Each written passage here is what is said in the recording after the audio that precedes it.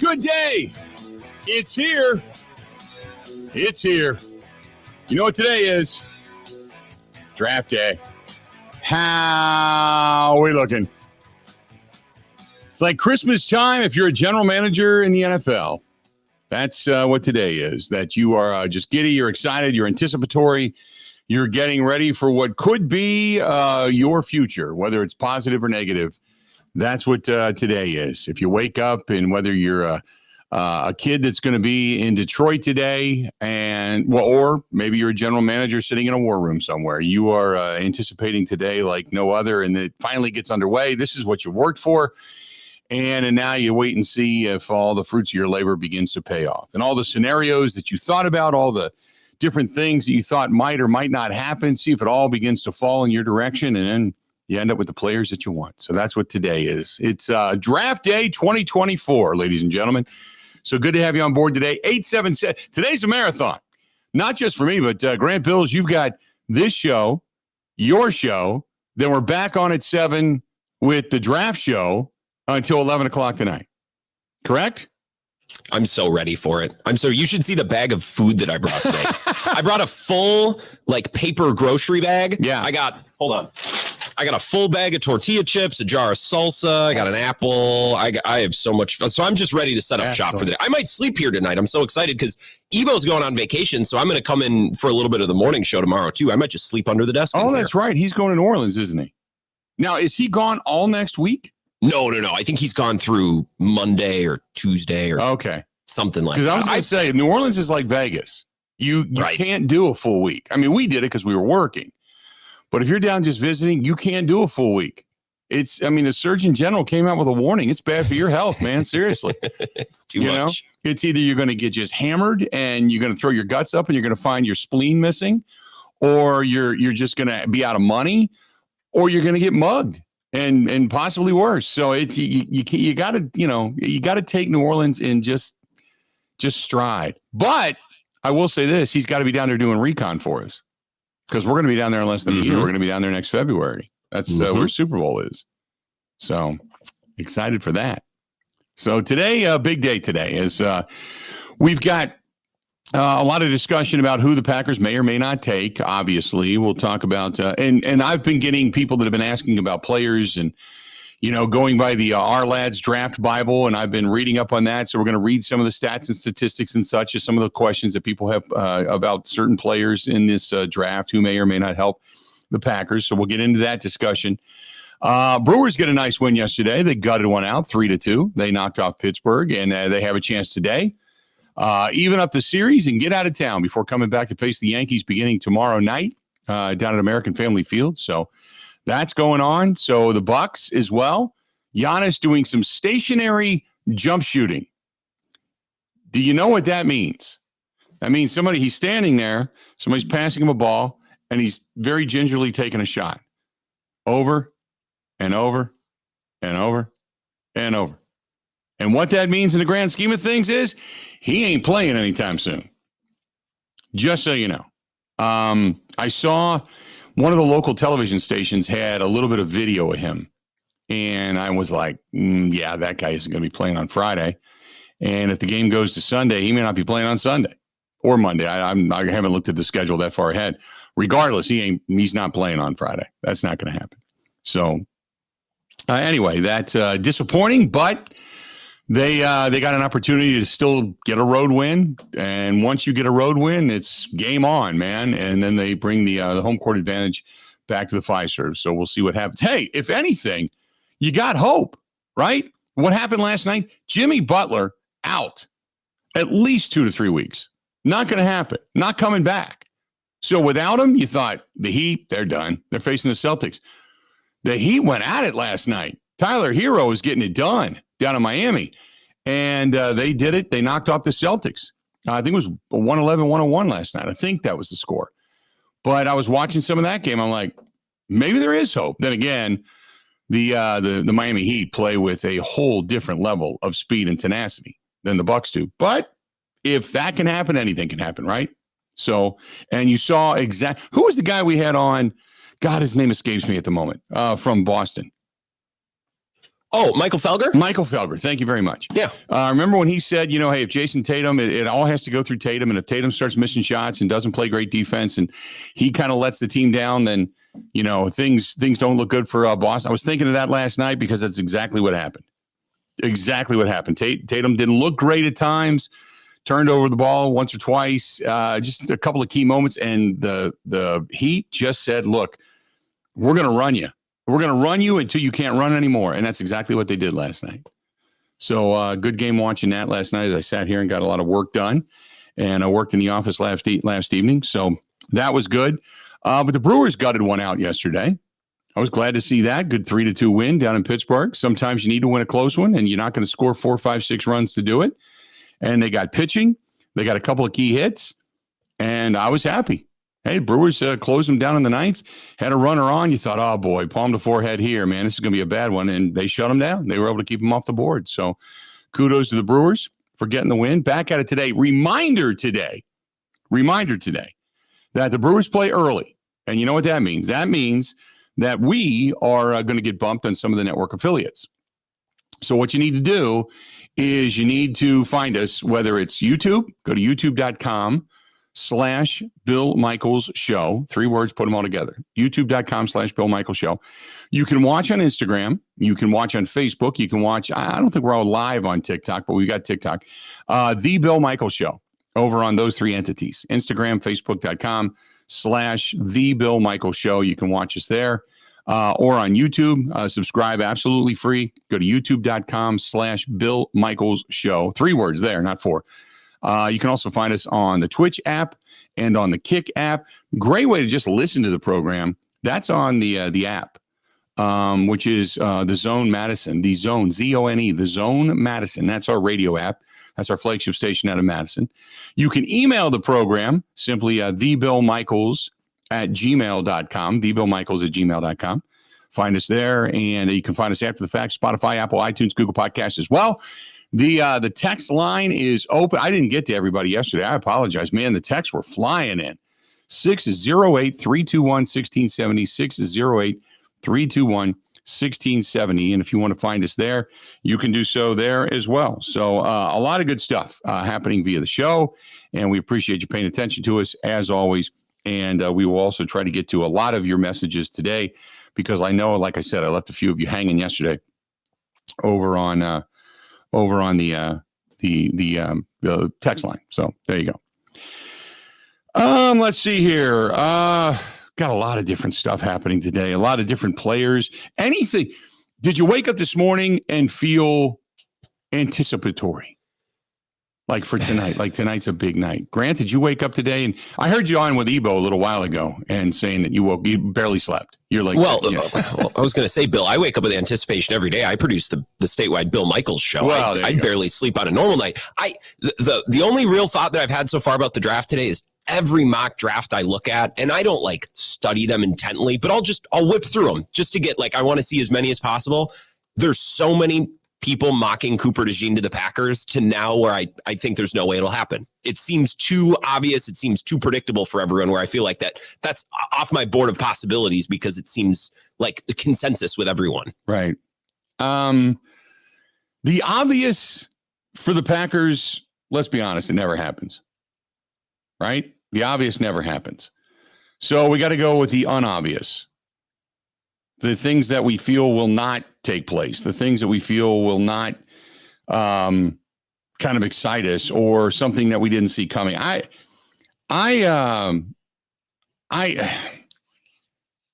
went through this half a dozen times in my head over the last 24 hours. And and we talked about this, the whole thing with subterfuge. If every general manager is giving out inklings of subterfuge, I can't imagine that there are that many general managers giving away secrets right now. I can't imagine that. I think there's a lot of misinformation that's out there that's been given. It's a general manager or somebody close to a team will tell a reporter something, and the reporter getting the information has the obligation to report it. So this whole thing about all the different trades that are going to happen and what's going on in New England and what's going on in Minnesota and the Giants and what are the Giants going to do and how far could they possibly move if they don't get the guy that they think they're going to get. And there's now talk about Arizona trading out of number 4, which I would find somewhat shocking. If they don't take Marvin Harrison Jr. at number 4, I would think they're a little bit crazy because there's no guarantee he's going to fall to you. They've got a couple of good wide receivers near the top of the draft. They can obviously get another one, but I don't know if I'm Arizona that I want to do that. So there's just so much information going on right now that I don't know what to believe. Because now you hear like, oh, man, Minnesota's coming hard. They're making calls. I don't even know if Minnesota's making a lot of calls right now. Why do you want to tip your hand this early? Unless you know, you're just saying, hey, would you be open to that possibility if we decided to come at you? I mean, you can obviously do that, but I can't imagine that they're putting that many deals together this moment.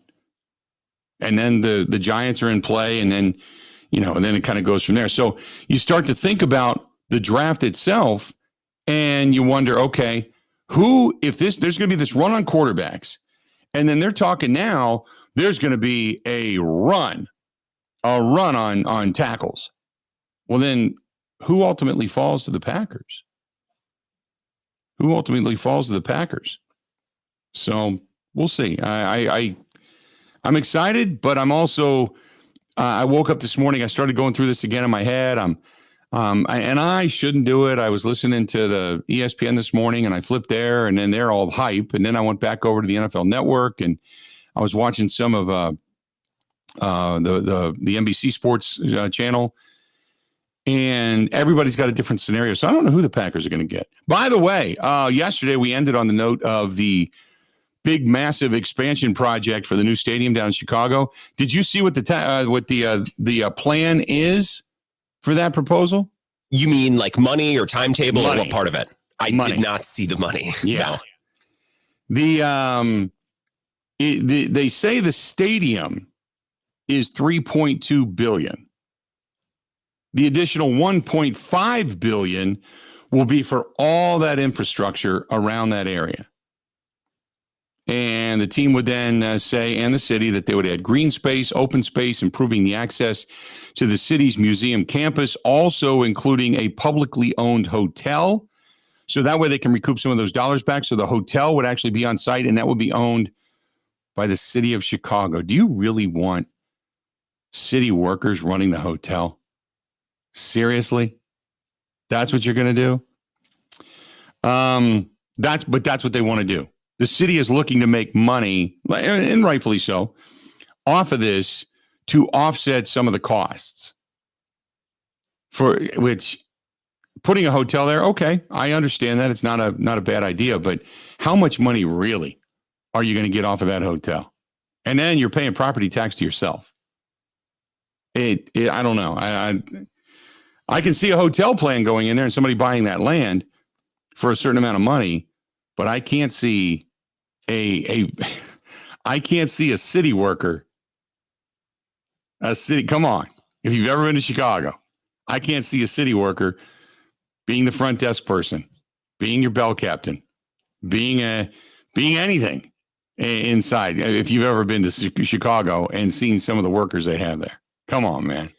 Well, tell me this. You can probably explain this a lot better than I could, Bill, but like, do the Packers, they don't own Lodge Kohler in the title town. Like, no, that's not okay. Okay, so they lease it. Do the Packers see, I'm sure, some amount of money on that? Yeah, they get a little bit. They get what it is they entered into an agreement, like all those businesses in the Titletown district. The Packers built the area and the infrastructure, and the businesses pay basically land rent to the Packers. Okay, that's how they make their money. But Lodge Kohler and the Kohler Company completely own and run Lodge Kohler, just like all the other businesses there. And that makes a lot of sense. The thing is Chicago is very different from Green Bay, right? So when you build a big hotel in the Titletown district, there's not necessarily, hundreds of other hotels. There's some in the Bay Motel, for example. But in Chicago, it's like you're not starved for places to stay. No. Right? So if there's a Chicago Bears owned or leased hotel, it's like you can just go somewhere else. So I don't know if some of those things make as much sense in Chicago as they do in, Green Bay. It's a cool concept, and certainly the renderings are nice. And impressive, much more impressive than I thought they ever would have come up with. It's got very much an Allegiant Stadium feel, doesn't it? When you looked at it, reminded me a lot of SoFi too. Yeah. Really? Okay. I looked at it and I'm like, looks like Allegiant. If it was black, it would be Allegiant Field. That's kind of, but it does have some SoFi tendencies to it with the big open glass end. It's not completely open, but it's a glass end of the stadium, and with the style of dome on top of it that actually lets light through. I see that in there as well. But I was looking at the shape of it more than anything. It was more Allegiant to me than it was SoFi. But yeah, you with all of that space in that area there. Like I said, it's an impressive looking area. It's an impressive stadium. All the renderings are beautiful. The green space down there is amazing. Absolutely.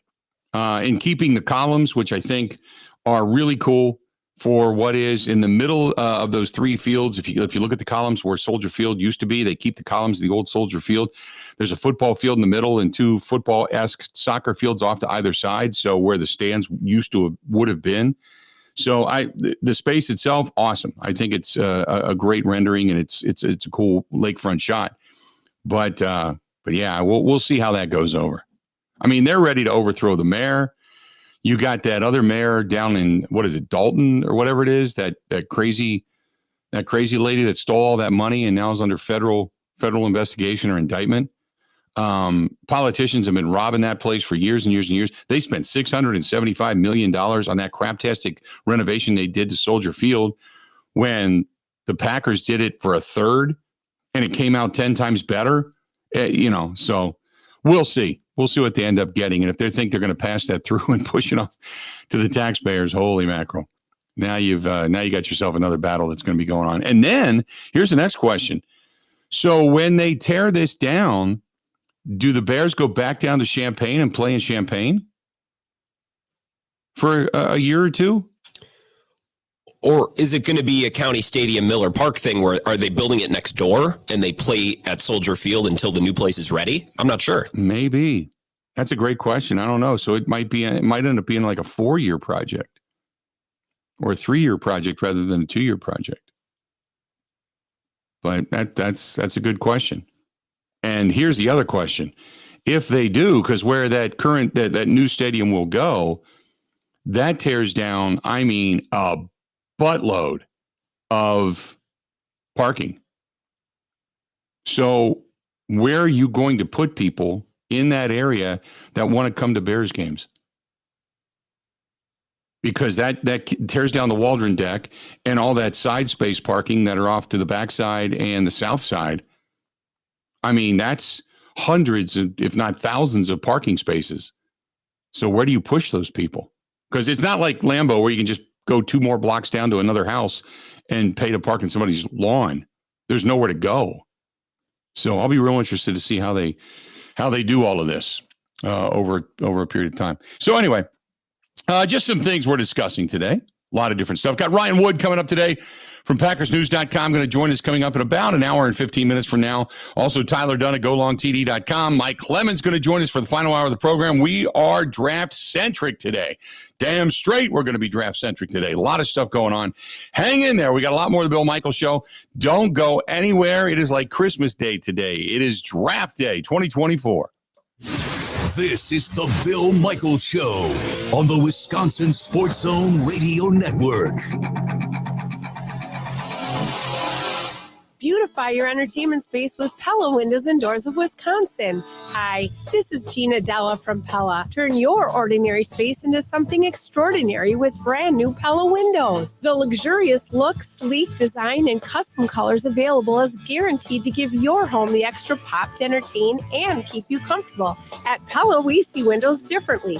We have the highest rated energy efficient products and a complete range of durable, functional, and high quality products that bring out the best of your your home. Plus, getting the perfect windows and doors for your home has never been easier. Right now, get 0% interest for up to 36 months. Or no down payment, no interest, and no payments for up to 18 months if you book before April 30th. That's right, get 0% interest for up to 36 months. Or no down payment, no interest, and no payments for up to 18 months if you book before April 30th. Take ownership of your living space and make it a place worth living with Pella Windows and Doors of Wisconsin.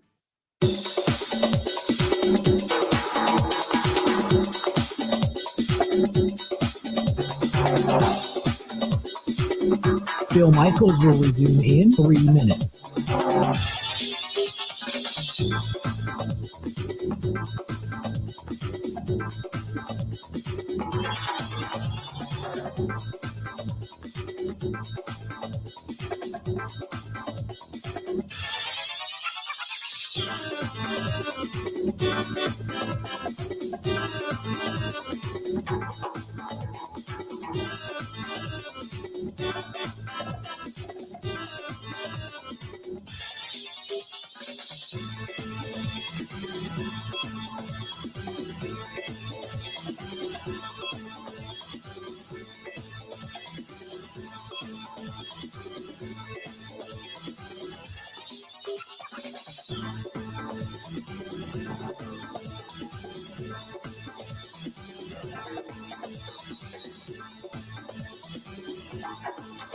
Bill Michaels will resume in 2 minutes.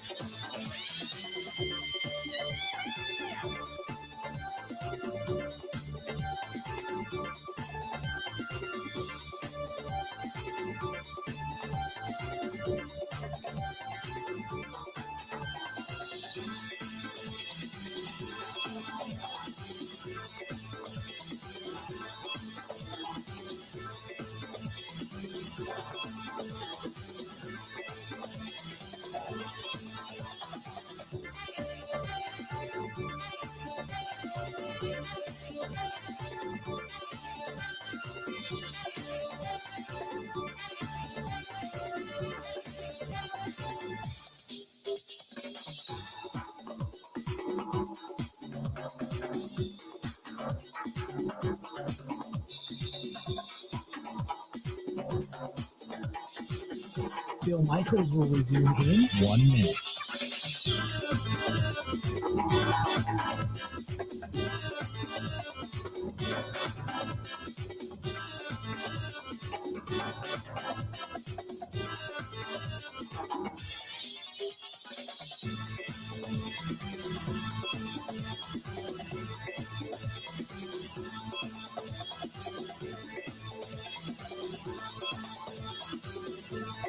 Bill Michaels will resume in 30 seconds.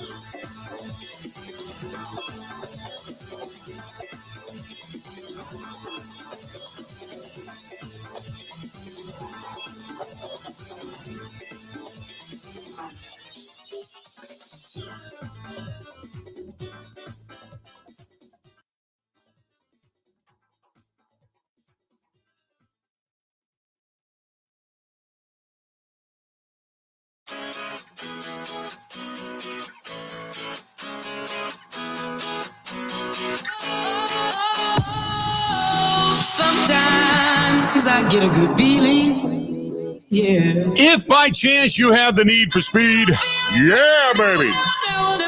They are open. They're running. Great Lakes Dragway, Union Grove, Wisconsin. It's going to be a warm weekend. Possibly a few storms in the area, but the oldest continuously operating track in the world.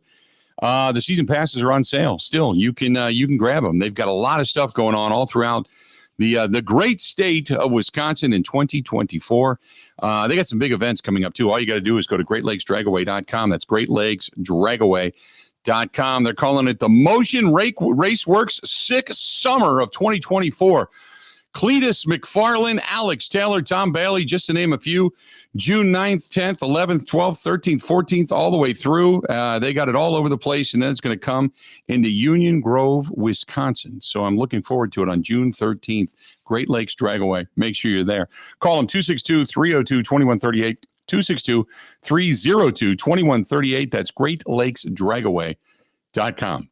GreatLakesDragaway.com. And that's a fun place.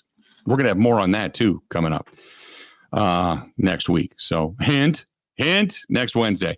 877-867-1670, 877-867-1670. Our guy Gerard is back. Everything is out of his colon. He's passed through TSA. He's good to go from Columbia. Gerard, how you doing, man?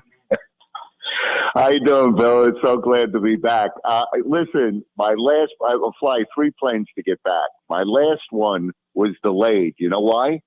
An unauthorized crate was on board. Oh, wow. Okay. So they had to take the luggage off and check everyone. Damn. Oh, Damn. My God. I never had that one. Right? I've been delayed for every reason, Bill, but not that one. I mean, it was just a complete joke.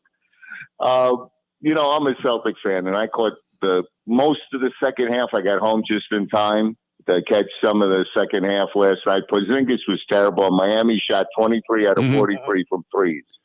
Now, look, the Celtics have this swag that they're a lot better than what they really are because the NBA isn't as good as it used to be, right? So Right. a lot of these teams think they're great. And that's always been the problem with the Celtics. The difference between the Celtics and to say something to the Bucks fans, the Celtics are a little less dysfunctional than the Bucks are, So that's the biggest, the difference between them. It's not that how great they are; it's how dysfunctional they are. Yeah. So that's in my opinion. And there's a couple of things I want to talk about the Packers. One about the Brazil thing. I don't know if people know this, but X has been banned in Brazil. Okay, just recently, and the Congress of Brazil has banned the media. Okay. So Wow. that's just the Congress has banned the media. So they're gonna. I don't know if you want to tell Mike that or whatever, but I wouldn't go wandering around trying to interview people if he goes down. Okay. That, you know what I'm saying? Yeah. So there's some other issues that are really they're protesting now because they're protesting because some of the people want freedom of speech. And like I said, it's turned into, like you say, Red China, Yep. about the Packers. Oh, yeah. It's turned into, because the China does control Brazil now.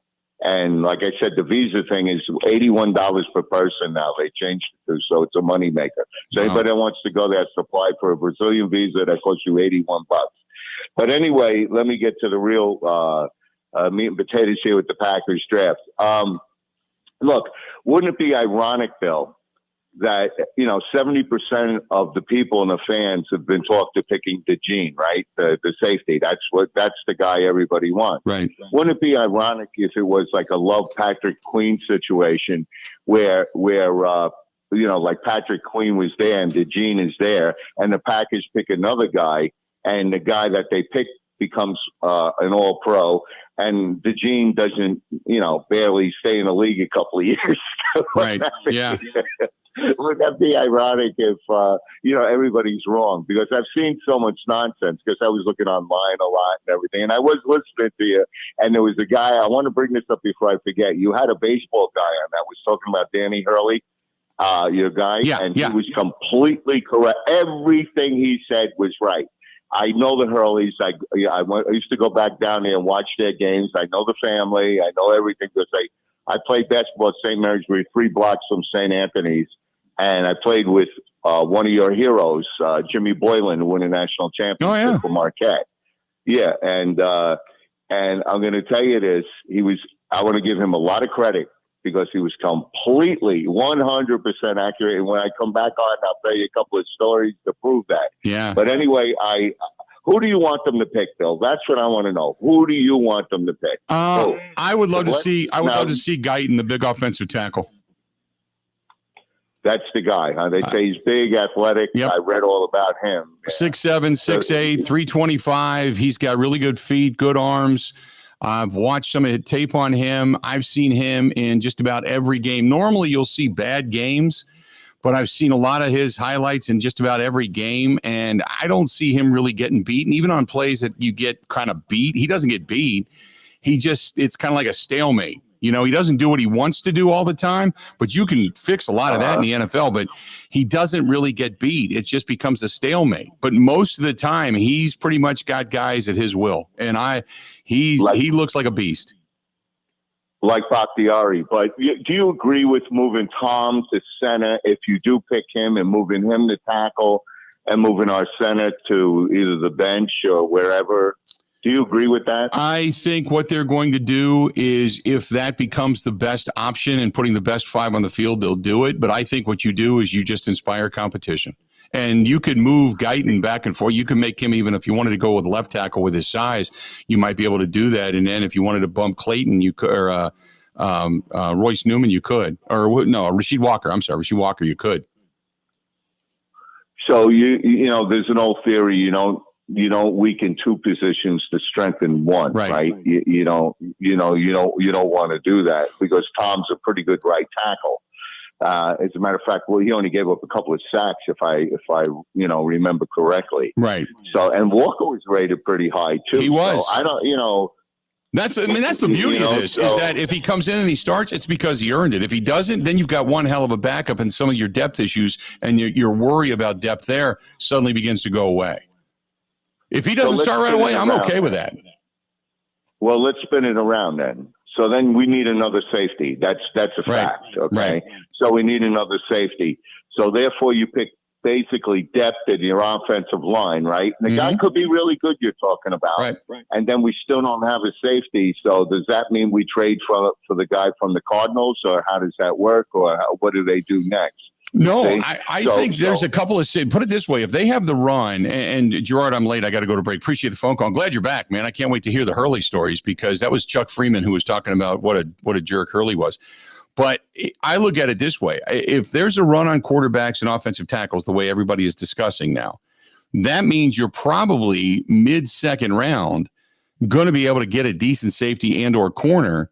So you should be able to pick up another talented player at that position at that point in time. And we'll go over some of those coming up here shortly, because I got a lot of people asking me questions about what do I think about this player and that player. So stay tuned. Let's do this. We're going to step out. We'll take a quick break. We'll come back. You got a whole lot more of the Bill Michaels Show coming up, this portion of the program. Brought to you by our friends at Cousin Subs. Believe in better. What does that mean? That means that, one, they make it and it looks like what's actually up on the sandwich board there. When you say, okay, this is what I want, that's when you look at it and go, okay, that's exactly what I'm getting. It's not like other sub sandwich places that, give you something but don't really give you what it is they're displaying. It's all a steaming pan load of crap is what it is. And then they've got the charity softball game coming up. Don't forget. They want to make you a VIP Friday, May 10th. Donald Driver, Jordan Love going to be hosting the annual Green Bay Charity Softball Game at the Fox City Stadiums coming up in Appleton. So this year, Cousin Subs and Donald Driver teaming up. They're going to offer you a chance to be their VIP guest. Now, the winner going to get a package that includes a meet and greet with Donald, some VIP seating, food, beverage, Cousin Subs for a year. And you can enter daily at your Cousin Subs. Go to cousinsubs.com/softball right now through the end of the month, which is approaching fast, by the way. Cousin Subs, they believe in better. More of the Bill Michaels Show is next.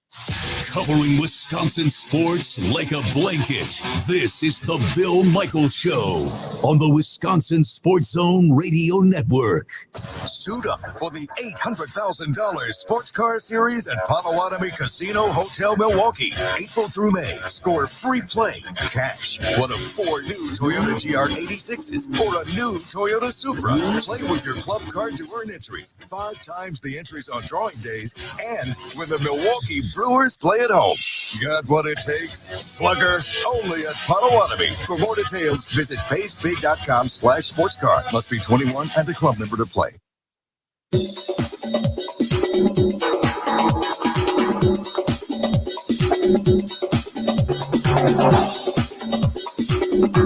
Bill Michaels will resume in 5 minutes.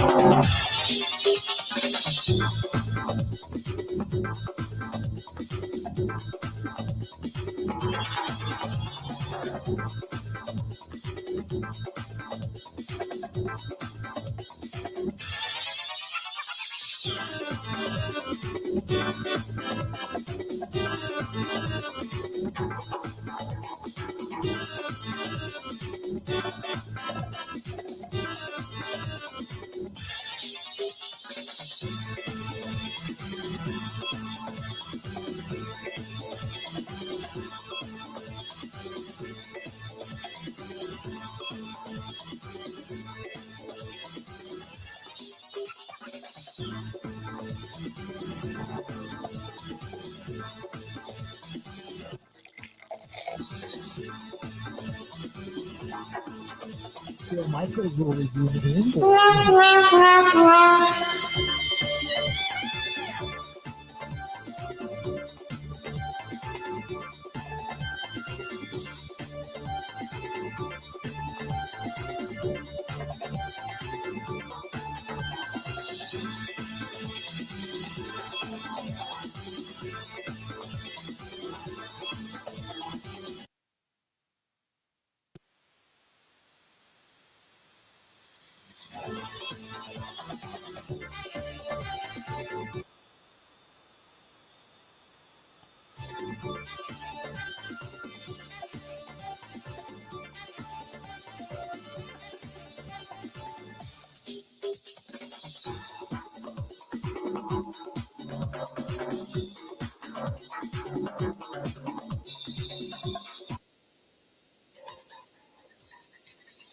Bill Michaels will resume in 3 minutes.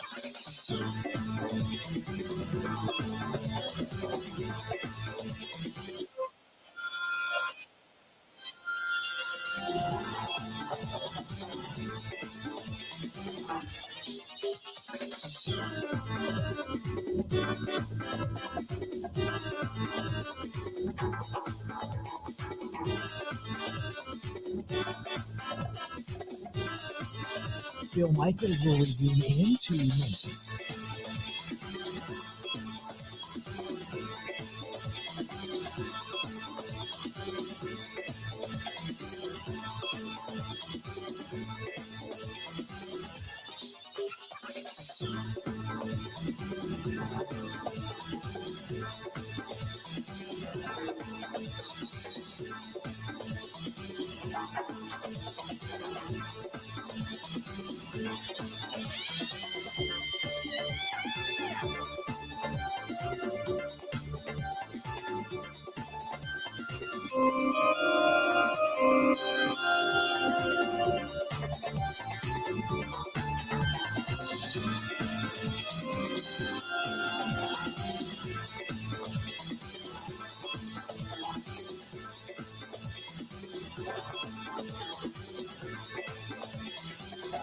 Bill Michaels will resume in 1 minute.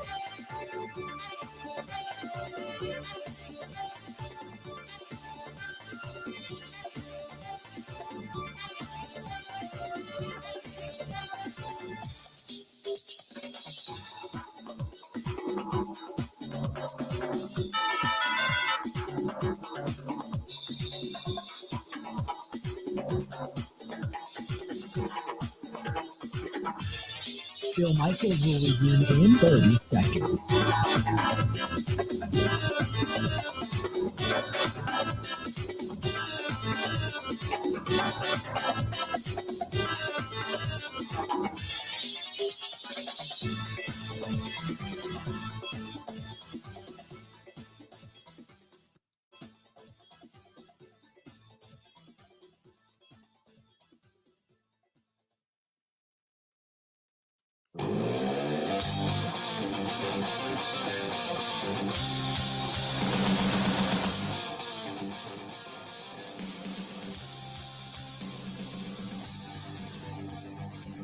Good to have you back. The Bill Michaels Show. Rock it on. Glad you're with us today. Hey, got to say thanks to our friends at Levine Ice Burner and a great law firm.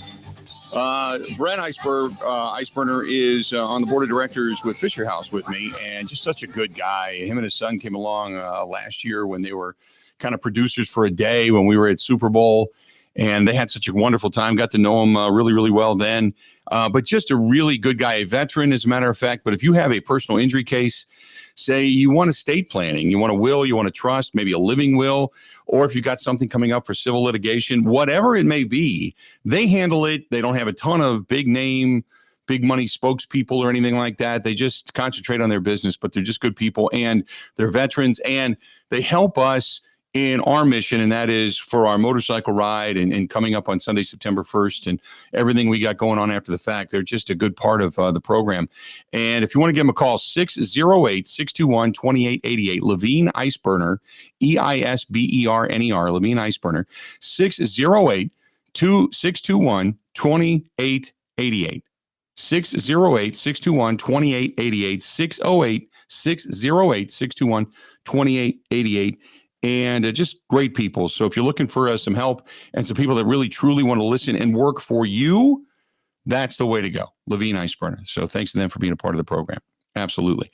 877-867-1670, 877-867-1670. If you want to find us, great way to do it. Give us a shout. We also want to hear from you on the text line. You can hit us up there and find us over on the text line. And we got already quite a few texts this morning. This one from the 608 from Greg says, I have a feeling they're going to have a edge rusher fall to them, and they're going to take the edge rusher, Turner, Latou.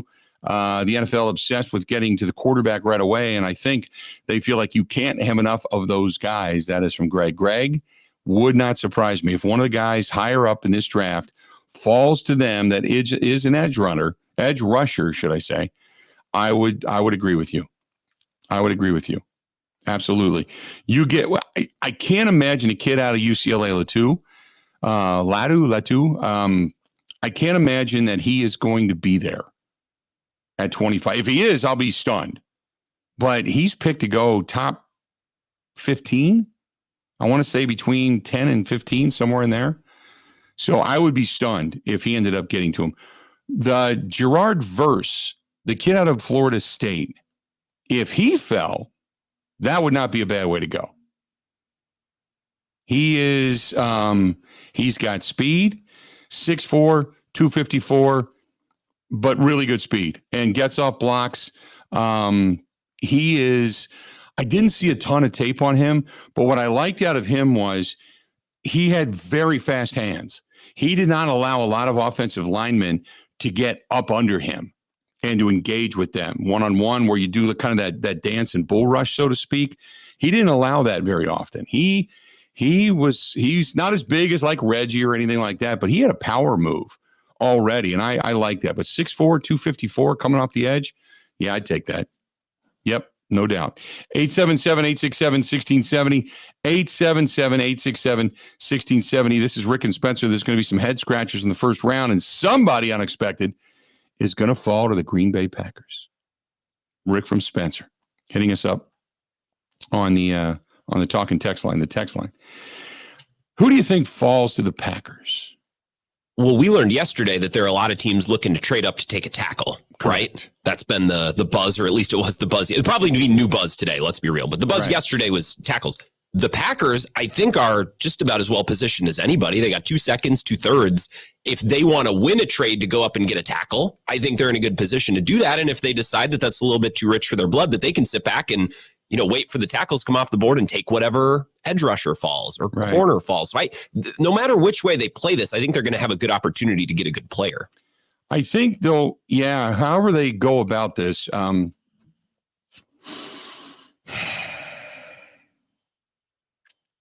there's 3, 4 maybe tackles that are rated high enough to go in the first round. That's the thing, is that there is this plethora of what they consider to be good tackles, but there's 3 or 4 that are really good enough to kind of go in the first round. Now, Joe Alt, we all know, is he's considered the top tackle out there. Fatanu, the kid out of Washington, big offensive lineman, can kind of play both. He's kind of a really, the problem with him, he's been banged up. And he is good with his feet, could start at just about any line spot. He's very versatile. So, and then there's Fashanu, the big offensive tackle out of Penn State, and Guyton, the kid out of I believe it's out of Alabama. Now, there is J.C. Latham, who could go high. Who I would assume would go high. There's Graham Barton, who we talked about the other day with Ross Tucker, the offensive lineman out of Duke, and he could go high. Then you've got Amarius Mims. Amarius Mims, the big offensive tackle out of Georgia. He could end up going high. But as far as the talent rating, Suamatea, the kid out of BYU, he's been rumored to have possible first-round potential.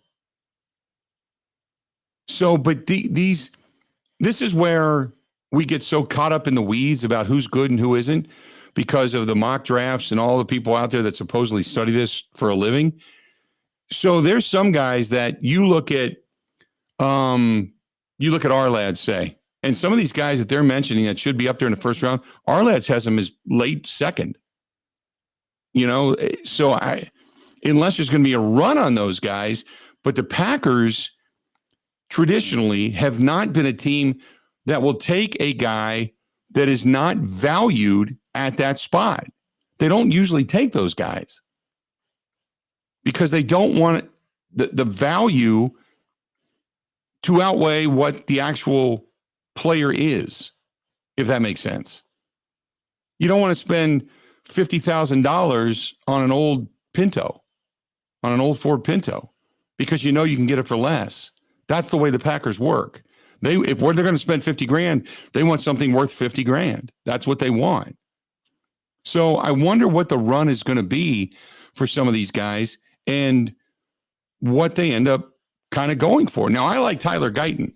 Like, you look at, they are all over him at our lads. They speak so highly. You go by, I think it was Yahoo Sports or CBS Sports. They had him rated at best late first round, early second. At best, they say there's 10 others ahead of him in some of these draft prognostications. So everybody's got different speculation as to what it is they're looking for and maybe what the value would be. But I watched Guyton, man. He's got moxie. He's got some real deal stuff going on with him. So we'll see. 877-867-1670. Let's do this. Going to step away. Quick break. Right back. More of the Bill Michaels Show next. Covering Wisconsin sports like a blanket.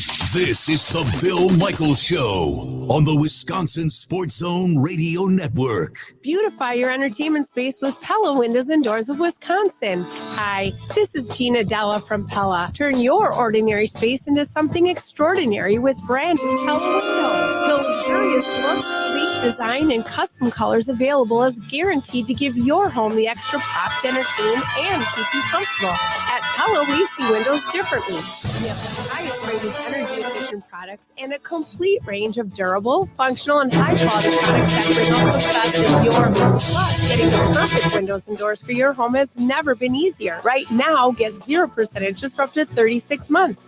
Or no down payment, no interest, and no payments for up to 18 months if you book before April 30th. That's right, get 0% interest for up to 36 months, or no down payment, no interest, and no payments for up to 18 months. If you book before April 30th, take ownership of your living space and make it a place worth living with Pella Windows and Doors of Wisconsin.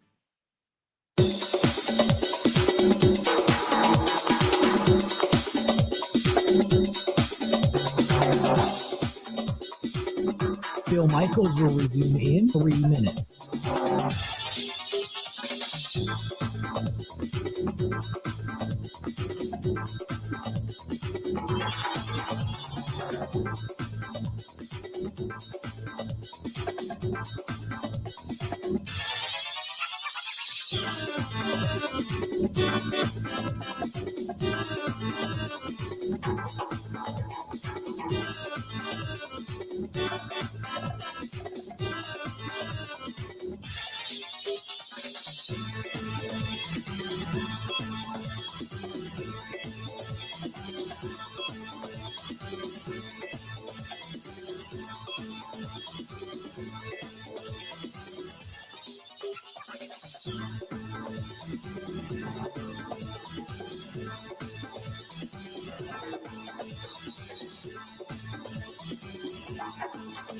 Bill Michaels will resume in 2 minutes.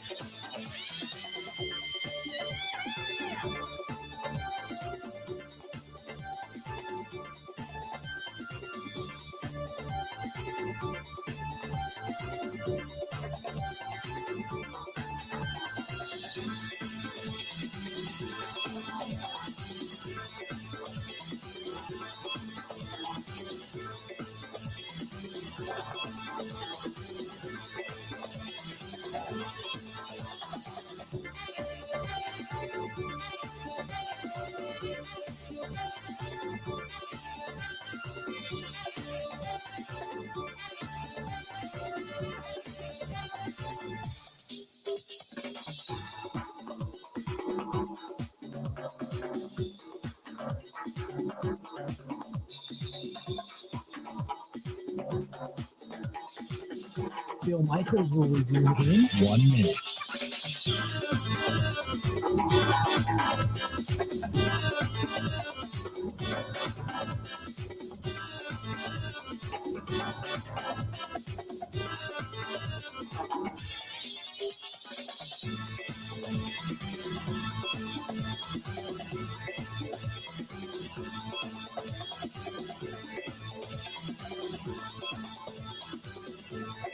Bill Michaels will resume in 30 seconds.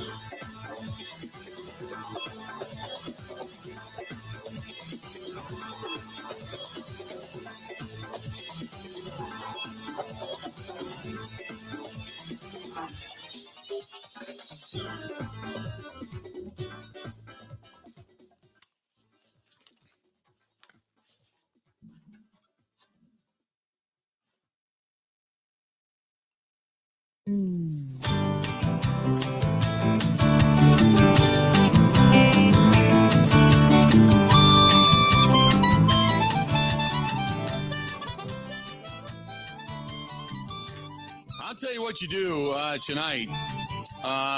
You take a listen here. Here we go. If you are going to be hunkering down, you want a pizza? That's fine. You want chicken? That's fine. You want the basics, milk, bread, whatever it happens to be, make a sandwich? That's fine. But tonight for the NFL draft, make sure you get over to Quick Trip. Even ice cream. Ice cream they have on sale right now. The Nature's Touch big 1 gallon pails, $4.99. You can have that. They have the roasted whole chicken on special, $5.99.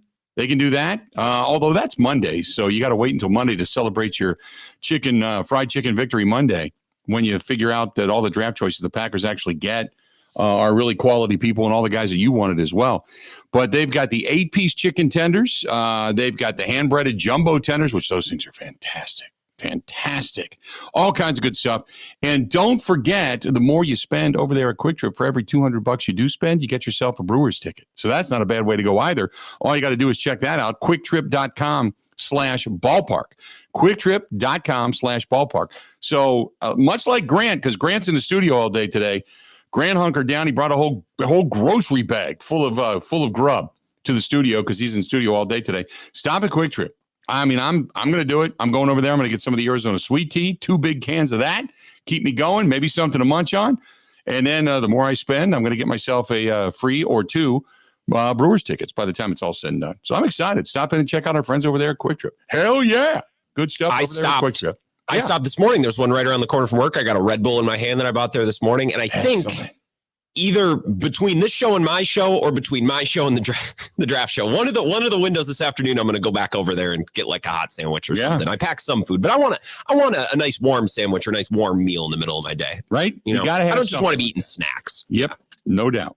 So there you go. That's our good friends over there at Quick Trip. 877-867-1670, 877-867-1670. If you want to give us a shout, please feel free. Go ahead and do so. Now, I got a question about Kool-Aid McKinstry, who is one of the D-backs out of Alabama that a lot of people are asking about. And there is not much here that I dislike, to be perfectly honest with you. And I'll just give you some of the highlights here. A zone defender, he's got a feel for spacing and balancing routes and overlapping zones as well. Excels as a hard corner, getting under deep throws and breaking on balls in the flats. He also, which we all know, crossing patterns over the middle, man. Boy, that's eating the Packers up. That said, his total focus on the receiver can be a detriment at times because he's got some trouble locating the ball when he turns around. So he pays so much attention to the receiver. What they're saying is that sometimes he doesn't get his head turned around in time to see the ball. He cannot let a receiver get up on his toes if he's off coverage at times. Shows a little bit of an occasional hesitation on turn and run, creating some separation there as well. But they rate him extremely high. He is rated a first-round/early second-round pick. Kool-Aid McKinstry out of Alabama. There you go. By the way, I like his height. He's 5'11", just on the cusp of being 6 foot, 199. He's got 4.4 speed. Almost a little bit slower than most corners. He's got 4.47. You would love to see it a little bit quicker than that, but he's got a lot of ball skills. The one thing he doesn't do, because of his speed, he locks on receivers, but the one thing he doesn't do real well is turn on balls. So I like him. I've seen him play. I think he can grow. I don't know what his ceiling is. But I think if they ended up getting him, I think he'd be a good fit. I like it. And I like the name Kool-Aid, right? How many guys with really cool names have the Packers landed that turned out to be really, really good, though? This reminds me of Clinton Dix, Bill. I know it's dumb, and I know it doesn't matter, but it's giving me flashbacks. I don't love it. Yeah. Love the player. For whatever reason, the name. I'm hung up on the name. Yep. Kool-Aid McKinstry. You can almost see his parents trying to figure out what they were going to name him. And that day they're sitting at the table drinking Kool-Aid and went, okay, here you go. That might have been what it was. Could have named as any other. Sure. There you go. Yeah. So there you have it. But yeah, he ran a 4.47 at the combine. So there you go. 877-867-1670. You want to find us? Feel free. 608-321-1670. You can text us. Feel free. We got a lot more to come. Don't go anywhere. More of the Bill Michaels Show. It's all coming up on this Draft Day 2024 right after this.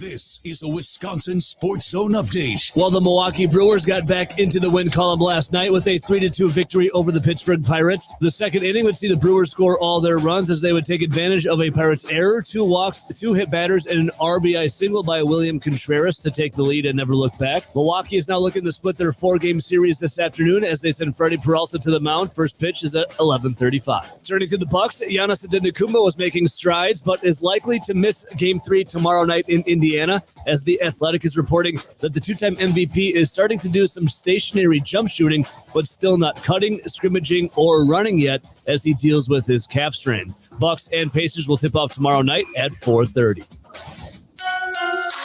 Rural Mutual Insurance, keeping Wisconsin strong. Farmers deal with a lot, including long days, stress, and fatigue. This is your reminder to take breaks, stretch, have a snack, and hydrate your body. Avoid farm accidents by keeping yourself healthy. Visit ruralmutual.com to learn how Rural Mutual supports Wisconsin farmers and prioritize safety on the farm.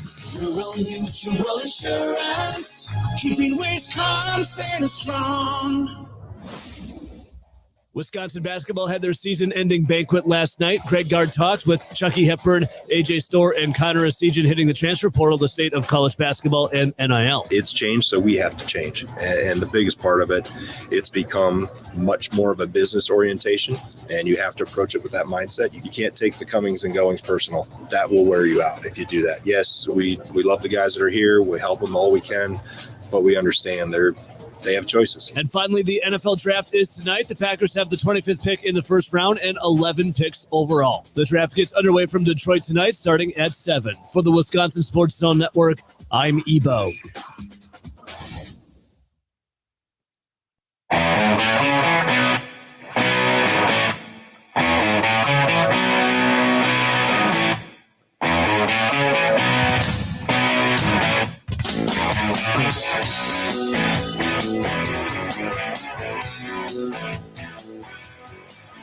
Welcome in on Draft Day 2024, this Thursday edition, Bill Michaels Show.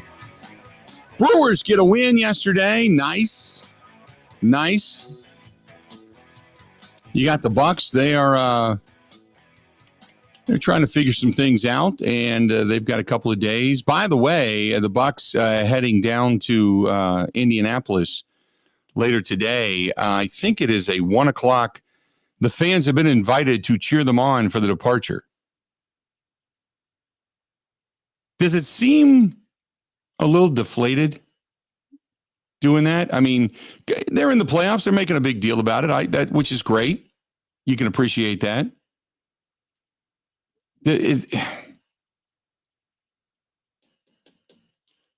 I don't know. I mean, if you're a hardcore fan, I guess you're going to go, right? They announced that today, and I went, what?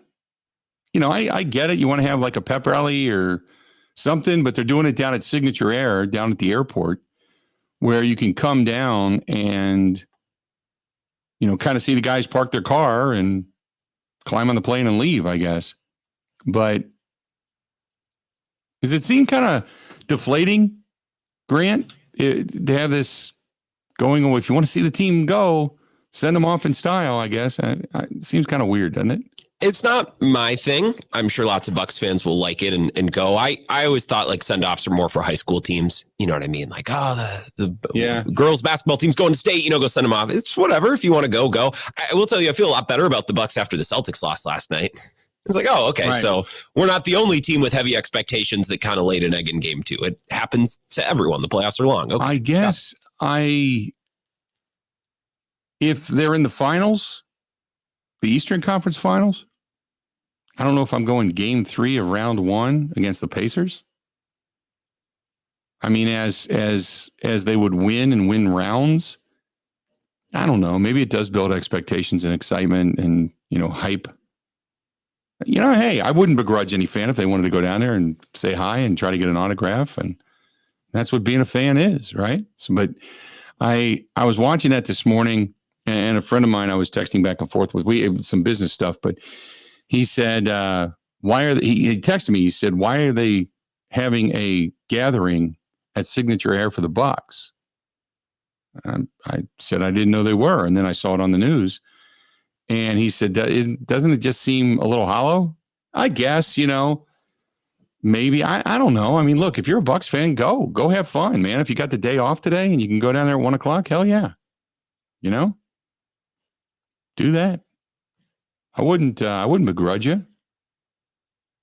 If it makes them feel good and you feel good and maybe they get a little energy on the plane, I don't know, but they're heading down today, 1:00 down at Signature Air, down at the airport in Milwaukee. So if you're in the area and you see a bunch of fans dressed in the green jerseys, now you know why.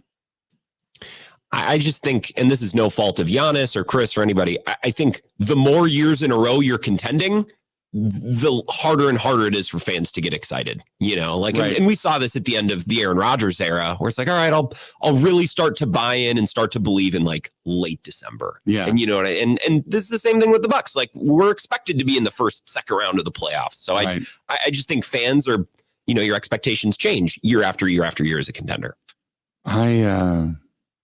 Yeah, I'll go along with that. I also think it's, and I agree with you, it's a byproduct of success. The blasé. I remember when I got to town and the Bucks for the first time in forever were actually in the postseason. The town was on fire. It was crazy. And now it's kind of like we should be cheering for the championship and not thinking to ourselves, we don't think this team's going to get out of the first round. So, and maybe has something to do with it. Who knows? 877-867-1670, 877-867-1670. If you want to find us, please feel free. Go ahead and do so. Coming up, bottom of the hour, Ryan Wood of PackersNews.com going to be joining us. We'll chat with him about his thoughts on the NFL draft and the Packers' place in it. We got Tyler Dunn of Go Long TD coming up in the next hour of the show. And then the final hour, Mike Clemens and I and Grant are going to be here, and we're going to take you the rest of the way and then get ready for tonight. We are now 7 hours. The countdown clock is on in front of me. 7 hours, 53 minutes. 7 hours, 53 minutes. And don't forget, our program begins right at like a minute after 7. The commissioner will walk to the podium, make the announcement that officially the Chicago Bears are on the clock. And that will open up the first round of the NFL draft, and we'll give you pick-by-pick coverage coming up tonight on many of these same network stations. So, and the benefit is you got the Brewers play a day game today. So tonight, our network stations, for the most part, I would assume, are going to be carrying our coverage. So we're looking forward to that. Hopefully they are. I don't know all the markets, but hopefully they are. So there you go. 877-867-1670. Find us. And if you want to chime in, feel free to go ahead and do so. We got a lot of people that have chimed in on the text line as well. This is our buddy Kyle listening to us in Green Bay. Morning, Bill. Happy draft day. Did you see a scenario where the Chargers traded the 5th pick to the Bengals for T. Higgins if Marvin Harrison Jr. is off the board? Ooh.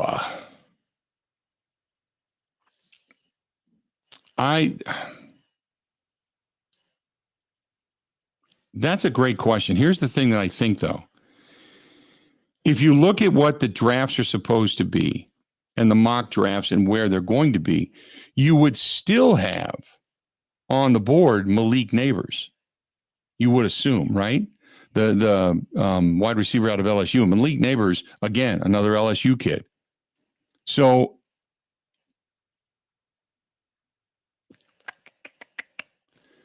maybe. But I wouldn't trade for T. Higgins in the first round. I wouldn't do that. I'm not, especially not in the top 10. I'm not because that's not what his value is. You know? That's not what his value is. Because you got to figure 1 and 2, Williams and Jaden Daniels. Most likely, unless somebody comes up with some kind of an offer to blow their doors off, the Patriots take Drake May. You got to assume that at number 4, Marvin Harrison Jr. If the Cardinals don't take him, I don't know what they're doing unless they just figure that Malik Neighbors is going to be the guy. But you got to figure at this point, if the Giants don't jump up to get a quarterback, and God, they need to get one. So if they don't make a move, then maybe I don't see Cincinnati jumping up, because you would still have Malik Neighbors on the board with the Chargers at 5 if Marvin Harrison Jr. goes at 4, which is probably more likely. At that point in time, you probably see the Chargers need help in a lot of different areas. They need tackles. They need wideouts.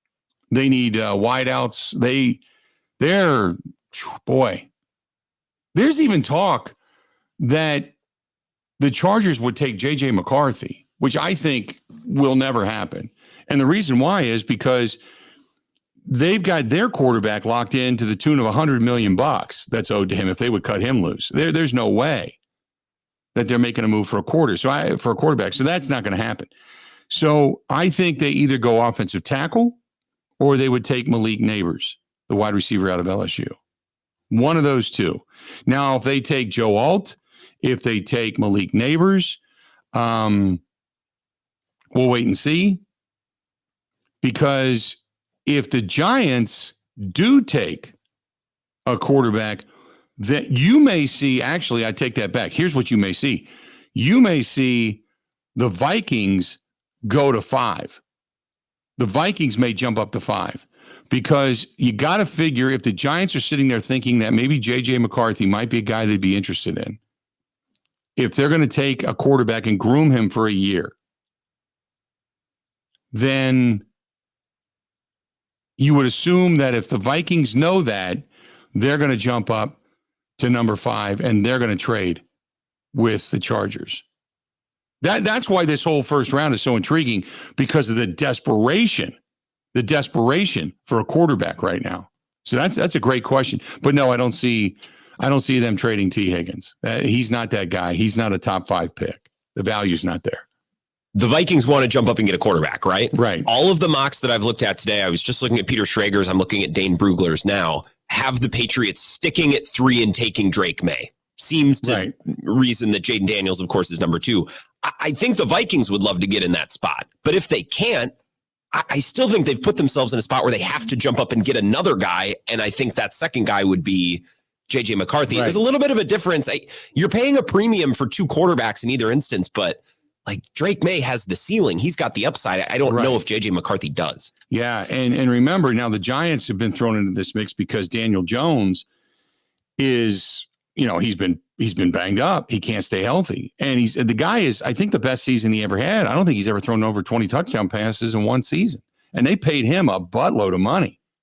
So the same guys that paid him all that money could be the same guys that say, look, we've got to draft his successor. We've got to figure something else out here because it's not working. And I'm sure Brian Dable is probably thinking the same thing. Get me a guy at the very least that I can create competition with Daniel Jones. So I would not put it out of the realm of possibility for the Giants to take a quarterback if they decided to go in that direction. I think they may. I think they may. This one's from Chris says, I don't care who the Packers draft as long as it ends up being a good player. I'm going to be sitting back tonight with my big bucket of chicken tenders from Quick Trip. I agree with you. I do like the Arizona sweet tea, but tonight it's man cave, beer cave. Okay. I can't argue with that. I'll go right along with it. If I could do the draft from down in the downstairs, from in the wagon wheel in the bar tonight, I would. Why can't you? Because it's a lot of work. That's okay. That's what I thought you were going to say. Yeah. Move all the crap downstairs. Yeah, it's a lot of work to move the entire studio downstairs and then to move it back up again tomorrow. I mean, I could, I guess, if I wanted to. Now I got to think about it. Now you got me thinking. Sorry to do that to you. No. Yeah. Now you got me thinking. So maybe I will. Who knows? I kind of doubt it, but yeah, I probably should. But the soundboards and all that stuff, all the stuff, that's all up here in the studio, and that can't travel. So do I do that or not? You know? So I don't know. We'll see. Maybe we'll take a vote on it. And people will vote yes because they're like, go work, you piece of crap. Go do something worthwhile. So who knows? We'll see. 877-867-1670, 877-867-1670. That's the phone number to get a hold of us. Also, 608-321-1670. That's the text line. Get a hold of us there as well. More of the Bill Michaels Show is coming up right after this. Don't go anywhere. Ready? This is the Bill Michaels Show on the Wisconsin Sports Zone Radio Network.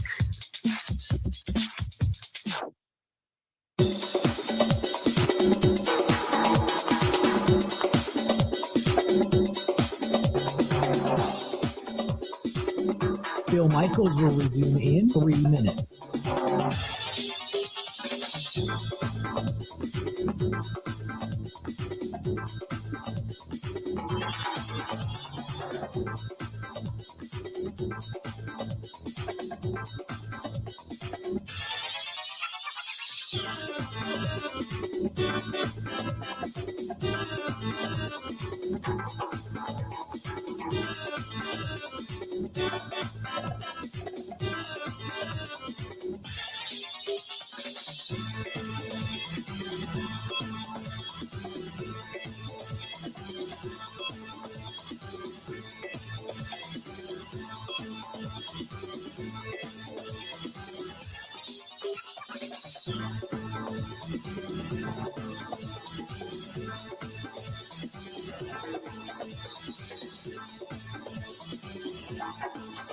Bill Michaels will resume in 2 minutes.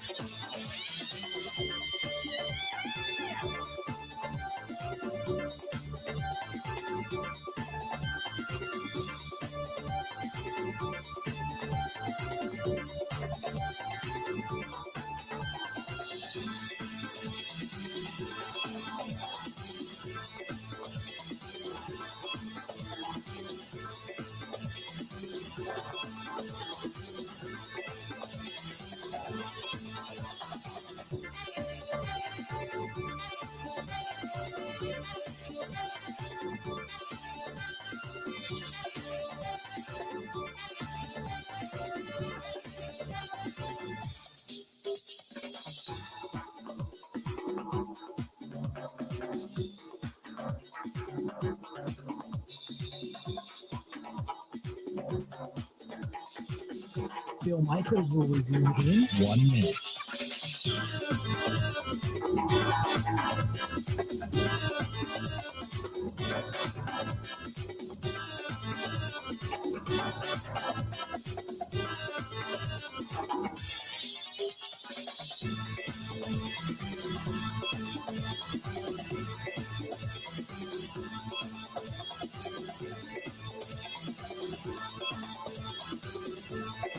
Bill Michaels will resume in 30 seconds.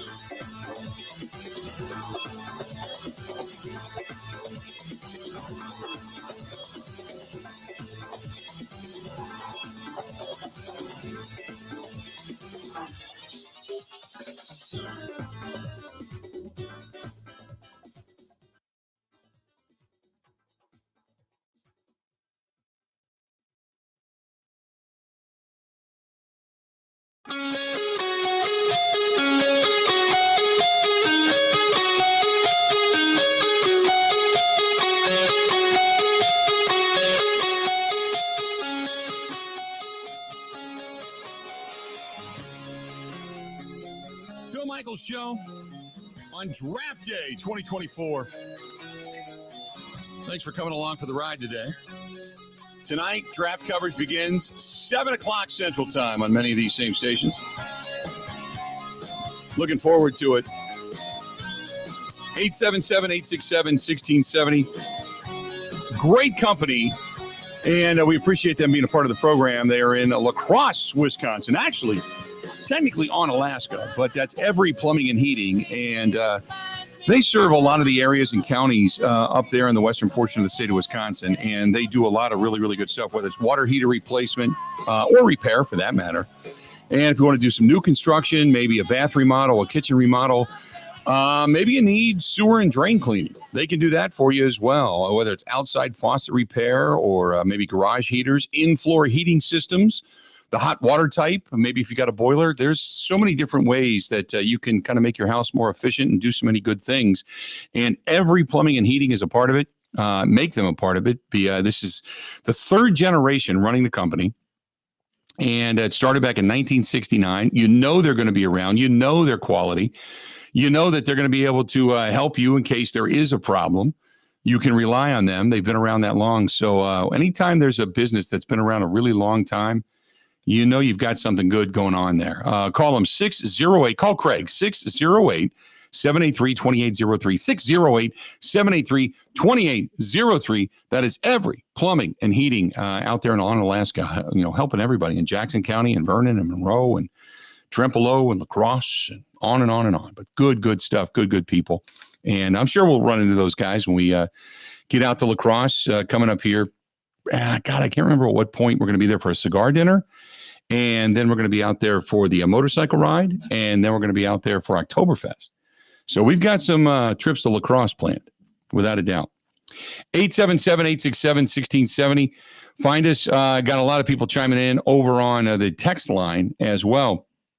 This one is from the 920. Brad, listening to us in Sturgeon Bay, says, when Soldier Field is demolished, I wonder if the Packers are going to purchase some of the old materials and use it to decorate the bathrooms of Lambeau. Because to quote the great Bill Michaels, Soldier Field is the world's largest urinal. I said, yes. He said, or did you call it the world's largest bedpan? Yes, he forgets. It looks like a bedpan. Big, silver, shiny horseshoe bedpan right there. It's like it's just below the city because it's all the crap's floating down in that direction. So you can flush it. But yes, I would do that. I would maybe, put some things in the restrooms that fans can, use in some way, shape, or form, or inspire them maybe to go. That might not be a bad way to go. Brad and Sturgeon Bay, I like the way you think. Always on your toes. Good stuff. Got a couple here. And this one, I got to get back to this. I got to get back to the R-Lads guide because I marked this. This is from Kyle. Kyle said, tell me a little bit more about the kid out of Michigan. Sanderstill. He is, when you talk about the defensive backs, because he wants to know about the kid out of Michigan, and just because he saw him play in the Big Ten, and he said wingspan 74 inches. He has got a 4.47 speed, 182. The problem with him, you may like him because he played in the Big Ten. Problem with he's only 5'8", 5'9". 5'9", I think is what he is. 5'9". Quick, reacting, good delivery, excellent run support. He does like to hit. So if you like a corner in that sense, yes. But he's not going to play safety. He is strictly a corner. And at 5'9", they say he's also vulnerable to double moves. He can get lost at times in the route stem. and put in recovery mode. Lack of ideal size and length could be a hindrance to him. He had last year 44 tackles, 4 for loss, 1 sack, 6 pass breakups, 3 quarterback hits, 2 forced fumbles, 6 picks, good hands, 2 of which he took to the house, by the way. They rate him at best a high 3rd round pick. Mike, center still, but 5'9" as a corner. I think he's probably going to be a 3rd round guy, unless there's a run on corners all of a sudden. But I think he's probably going to be more of a 3rd round guy. Just an FYI. 877-867-1670. What else do we have here for you? This is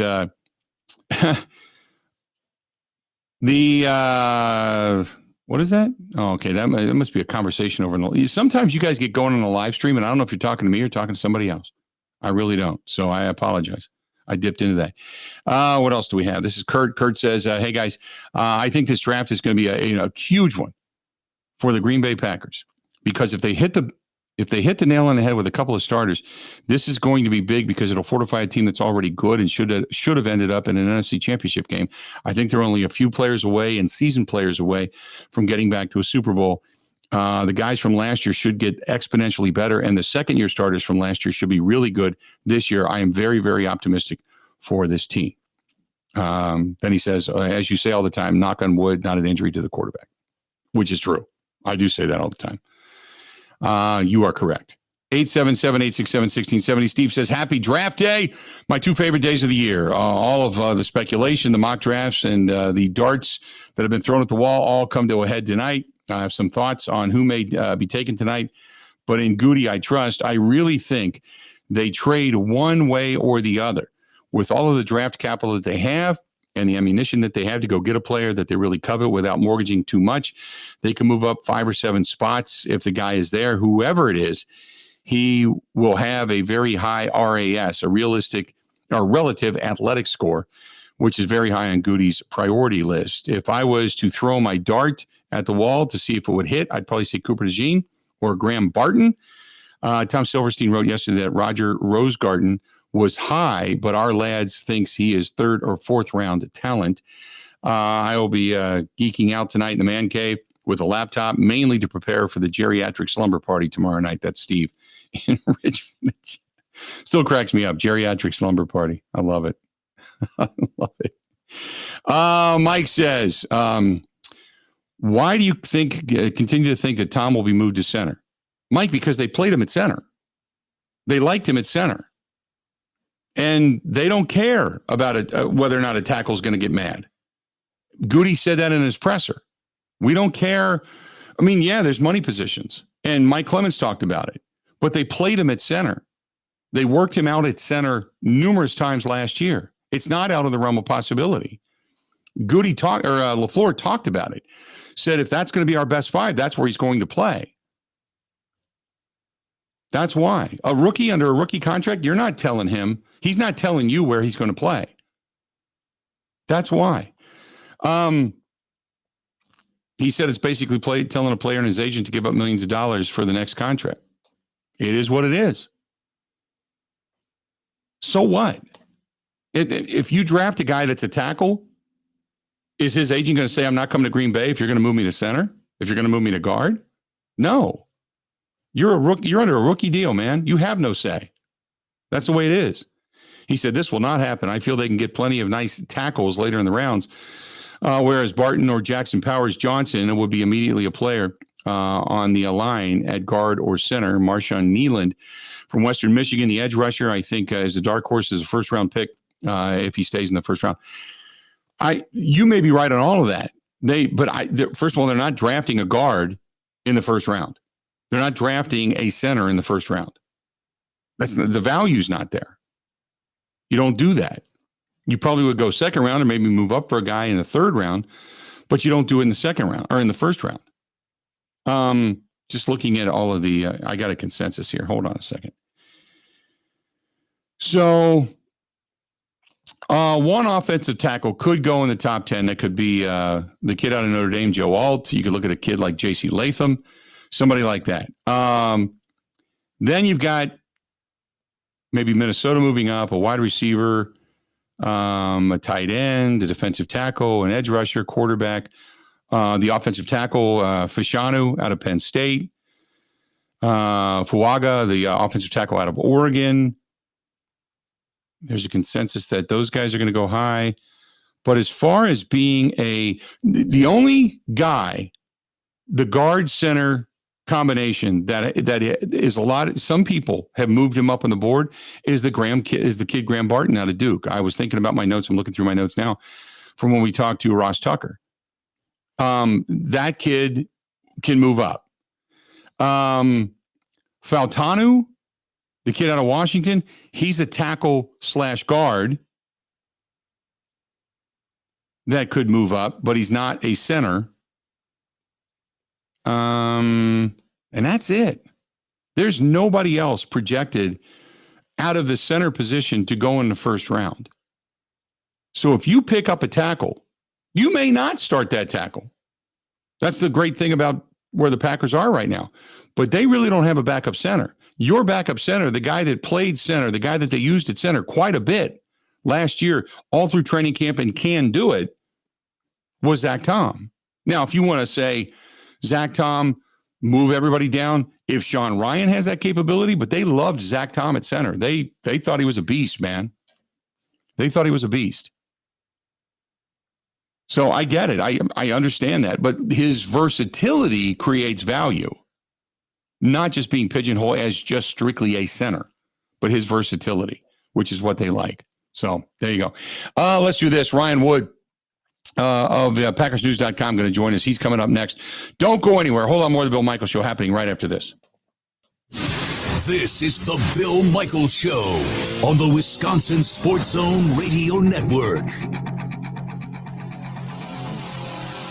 Beautify your entertainment space with Pella Windows and Doors of Wisconsin. Hi, this is Gina Della from Pella. Turn your ordinary space into something extraordinary with brand new Pella windows. The luxurious look, sleek design, and custom colors available is guaranteed to give your home the extra pop to entertain and keep you comfortable. At Pella, we see windows differently. We have the highest rated energy efficient products and a complete range of durable, functional, and high quality products that bring out the best of your home. Plus, getting the perfect windows and doors for your home has never been easier. Right now, get 0% interest for up to 36 months.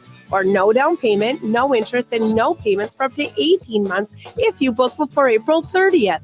That's right, get 0% interest for up to 36 months, or no down payment, no interest, and no payments for up to 18 months. If you book before April 30th, take ownership of your living space and make it a place worth living with Pella Windows and Doors of Wisconsin.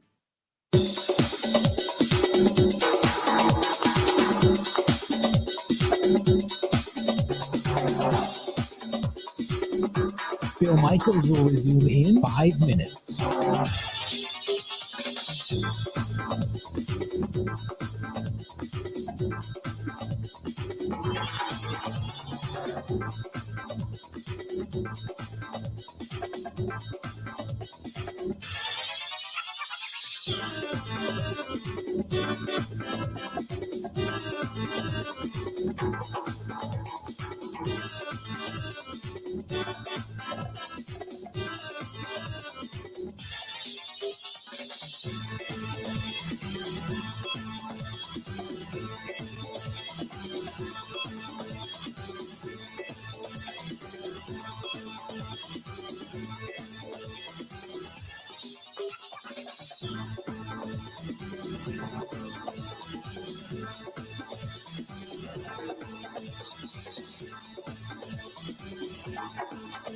Bill Michaels will resume in 4 minutes.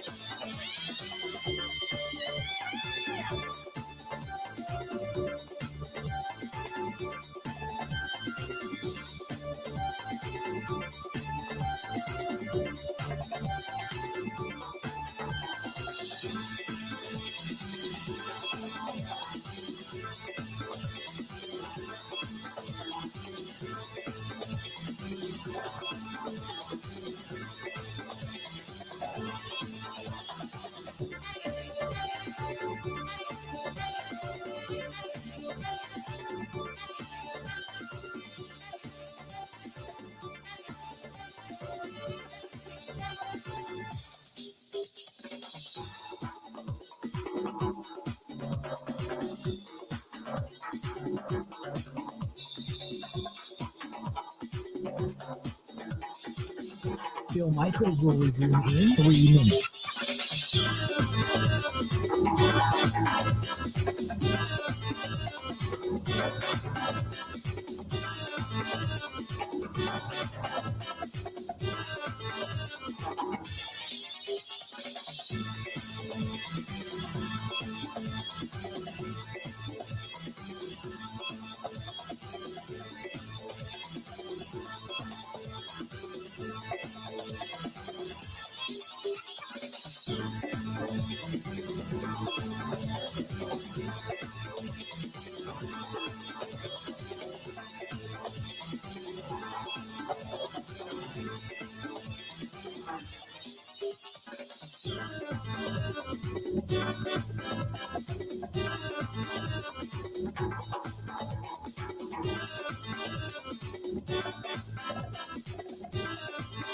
Bill Michaels will resume in 2 minutes.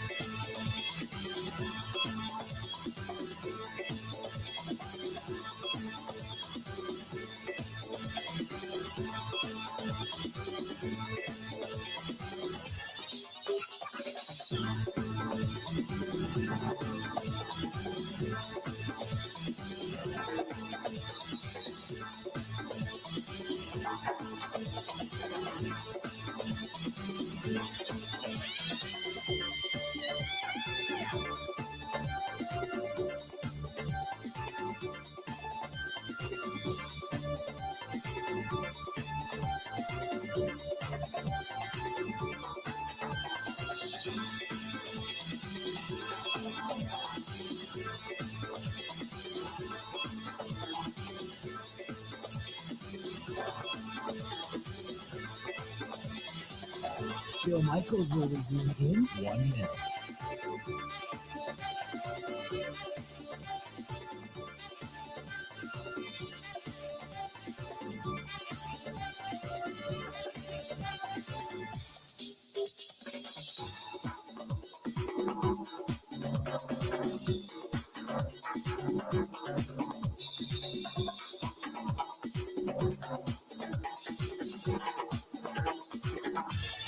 Bill Michaels will resume in 30 seconds.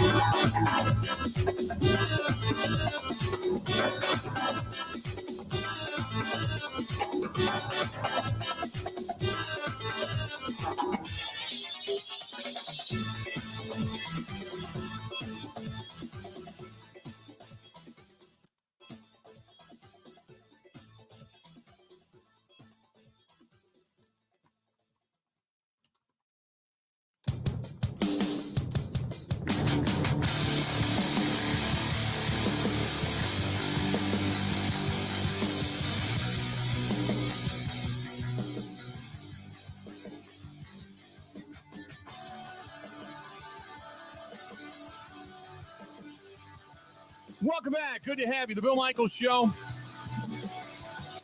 on this Thursday. Draft Day Thursday in the NFL. Draft Day Thursday. We're going to have all the coverage coming up tonight starting at 7 o'clock. It'll be the 2024 NFL Draft. You can catch all the action. Pick-by-pick coverage and a reaction all coming up tonight. By the way, speaking of tonight, if you're going to maybe get some carry out, head downtown, get yourself some good Italian food. You can still take it home. Tomorrow night, if you're going to be watching the draft, great. Tomorrow night, I'm going to watch a little bit of the draft, and then I had been promising Kristen a night out for a while, so it's a long story, but we're going to go see the Broadway show Tina. She'd been saying for years that if Tina Turner ever came, she wanted to see her one more time, and then Tina died. So she's not coming back, and this is the closest thing that we can get to. So I promised her tomorrow night I'd take her to go see Tina. Actually, tonight was supposed to be the night. I accidentally screwed up the date, and I had to move the ticket. So tomorrow we got the whole date thing, but I've already talked to Gino down at Calderon Club. So we're going to go to Calderon Club for dinner. And I told him, I said, can you do me a favor? Can you put the draft on? And then, when I leave, turn it off. You can turn the Bucks game on. So he's going to have the draft on for me. I'm going to sit down, have a little dinner. We're going to head over to the Marcus Center for Performing Arts. And then while I'm watching Tina, my phone will be like, okay, I'm going to be checking and see who's picking who and all that. I have my earpiece in and watching that and watching Tina. And then we get out of there and come home, and then I start making my notes. But Calderon Club, great place to go, 838 Old World 3rd Street. And they'll have the Bucks game on. It's a great date night, great Italian food. And I can't say enough about it to our buddy Gino down there, 838 Old World 3rd Street. That's Calderon Club and San Giorgio right next door. All right, let's bring him in. Enough about me and going to Broadway shows, that's for sure. Ryan Wood of PackersNews.com covering the Packers. Ryan, how you doing, pal?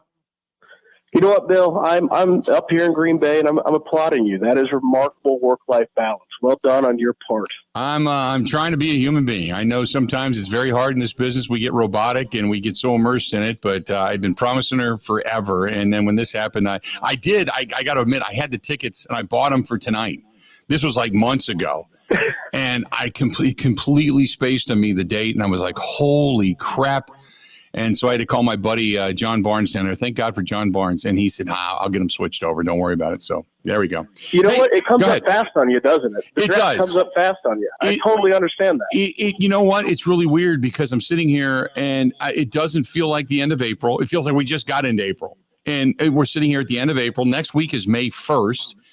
And, you know, as the weather goes up and down, we kind of think, we're still in that winter mode. So we're hoping for spring. So I usually think of spring. And also, I'm thinking, I was watching what they're setting up over in Detroit.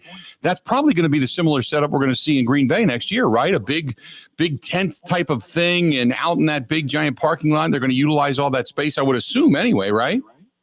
Well, you know, you're right about one thing. It doesn't feel like April at all. Right. Not in Wisconsin. And, you know, 1 year from now, Green Bay is on the clock, and gosh, the league would just totally sign up for this weather this weekend. One day it'd be picture perfect. Lambeau Field can do the outdoor stuff.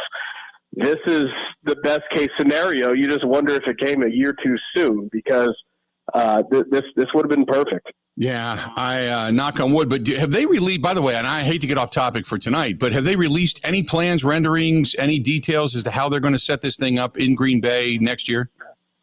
No, very little to this point. When I was down in Orlando for the annual owners meetings, I asked Mark Murphy about the preparations for the draft in Green Bay, and he said that really it was on back hold, understandably so, until the league got through with Detroit. Right. And as soon as this draft is over, it's going to be on the front burner. It is going to be full steam ahead with preparations for Green Bay, and they'll have a whole year to do it. So it's just kind of taken the back burner while all the attention's been on Detroit, but it's going to change very soon. Yeah, I'm looking forward to it. And hopefully they have a lot of space for all of us to do our shows and broadcast from and all that kind of good stuff. So we're excited. So tonight comes. Give me your thoughts. I mean, there's so much speculation about what is going to happen. And I think it's probably all dependent. And I know probably Goody's thinking about this as well. It's all dependent on two things. One, what everybody else does and who they take, and then what falls to them in value. And I think what I heard from him at the podium the other day was probably as cool, calm, and collected and as confident as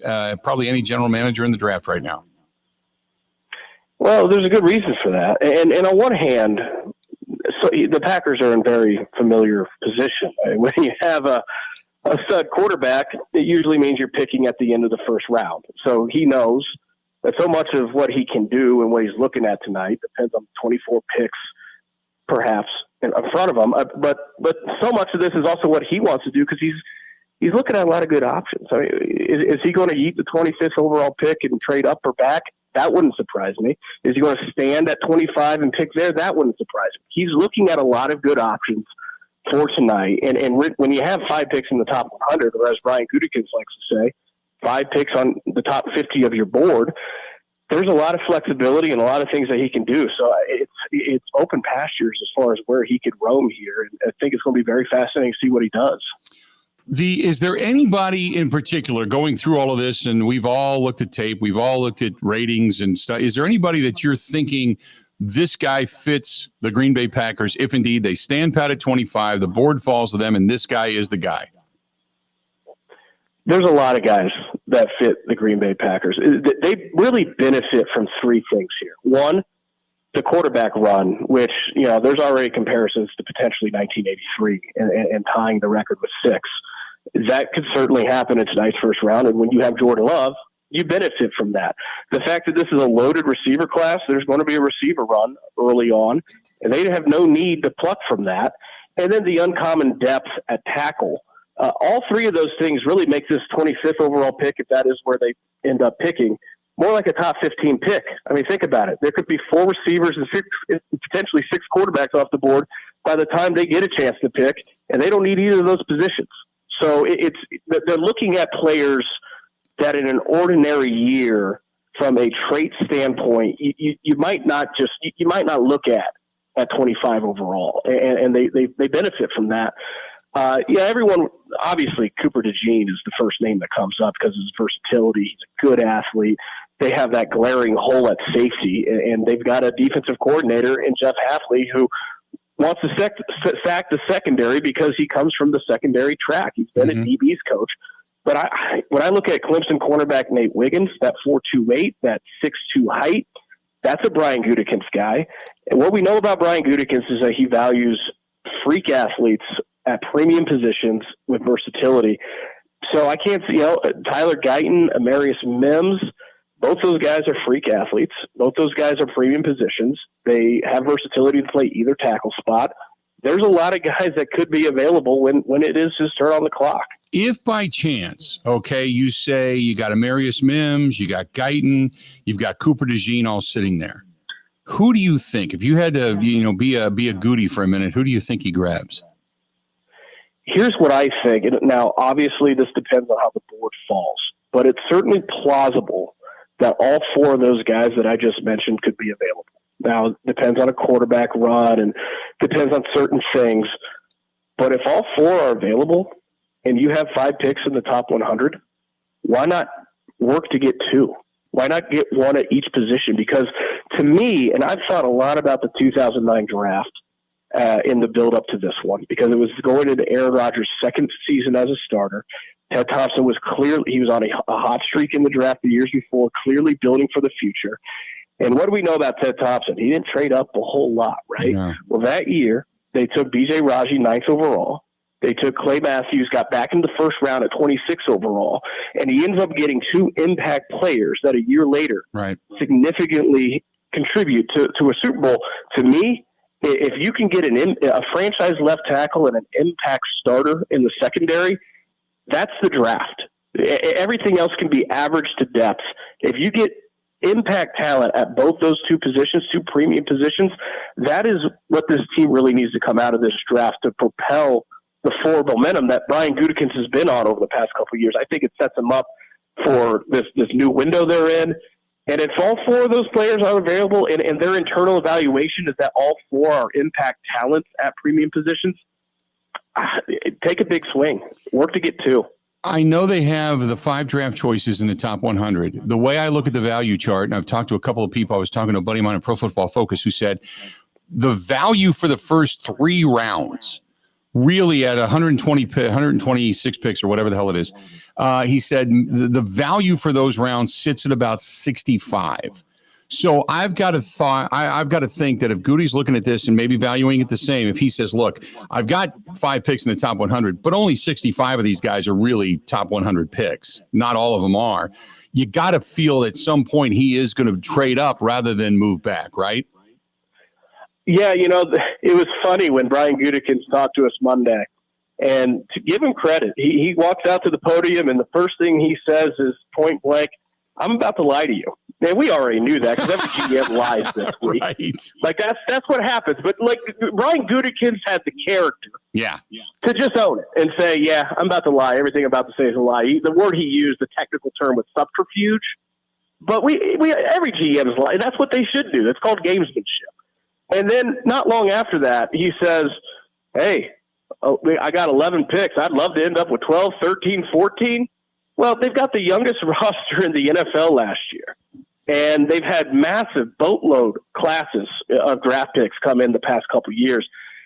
It just seems mathematically that it's going to be tough to even get 11 drafted rookies on this 53-man roster in 2024. So Brian Gutekunst is lying, which is what he should be doing. And, it just seems like 12, 13, 14, that's a bit of subterfuge. I very much see this as an opportunity with the flexibility, the draft capital they have to target certain guys. A trade up wouldn't be surprising. The bigger question is when. I mean, when you talk about trade up, everyone thinks immediately, well, you trade up from 25. It doesn't have to be a trade up from 25. It can be a trade up day 2, which we've seen. That's how Ryan Gutekunst has operated before. Christian Watson, he traded up in the second and day 2 early in the second round to get him. It's not a matter of if, it's more a matter of when.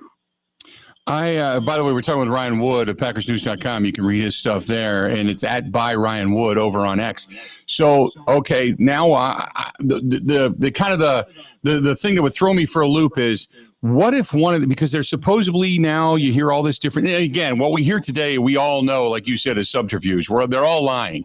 But suppose there's a run on these tackles. Suppose there's a run on these secondary guys after the quarterbacks and the trades and everything go down. Could you see them taking a wide receiver? At some point, yes. Early in the draft, it's just hard to see. And I get that it's a loaded class again. But it would surprise me. There's not a lot that would surprise me. That would surprise me. With that said, it's pretty common that you're surprised with what these teams do. So if I end up being surprised, it's almost not a surprise, but I would be surprised by that, if that makes sense. I know it's a little twisted. No, I'll take it. I would kind of be as well, but I got to think they got to take a wide receiver. I do remember what he said the other day when he said, hey, we've got that, meaning the full room at the wide receiver position. But then he said, but we're only a couple of injuries away from being depleted. I mean, he knows if you don't get Christian Watson back, the guy that was brought in to blow the lid off defenses, you don't have that ability. You've got good receivers, but you still need that guy. You got to find that guy. So that would surprise me in the first round. Would not surprise me if they jumped up and came back in the second round to get a guy if he's got good speed, at 4.2, 4.3 speed. Look, good teams operate in such a way that they don't wait for a need or position to become a need. The best time it's not just quarterback. The best time to take a player in a position is when you want one and not when you need one, right? Well, the Packers certainly hope, and they need Christian Watson's hamstring injuries, his soft tissue injuries to be a thing of the past, because we've seen what Christian Watson means when he is at full force, when he is healthy. He is a game changer. They need that in their offense. But if you're Brian Gutekunst and you're sitting back waiting for what hasn't happened yet to happen, it could be a bit passive. So I would be surprised if it was an early wide receiver, but it would also be potentially addressing a need before it really becomes a need. And that is how a lot of good teams operate. Always great to get you on, Ryan. I'm sure we'll touch base after this whole thing is culminated. Then we'll kind of rate it, look at it, dissect it, and then we'll wait for everybody to actually take the field in something other than their underwear. So it'll be good, man. I'm looking forward to talking to you again, okay? All right. Enjoy the weekend. Enjoy the theater. All right, buddy. Talk to you later. There you go. The great Ryan Wood joining us on the hotline. Good stuff. PackersNews.com covers the Packers. And always love picking his brain. Always love picking. He's just a very frank guy. Love that. Love that. You know who we got to touch base with, Grant, is to see if he's looked at much tape and much film. And I don't know what he's doing in his offseason. Maybe he's living on an island, but Eric Baranchek. Got to touch base with Eric, too. We haven't talked to him in a while. Well, what we need to do is maybe hit him up on Monday or Tuesday after he has hours and hours to grind all the tape, because we know that's what he loves to do. Yeah, he'll be. He's probably buried in a bunker somewhere with just all the lights out and film. The old solenoid film running. You know, he's got film on it. He's been taking film of everybody. So, yeah, we'll touch base with Eric Baranchek as well. So good stuff. But thanks to Ryan Wood for being a part of the program and joining us for a couple of minutes. Hey, got to say thanks to our friends as well. Burn Pit Barbecue, burnpitbbq.com.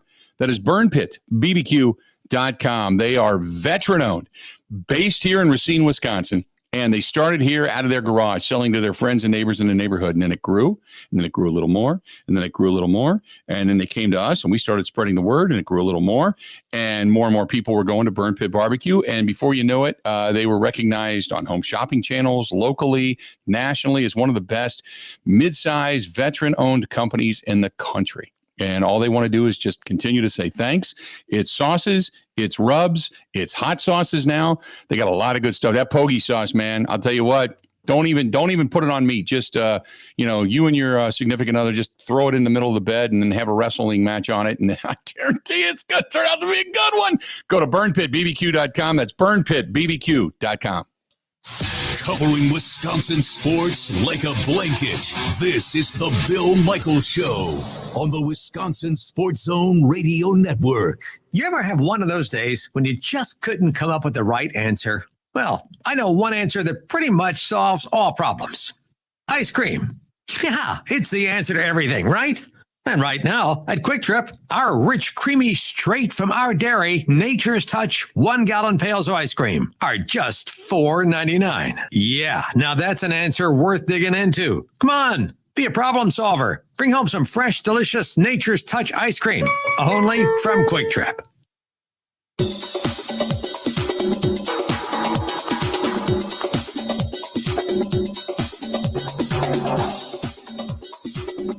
Bill Michaels will resume in 3 minutes.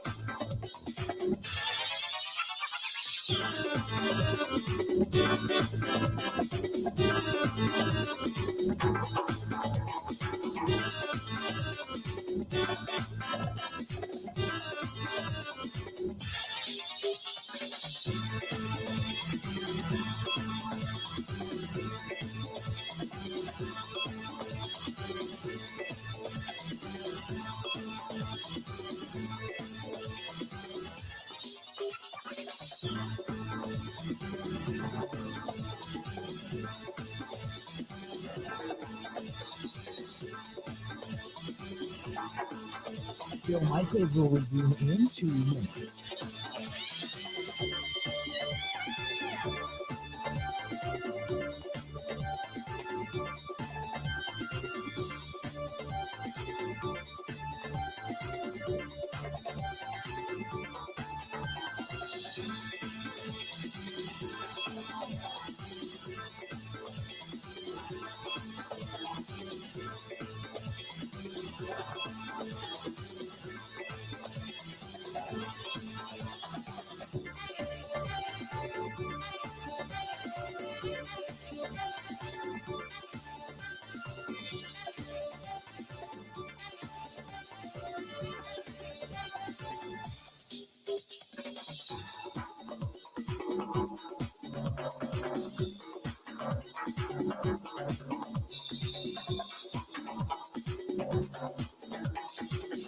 Bill Michaels will resume in 1 minute.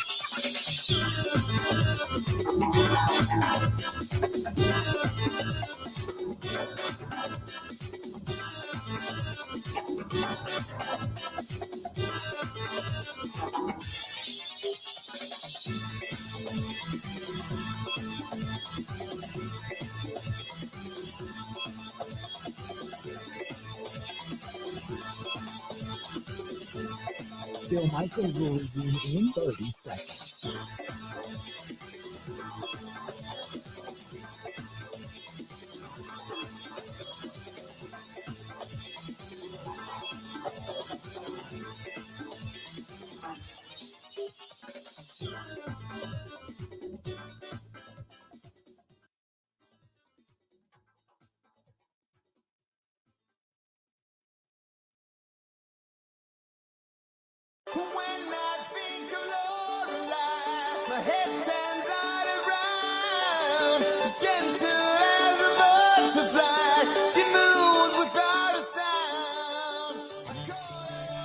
Good to have you, the Bill Michaels Show on this Thursday.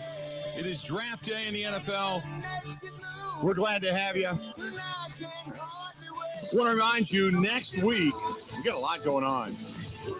Next week, next Wednesday, we're going to do a live broadcast down at Lux Golf Bays in Franklin, Wisconsin. We're going to be there. That is going to be really exciting. We are going to make some really cool announcements. And for us, they're big announcements. I mean, they're not huge. It's not like we're bringing in, U2 to play our event or something like that. But it's good for us. And it's going to be one of the better, if not the better, best event of the motorcycling season, short of maybe what Harley Davidson's putting on in July, but ours is on Sunday, September 1st. So we're going to make the announcement for a lot of the details regarding that. Then next weekend, we are going to be, I'm really looking forward to it. It's getting here so fast. We're going to be in Viroqua. And in Viroqua, Wisconsin, we're going to be at Kickapoo Creekside about 6:30 on Friday night. I'm going to sit down, do a little grub, hang out for a while. And then we are going to be the next morning at the Nelson Agri Center raising some money and awareness and such for cancer research. So if you want to stop by and make a donation, I don't know what time I'm going to get there. I think Ernie's getting there when they open. I don't know what time I'm going to get there. I think he's got me there at 9. I want to say 9 o'clock. Ernie, if you make Kristen get up early, she's going to shoot you. So we're going to get up and head over to the Nelson Agri Center. And then from there, we're going to head over to the golf course where we're going to have a great time. And for a sold-out event, it's sold out in like 2 weeks, which is fantastic. We're going to have our golf outing. Then have some fun around town later that night, get out of town on Sunday, and then back at it the following week. So, and then on the 9th, we're going to be at Potawatomi Hotel Casino, and we're going to be in the brand spanking new sportsbook on the 9th, and I can't wait for that. So we got a lot of stuff upcoming. We're going to be on the road quite a bit. You can always check us out on the website. Go to thebillmichaels.com, and see everywhere that we're going to be. And I just got a list of cigar dates and where we're going to be for the cigar dinners as well. So I can't wait to announce that. Stay tuned. 2 hours down, 2 hours yet to go. More of the Bill Michaels Show. It's all coming up right after this.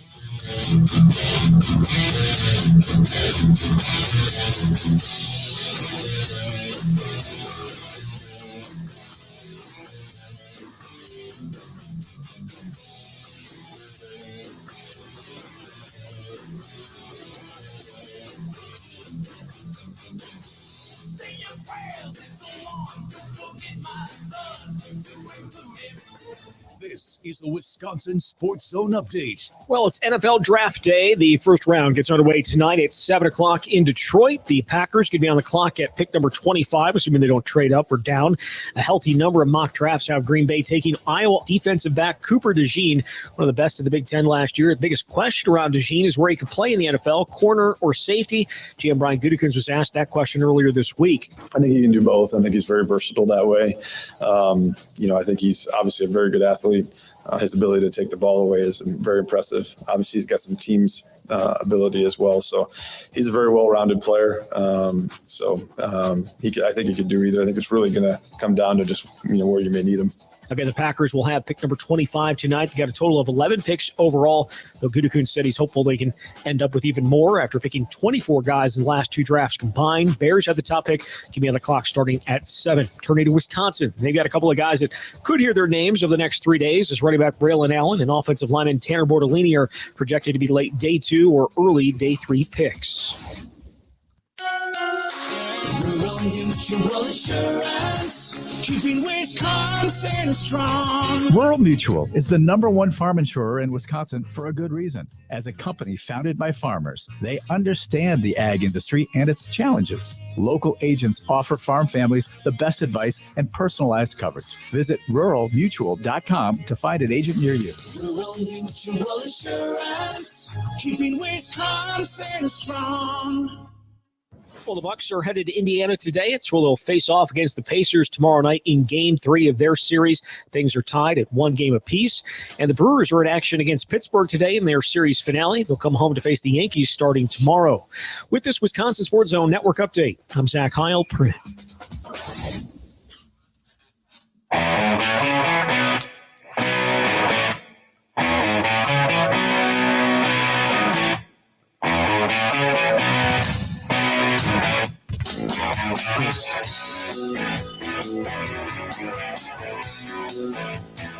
Welcome in. Beautiful day. During the break, left the studio here, and you can't see it, but off to my left. If you're watching me, it's off to your right, but off to my left, we got patio doors, and they go out onto the balcony at the top of the house. And man, just going and walking around in the sunshine, just feeling it, man, on your face. It's just, I know it's going to be warm this weekend, and I'll take 72 degrees. I know it's supposed to be cloudy and rainy and the possibility of some severe weather and storms and stuff, but I love warm weather. Just love it. I stood out in the sun for a couple of minutes and just went, today feels so good. So good. I don't know why it does, but it just does. I don't know. If I'm Brian Gutekunst, Grant, you tell me. You woke up today. You know what I'm talking about. If I'm Brian Gutekunst, does it feel like Christmas? Does today feel like Christmas? Does today, like, you get to pick out all the toys on the shelf? You know? Today, for Brian Gutekunst, here I'll agree with you on Christmas, but I think today for Brian Gutekunst, he probably feels like a mom or a dad on Christmas. It's like, all right, we wrapped all the gifts, we got everything ready to go. Now we just sit back and we enjoy the fruits of our labor that we've been, working on for the last couple of weeks. I would imagine that there's probably a sigh of relief when the draft actually starts. And Goody has said that. He's like, well, we don't know what's going to happen. The work's been done. Now we just wait and see. Right. Yeah, I'm excited. I don't know what it is. There's some stuff going on around the house. I'm technically getting ready because we're going to pipe in the sound from the NFL Network, and we're going to have the commissioner making the picks at the podium, and so there's a little work to be done. By the way, I have a meeting today at 3:30. That's going to take me until about 5:30 at least. For me to move the entire studio down to the bar, which I really want to do, but it would be an undertaking. So I think we're going to be in studio tonight. I know it's disappointing for everybody, but I think we're going to stay in studio tonight. And not to mention, it's too tempting to start drinking, and I don't want to do that in a 4-hour program. So, no. And to answer Elliot's question, he said, do you have just beers in a fridge, or do you have an actual tap system down there? Elliot, let me tell you this. I'm going to answer your question in a bit of a short story form. If I had a tap system down there, I would be hammered all the time. Just so you know. And here's the reason why. One, because with bottles, you can see how much you've drank, right? Whereas as a glass, you're like, I keep filling it up. I'm topping it off. You don't really know how much you drink. Secondly, back when I was a kid, my grandfather worked for a company called Hudipole Brewing. My grandfather was an Irish brewmaster. Okay. And God love him. He worked for Hudipole Brewing down in Cincinnati, and they had many different offshoots of different beverages, different beers. And my grandfather was a Hudipole drinker, and then it became Hudi Delight, which was the light beer. And so we had that in his house in the basement, which was an unfinished basement. All right. My grandfather was a workaholic. He was a craftsman and everything. He used to build stuff. And he was amazing, carpentry wise, what he did, but he was a brewmaster by day. But in the basement, he had one of those old Frigidaire refrigerators with the old pull handle on it to unlock it. And he had gutted it, drilled a hole through the side of it, put a tap on the outside with the drip spout and everything, and then it ran down to a bucket in the floor, the whole thing. And in that, he would always have a fresh barrel, not half barrel, a barrel of Hudi Delight beer. There was always a barrel of that in this big ass refrigerator. So I would go outside, and I'd go over there as a kid. My mom and dad would go out for, dinner or dates or whatever. I just loved going to my grandmother's house because we played baseball there all the time. And she was near a park. And you'd go out on summer days, you get hot and sweaty.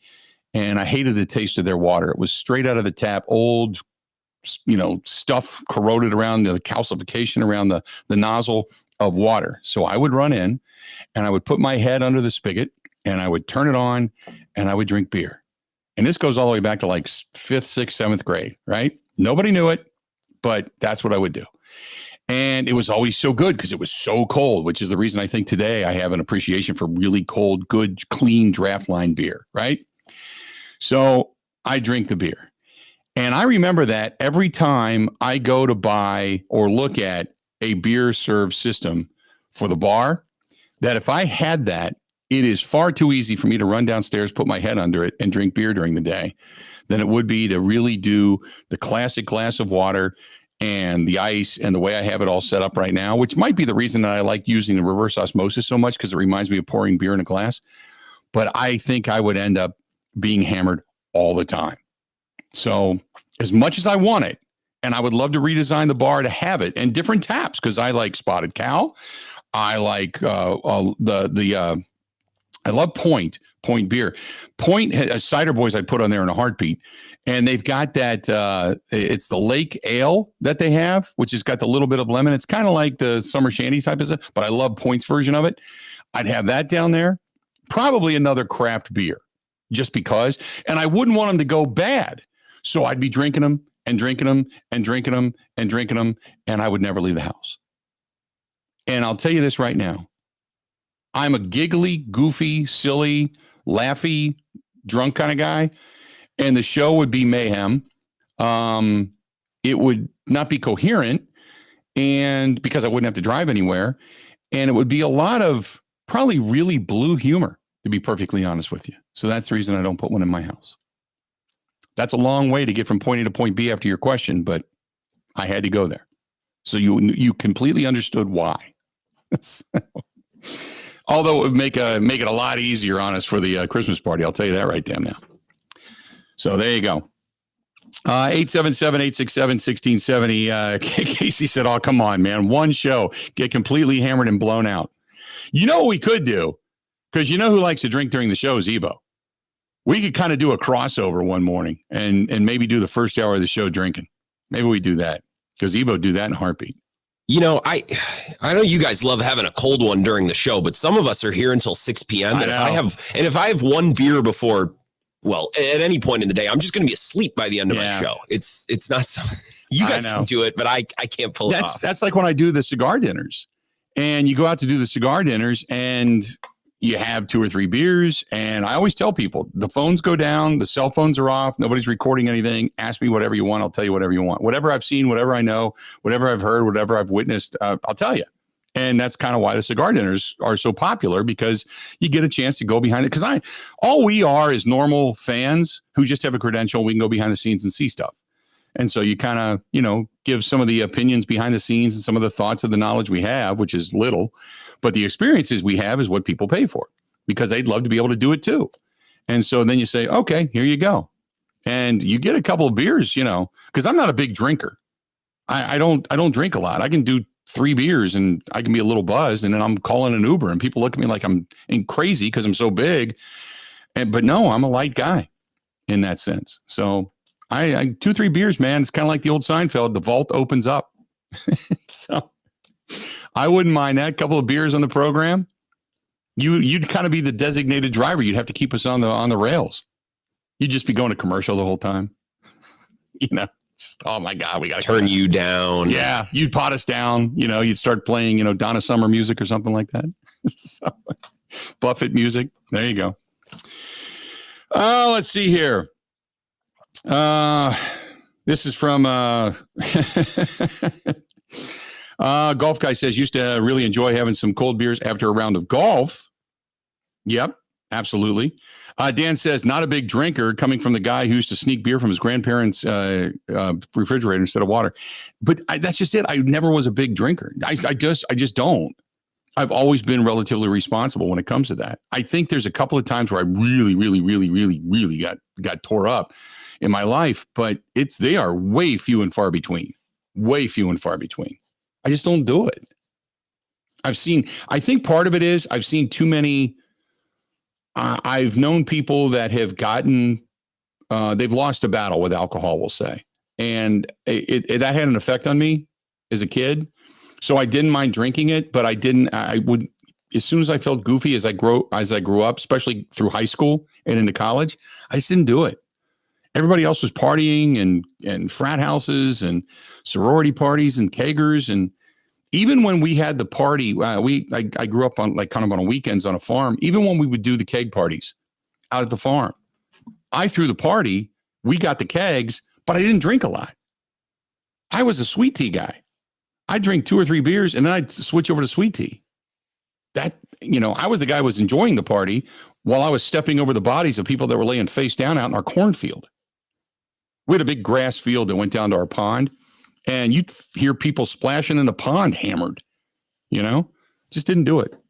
So anyway, there you go. That's our, imbibing phase of the program today. So hopefully you enjoyed that. I apologize if it went on too long. So there you go. 877-867-1670, 877-867-1670. This is from Mark. Mark says, hey, guys, I appreciate all the insight in the first round of the NFL draft. I got to think that Goody is just going to sit back, relax in a big lounge chair and wait to see who falls to him. Then he'll take that particular player, maybe make a move in the second or third round before calling it a true draft. Maybe you find a diamond in the rough in the fourth or fifth. That's usually where they find these good offensive linemen. And then whoever they bring in after the fact, one of those guys always sticks. In Goody, we trust. That is from Mark. Mark, appreciate the email. And you're not far off. You have encapsulated what we all know and what we all try to outthink. You are a very plain, very easy, very correct, very here it is in front of us, don't overthink it thinker. And I like that. Good email. What else do we have here for you? There's a lot of stuff flying in today, especially over on the text line. The text line, by the way, is open 608-321-1670, 608-321-1670. What is the seating capacity of the Bears' new stadium? That's from Dan in the 920. I don't know. I didn't read that far, or I didn't read it that in depth. I got to put it this way, Dan. I got to think it's between 72 and 82. I got to think somewhere in there. Because right now, they're the smallest stadium in the league at 65, I think. So I got to think that they're going to go between 72, 75,000 and 85,000. I would assume.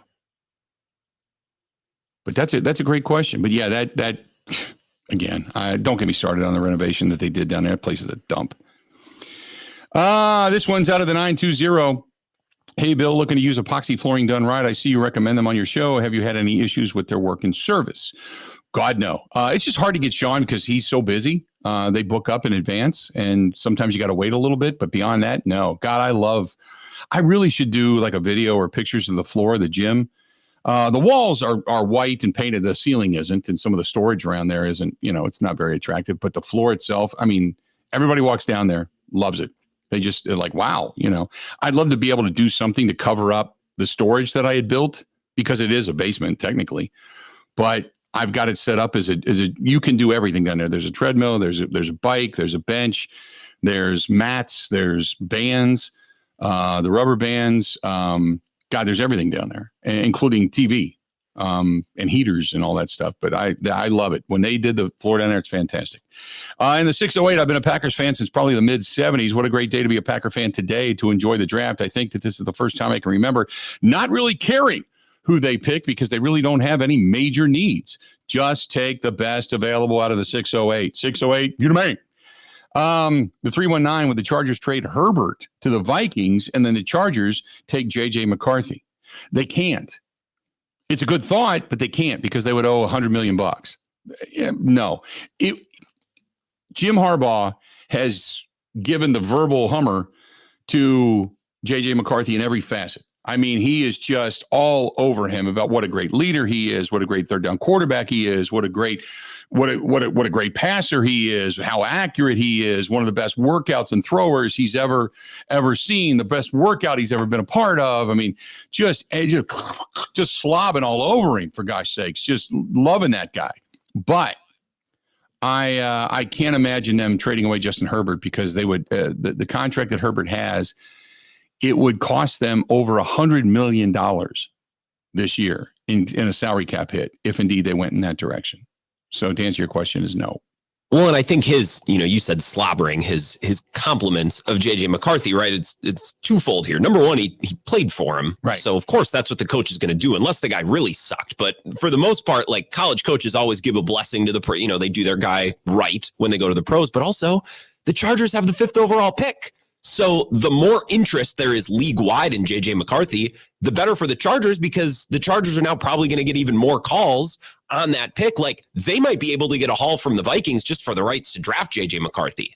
Right. So the more, Harbaugh's hyped him up, the better. There's more intrigue. There's more interest around the league. Yeah, exactly.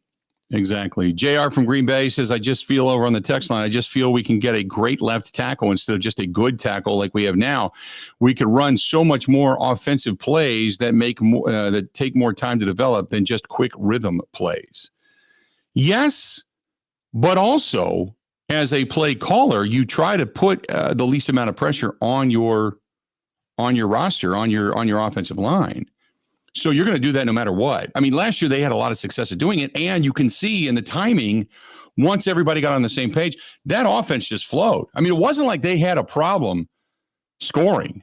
Now, what you would like to be able to do, especially since you went out and you got a younger version of Aaron Jones, you'd like to be able to have a road grader or two and the best 5 on your offensive line as guys that can open up holes for Josh Jacobs. You would like to, what you saw at the end of the season with the way that they ran the football, that's what they want to do.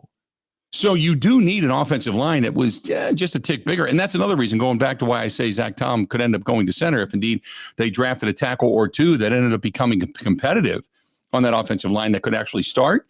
You put the best 5 up there. If you can control the line of scrimmage, you can control the trenches, you're going to win the game.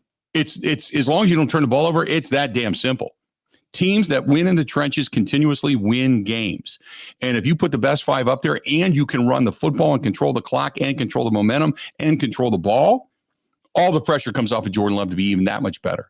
It's a wonderful, wonderful, wonderful tasting recipe as a head coach. So I would not put it past him. But I think if an offensive tackle falls to them in the first round, I think that's the direction. If they've got everybody sitting there, I think they go. If Cooper DeJean's sitting there, I think you go Cooper DeJean. You'd probably get a tackle then after the fact, unless of course you feel that tackle pool, while it's big, it's not necessarily deep. If that makes sense.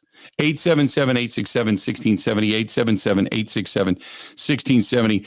Find us if you want to choose to do so. 608-321-1670. That is the number that you can text us. Text us your question. Text us if you got a player in mind. Whatever it happens to be, we'll try to give you as much information as we possibly can. Also, Tyler Dunn of golongtd.com going to be joining us coming up at the bottom of the hour. Don't go anywhere. Got a whole lot more of the Bill Michaels Show, and it's coming up here in just a few minutes. This portion of the program brought to you by our friends out at Smoke on the Water on Okauchee Lake. They just had the pup crawl this past weekend, raising all kinds of money for Sierra Delta, which was kudos to them. Great cause. They promoted the hell out of it. They had some really good music on Friday night as well. The Blast out of Nashville. They do so many good things out there. Or maybe you want to celebrate the Packers weekend and you want to go out, you want to imbibe a little bit, you want to get a Bloody Mary, you get a breakfast on Sunday morning, head over to Sloppy Joe's Saloon and Spoon on Hubertus, in Hubertus, just east of Holy Hill on Hubertus Road. Great place. I love that. Just a good old-fashioned Wisconsin bar. And you're driving and you're looking around, you're like, where the hell is this place? And it's just a house out in the middle of nowhere. And you walk in and you're like, oh, God, I'm home. It's just awesome. Love that place. Smoke on the Water in Okauchee Lake, Sloppy Joe's Saloon and Spoon on Hubertus, in Hubertus. More of the Bill Michaels Show next. Covering Wisconsin sports like a blanket. This is the Bill Michaels Show on the Wisconsin Sports Zone Radio Network.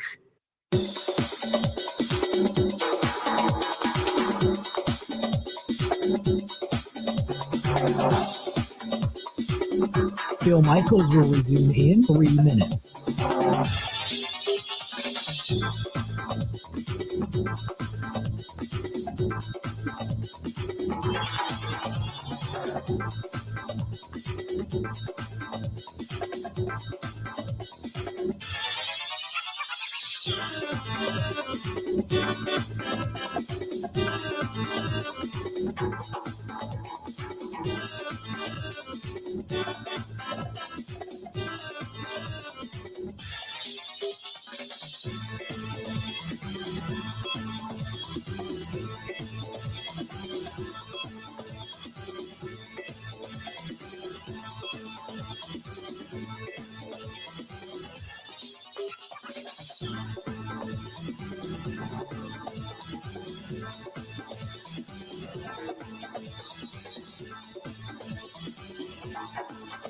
Bill Michaels will resume in 2 minutes.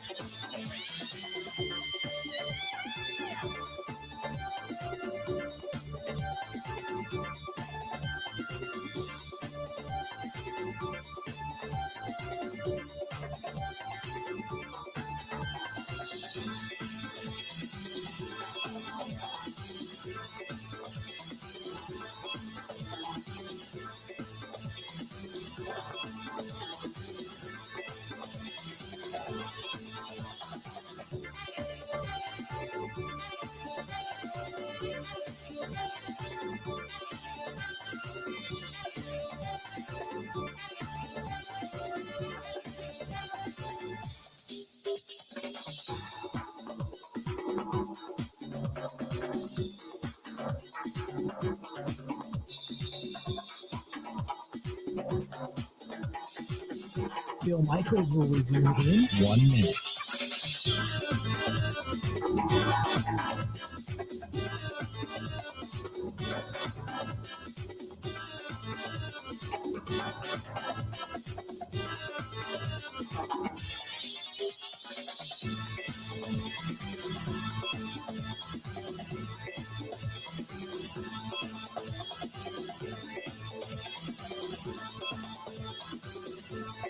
Bill Michaels will resume in 30 seconds.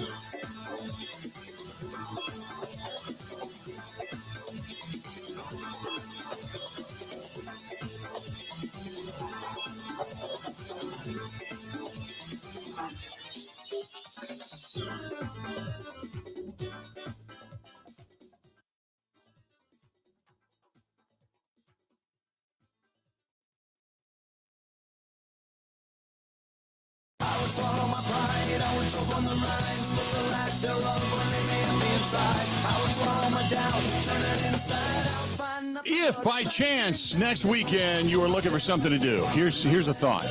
Here's a thought. If you're not going to Viroqua, next weekend they have the tequila dinner. If you're into that, at the Four Seasons Island Resort. Draft is done. NBA playoffs are still going to be going on. You're looking to maybe unplug a little bit, get away. The golf course is now open up there. They've got a 9-hole executive. Or you go north into Pine Mountain over to the Timberstone Golf Resort. Oh, that place is beautiful. But you can do both. We prefer to go to the Four Seasons Island Resort up on the island and right in the middle of the Muscana River. And beautiful place.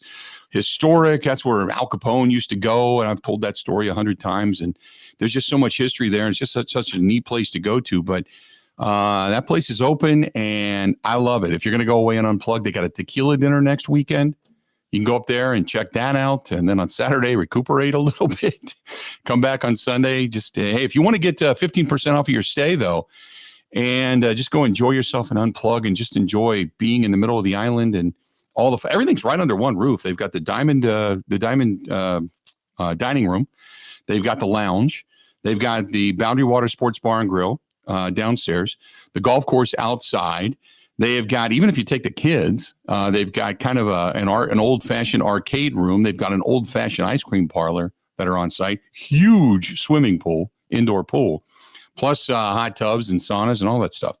That's the Four Seasons Island Resort, 715-938-5110. Tell them you heard it here, and you get 15% off your stay. 715-938-5110. 715-938-5110. And give them a shout, and you're going to be good to go. I got a question here wanting to know about Max Melton. I was kind of looking up Max Melton's numbers, and I studied him a little bit. And he's a kid out of Rutgers, by the way. We saw him play against the Badgers. He's a junior. Junior entry, 4-year starter, though. Has a lot of experience. He's more of a second or third round guy. He's not high up in this draft. He's more of a second or third round guy. And tall, back pedal. At times, they say when he goes to break on the ball, looking at his movement and his hip placement, he does have kind of a hindrance there at times when he has to break on the ball. Occasionally, a false step on the plant. And in the NFL, if you have any false steps in a route tree, receivers are going to blow past you. Now, this is stuff you can learn, obviously, but early on, not a polished guy, but he is 5'11". He does have 4.3 speed, so that's going to make him extremely attractive as opposed to some of the others that are out there that are a little bit slower than that, but he's got 4.3 speed. The one thing about him, now he doesn't have Sam Shields had that closing speed, but he does have, they call it closing speed, but he's not the same as Sam Shields. Sam Shields could kind of make a mistake, and then when the ball went in the air, he could go get it. Can run it down. This guy, Max doesn't have the same level of speed, but he can keep up. Put it that way. He can keep up. He's a tick under 4.4. He's a 4.38, 4.39 type of speed. So But he's not going to be a top round pick.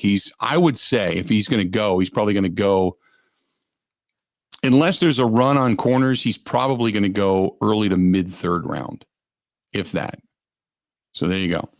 877-867-1670. If you want to chime in, you want to ask a question, feel free.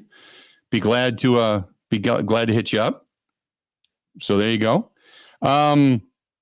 This was from Ryan. Ryan says, hey, Unit, love the program. Can't wait for the show tonight. We are. He, by the way, is over in Door County. He wanted to know if our fine affiliate WMAM is going to be carrying us. Yes, they are. As a matter of fact, Jim Callow texted me today. I want to just be sure here. Hang on a second, but where'd it go? Yes. Oh, no, Marshfield. Marshfield's going to be carrying it too, as a matter of fact. So, yes, the guys up in Marshfield are going to be carrying it. So Marshfield's going to carry it. Jim Callow said we're going to be carrying the program 7 to 11 tonight. We're going to be on the air. So we're going to be on more than a few affiliates. Hell yeah. I'm excited about that. But, yes, you can listen to the program if you're over in Door County.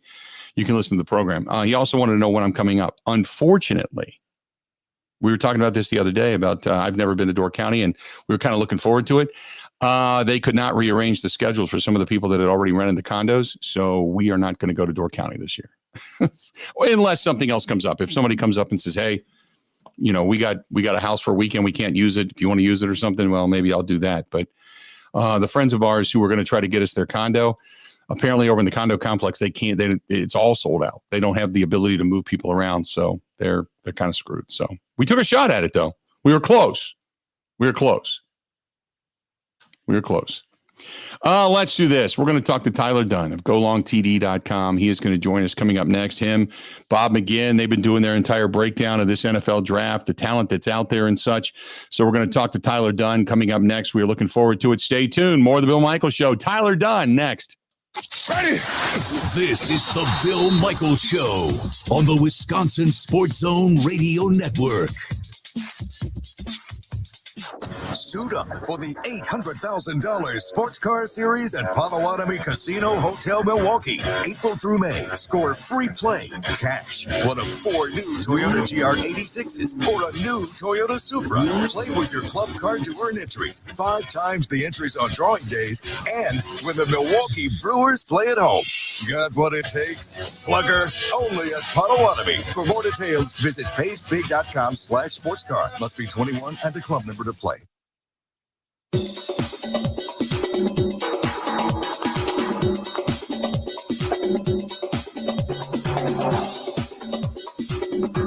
Bill Michaels will resume in 5 minutes.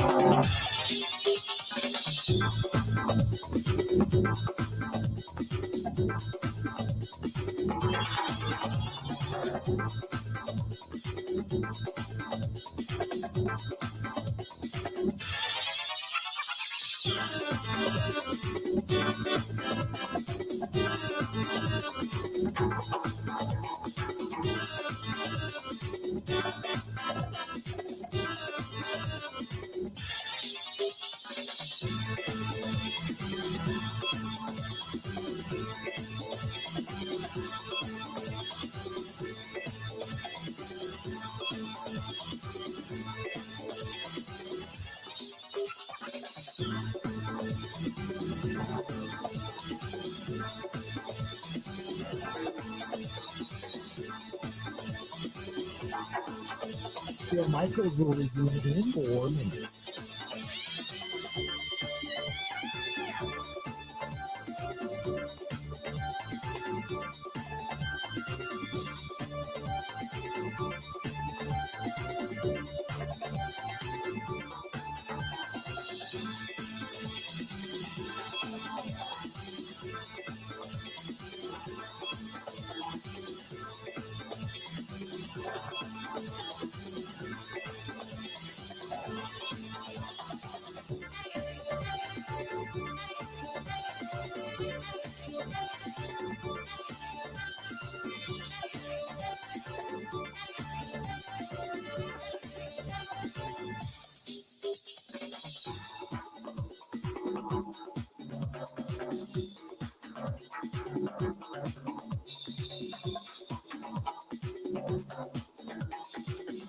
Bill Michaels will resume in 3 minutes.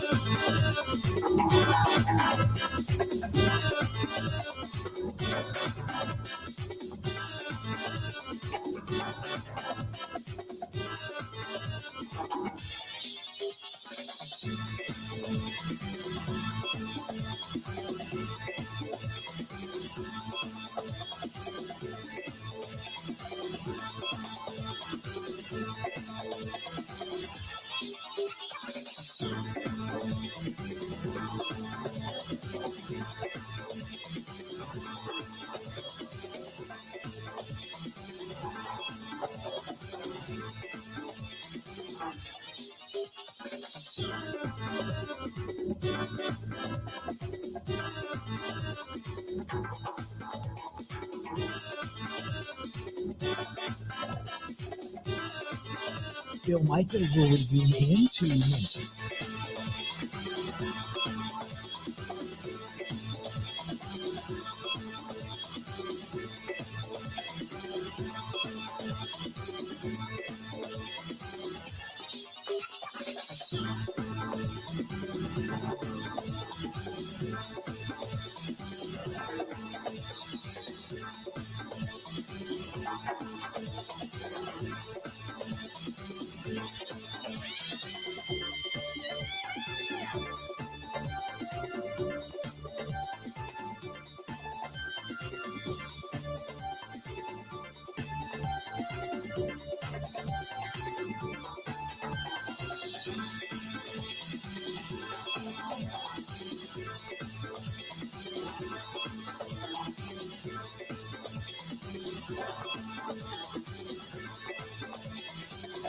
Bill Michaels will resume in 1 minute.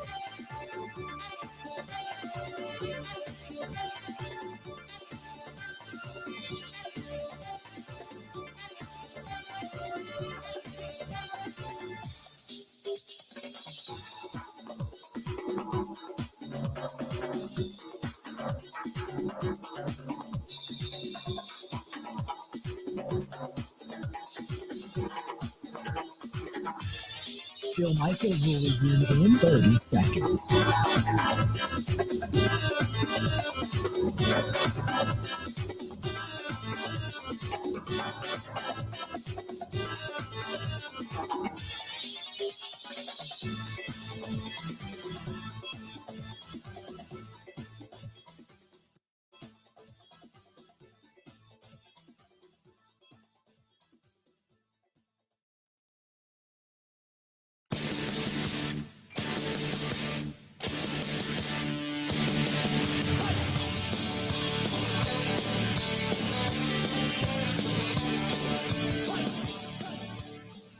Bill Michaels Show, we continue on.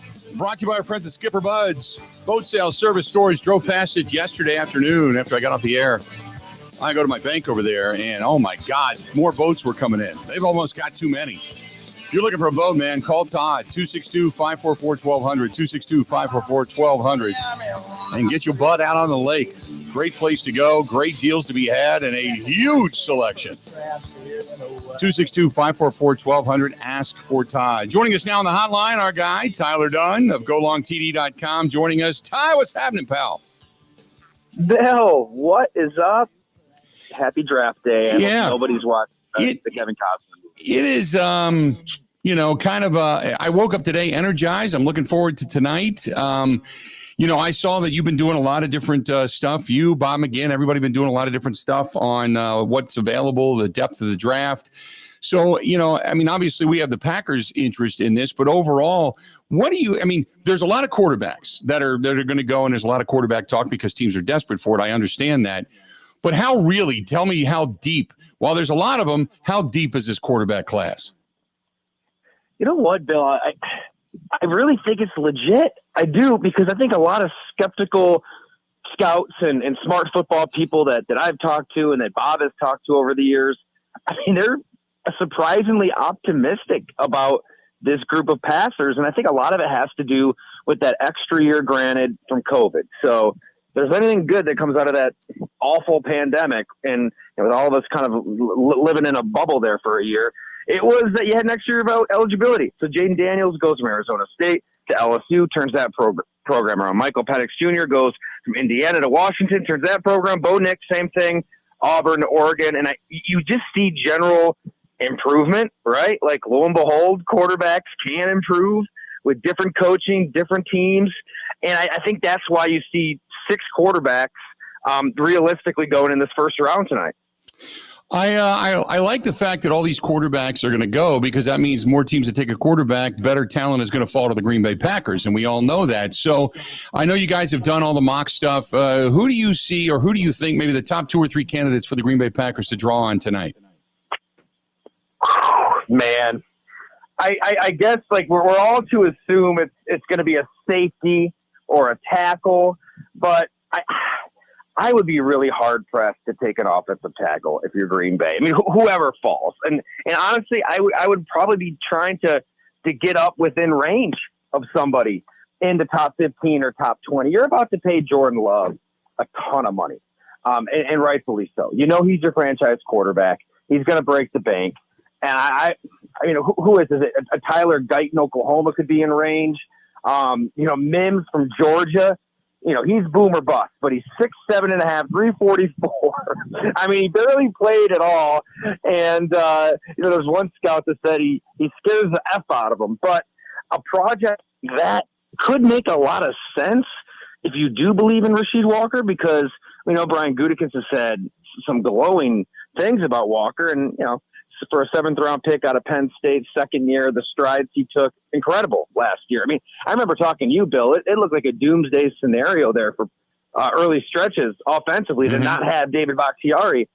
He did calm that storm, but I don't think you should gamble on him continuing to ascend. You hope he does, and that'd be great, but I think it'd be smart to cover your bases there and maybe take on a project, somebody that does need some development, that could be something even greater. Because if you hit on a Mims, I mean, that's somebody that could be your tackle for a long, long time. Outside looking in, now Bob McGinn obviously has written about the Packers for a long, long time. So what does he feel the Packers need the most? That's what's so funny is neither one of us really like mock drafts. I do feel like it's the grift of all grifts. I mean, nobody knows what in the hell these teams are thinking. And I feel like the mock drafts are 365 days a year. So I know Bob, but he would not want me putting words in his mouth right now, because I don't think he knows what they're looking for, or he knows what they necessarily need. But he does talk to more scouts. I know Dane Brugler does an excellent job at The Athletic. But Dane and Bob are probably talking to more scouts around the NFL than anybody. And when he talks to these scouts, he sees a group of offensive tackles that's loaded at the top. So you might want to take advantage of that when that run goes. And when that run goes, and there's going to be a run in the top 10 even. So you're probably trying to get into the teens maybe for that next guy. And, hey, there are some DBs. I think, the question is, you need a safety.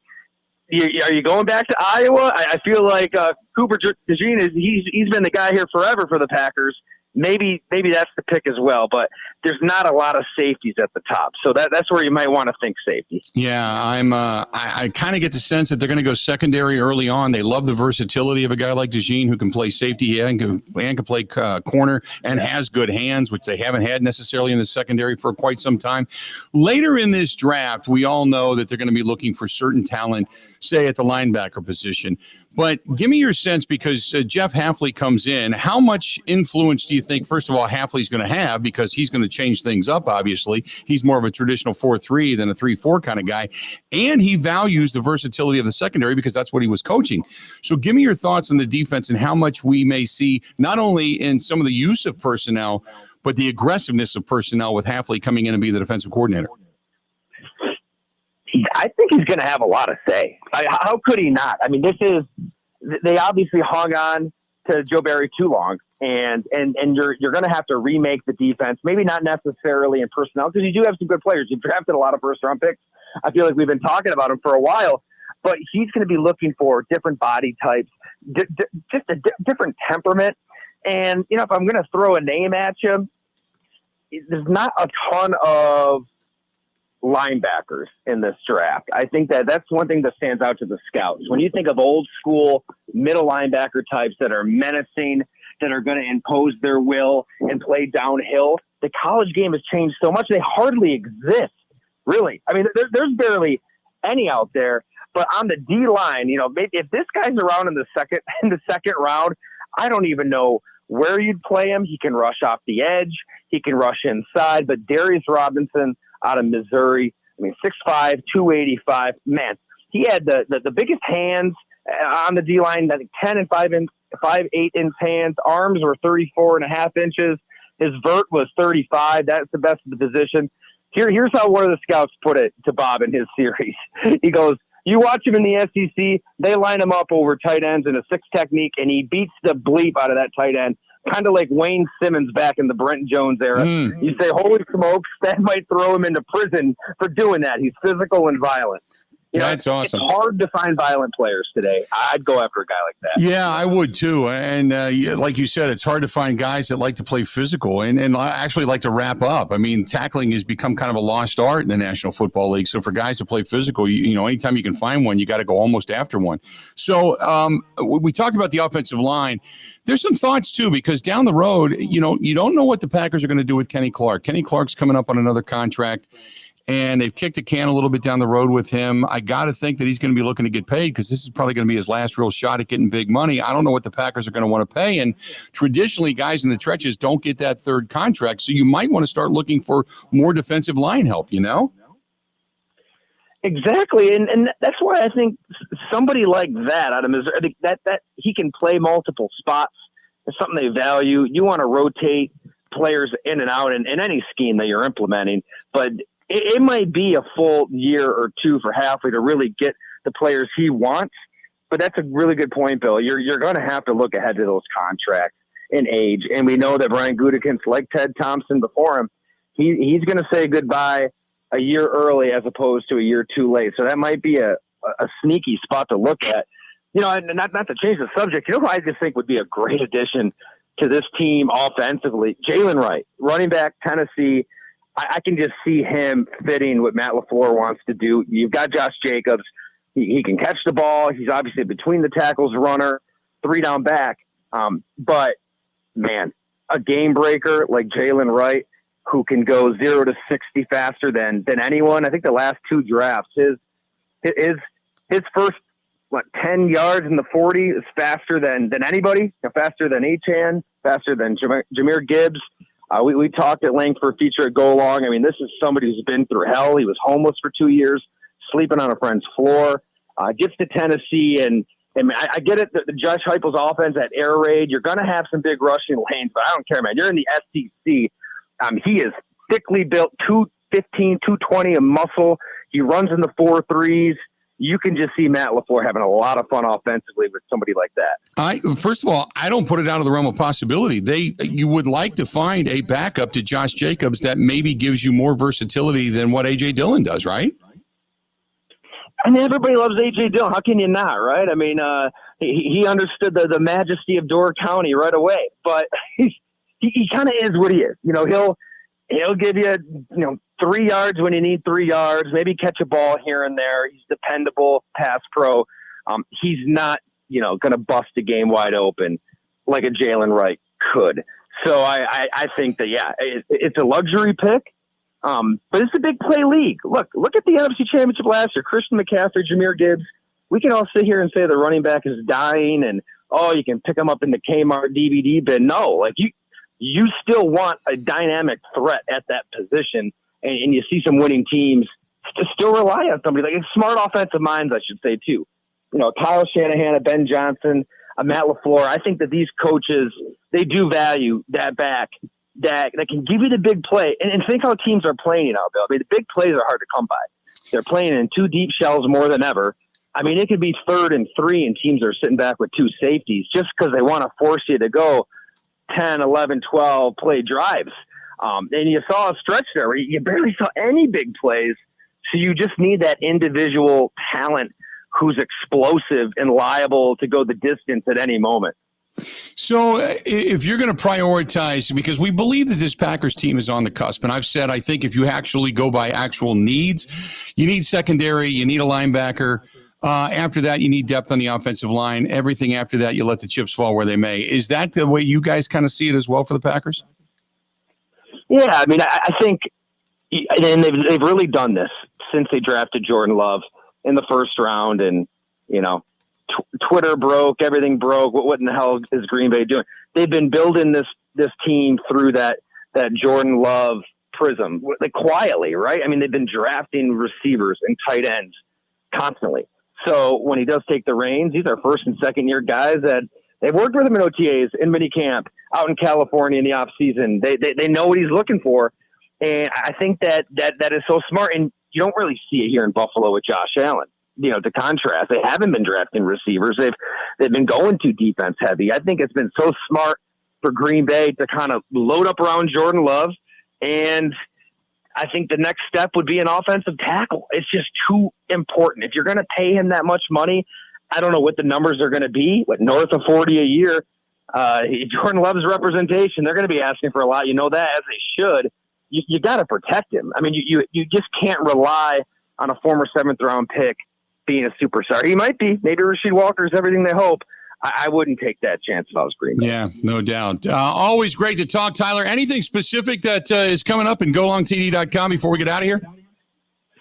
Yeah, so Bob's 9-part series, it's all live at the site. You'll hear from scouts around the NFL on everybody that's going to get drafted. Just, there's a lot of good, bad, and ugly, right? Sometimes we turn on TV and every prospect is A+ when that's just not the case. So these scouts always keep it real. And I've been chipping away at a big story here on the Chicago Bears, Caleb Williams. How in the hell he can try to break this 100-year curse. That should be out next week. Well, let me ask you this. Do you have belief in Caleb Williams, or do you think that they're missing by not taking Daniels? I think Williams is legit. And I like everybody else. I kind of roll my eyes at the fingernail painting and the dresses and the crying in his mom's arms, and you wonder, what in the hell is going on here? He's going to Chicago. Can he handle that? Right. But people who have studied him, scouts who would be critical and know him and his temperament, they insist the competitiveness is real, and they really do believe mentally he's kind of ready for whatever in the hell that city throws at him. Great stuff. Tyler, always a pleasure to talk to you, man. I appreciate it, and then we will talk soon down the road, okay? You got it, Bill. Thanks for having me, man. There you go. That's our guy from golongtd.com. You can subscribe there. He, Bob McGinn, others, they all write for that website. They all give you insider stuff. It's really, really good. If you haven't ever taken a look at it, it's, again, golongtd.com. That's golongtd.com. And that's Tyler Dunn. Used to write with the Journal Sentinel, cover the Green Bay Packers pretty consistently, and great to get him on. Always great to get him on the program. We always appreciate that. 877-867-1670, 877-867-1670. You can track us down. We always appreciate it when you do, whether it's via the phone calls or 608-321-1670. That's where you can text us on the text line, 608-321-1670, and give us a shout there. This portion of the program brought to you by our friends at Boondocks Barbecue, Burgers, and Brews, right there on Okauchee, out in the Okauchee area on the opposite side of Okauchee Lake, but up there in what they call Stone Bank, Wisconsin. And good food, big smoker outside, but they've got a vast array of different foods. Their buffalo chicken salad is fantastic. Their burgers are really, really good. I've had their wraps before, which are really, really good, but they've got the big open patio now out front. They've got the bar, the original bar that was on the inside is now on the outside. TV's above it. You can sit outside below the fan, watch TV, watch the sunset. It's just such a cool place. Boondocks Barbecue, Burgers, and Brews, County Road K in Oconomowoc. More of the Bill Michaels Show next. This is the Bill Michaels Show on the Wisconsin Sports Zone Radio Network. Beautify your entertainment space with Pella Windows and Doors of Wisconsin. Hi, this is Gina Della from Pella. Turn your ordinary space into something extraordinary with brand new Pella windows. The luxurious look, sleek design, and custom colors available is guaranteed to give your home the extra pop to entertain and keep you comfortable. At Pella, we see windows differently. We have the highest rated energy efficient products and a complete range of durable, functional, and high quality products that bring out the best of your home. Plus, getting the perfect windows and doors for your home has never been easier. Right now, get 0% interest for up to 36 months. or no down payment, no interest, and no payments for up to 18 months if you book before April 30th. That's right, get 0% interest for up to 36 months, or no down payment, no interest, and no payments for up to 18 months. If you book before April 30th, take ownership of your living space and make it a place worth living with Pella Windows and Doors of Wisconsin.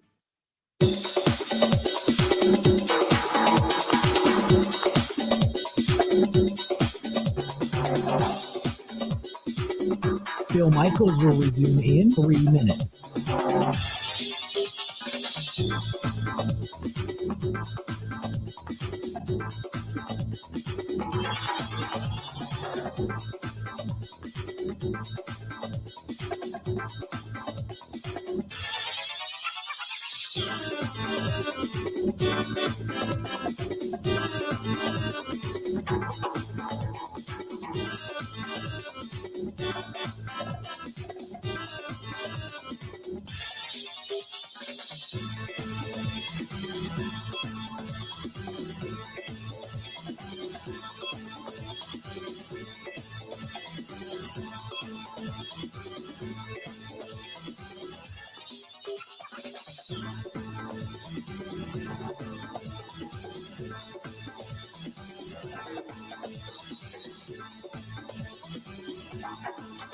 Bill Michaels will resume in 2 minutes.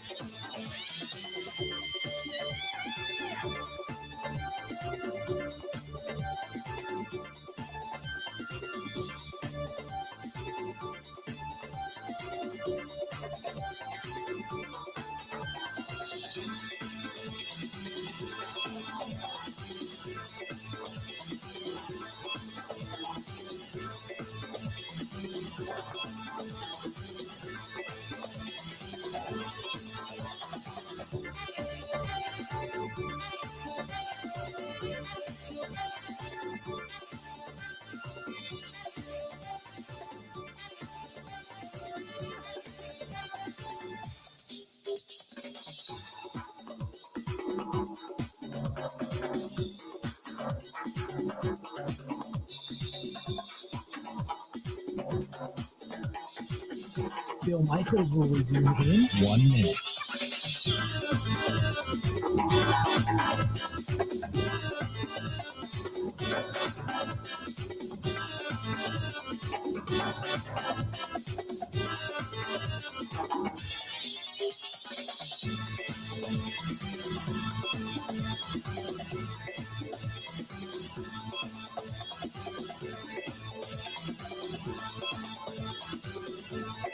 Bill Michaels will resume in 30 seconds.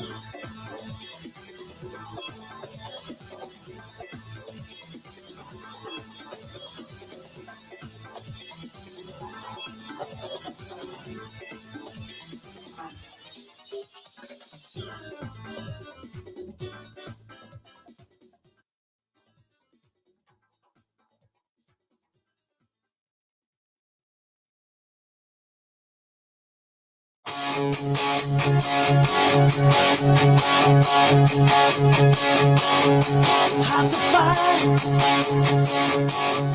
streets of stone, modern warriors, satellite horses of chrome, taste the wild, liquor. Good to have you, the Bill Michaels Show. Enjoying our day today. Yeah, boy. Coming up here after the top of the hour in just a little bit, we're going to be joined by Mike Clemens. We're going to talk with Mike. Mike is going to be in Green Bay tonight. All of our coverage begins at 7 o'clock. I got a word from our friends up in Marshfield that we're going to be on the air with them. WMAM up in Menominee Marinette, we're going to be on the air with them. I don't know about some of the other outlying cities. I know we're going to be on the air in Madison. I would assume at WKTY up there in La Crosse, our friends at WAYY in Eau Claire as well. I don't know about our friends in Milwaukee, our friends WDUZ and company up in Green Bay. I'm not quite sure if we're going to be on there, or Platteville and some of the other places, Shawano, Clintonville, Greg and the gang up there in Tomahawk, not quite sure. But I want to remind you that you can always listen to us a couple of different ways, or watch us for that matter.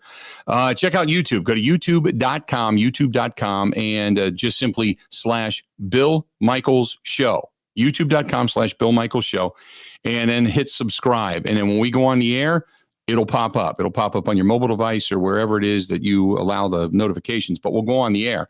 If you don't allow the notifications, then you got to find us at 7 o'clock Central Time tonight for the program. But we're going to be all a part of that. You can find us on Instagram tonight, Facebook Live tonight, Twitch, on the Twitch app, on the Kick app. And then you can download our app, which is WOZN, the Zone Madison, from our flagship station out of Madison. And you can find us there and listen to the program as well. So plenty of different ways to pay attention to us coming up this evening. And I'm going to be here. Mike Clemens is going to be up in Green Bay and doing his thing. Grant's going to be running the program out of the studio. So we got you covered. Top to bottom, we'll have pick-by-pick announcements from the commissioner himself. Every time he goes to the podium, you're going to hear it live right here on the program. So a lot coming up tonight in regards to the 2024 NFL draft. We're really, really looking forward to it. So we got all that coming up, and we got another hour yet to go. Mike Clemens is going to be here, and he'll give us a preview as to what we're going to be talking about and looking forward to tonight. So don't go anywhere. We still got another hour yet to go on this beautiful, sunshiny NFL Draft 2024 day. Don't go anywhere. More of the Bill Michaels Show next.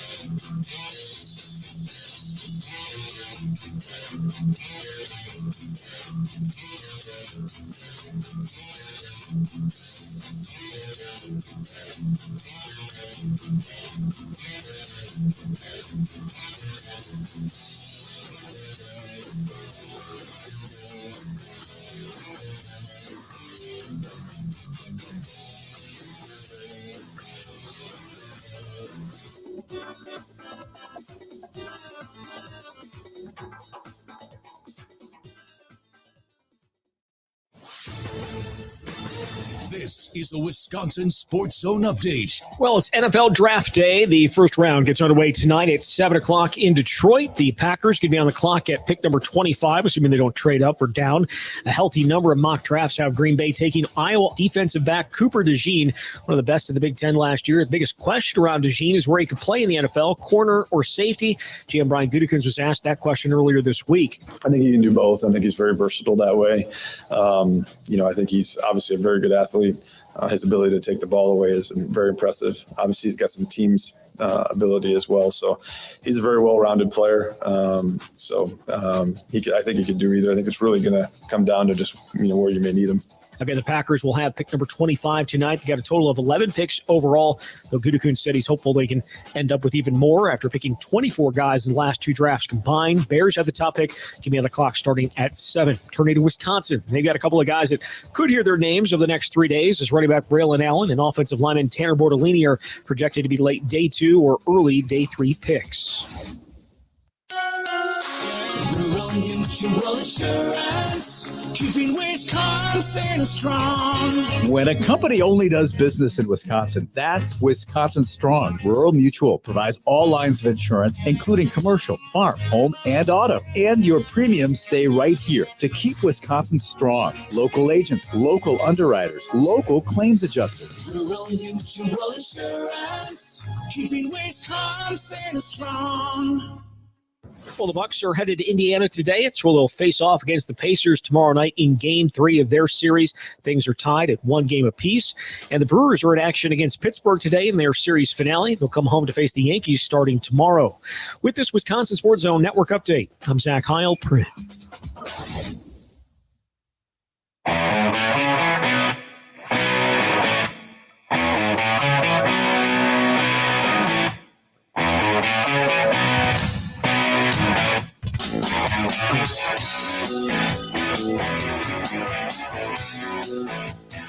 It is Thursday. It's April 25th. It is draft day for the NFL. Coming up bottom of the hour, Mike Clemens is going to be joining us from Green Bay headquarters, Lambeau Field. And Mike will give us a lowdown as to what to expect tonight. He is going to be here. I'm going to be here. Grant's going to be here. We are going to bring you pick-by-pick coverage of the NFL draft. When we hear that, we know what that means. So every time you hear it tonight, coming up on the NFL Network, we're going to give you the live podium experience as the commissioner is going to make the pick. And then we will discuss and then talk about the next team up on the clock, trades and such. We all know we're going to go down. We're looking forward to it. It should be a good night tonight. Oh, I'm getting kind of juiced. Getting excited. The NFL draft tonight. Right here on the Bill Michaels Sports Talk Network. Love it. Christmas Day for Packers fans. You get that new toy you've been looking for.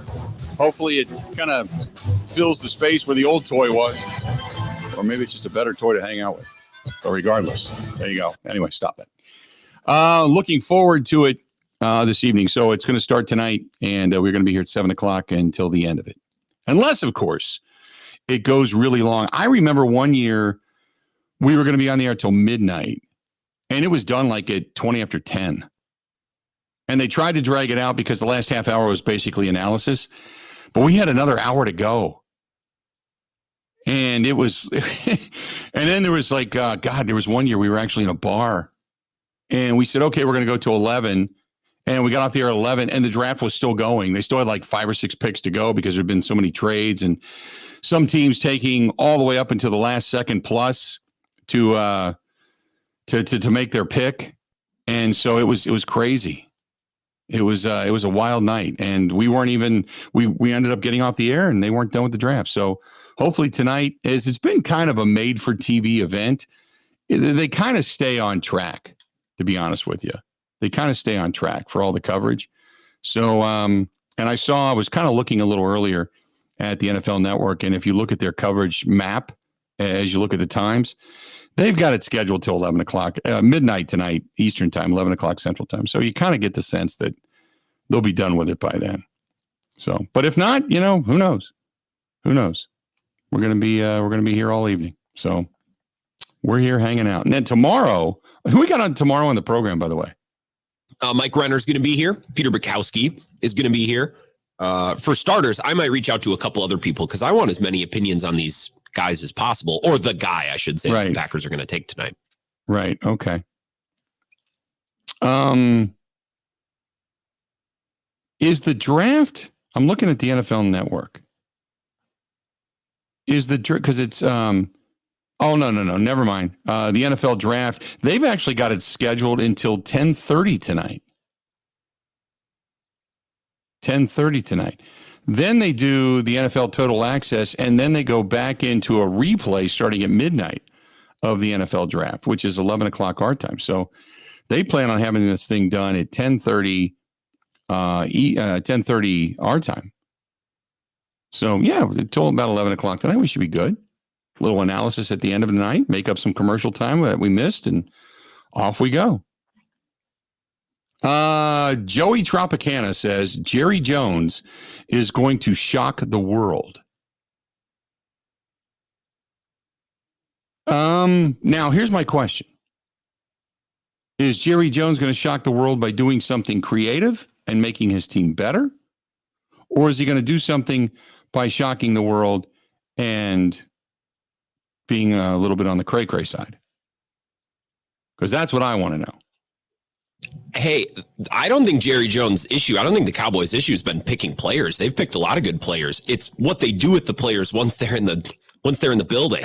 Like, why are we waiting until the contracts are up to sign Micah Parsons, CeeDee Lamb, Dak Prescott? Like, you're just letting the price go up and up. And yesterday's talk, well, I want to be an option quarterback. Yeah. Like, what's the option? You want to retain the option of letting CeeDee Lamb go for nothing? Doesn't make any sense. I don't know what that whole diatribe was about. I kind of understand what he's saying, but that as a businessman doesn't equate to a sports owner, which is why is the reason he hasn't had a ton of success when it comes to championships. He let Jimmy Johnson do it Jimmy got all the credit because Jimmy knew what he wanted. They made the trade. They got all the picks. They culminated that team together. Then Jimmy got fired because him and Jerry didn't see eye to eye. And Jerry wanted the credit. Jerry wanted to be in the limelight. Jimmy said, no, stay out of my way. Jerry fired him, brought in Barry Switzer. Barry Switzer takes Jimmy's guys, wins a championship. Jerry raises the trophy like it's his team, and he did his thing to do it, when in essence, he set his team on the path of destruction after the fact and has never been back to a championship since, and has, to be quite honest, very few postseason wins with the team that he's accumulated and the way he's done business. Businessman, tremendous. Owner, keeps his team in the limelight, but beyond that, sets him up for failure more often than not. So I don't know.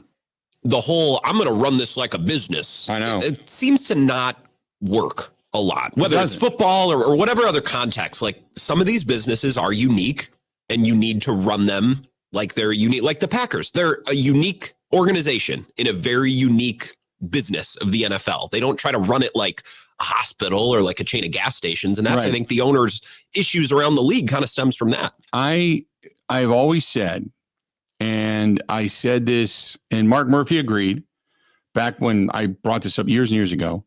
And I even bring this up with Mark Attanasio.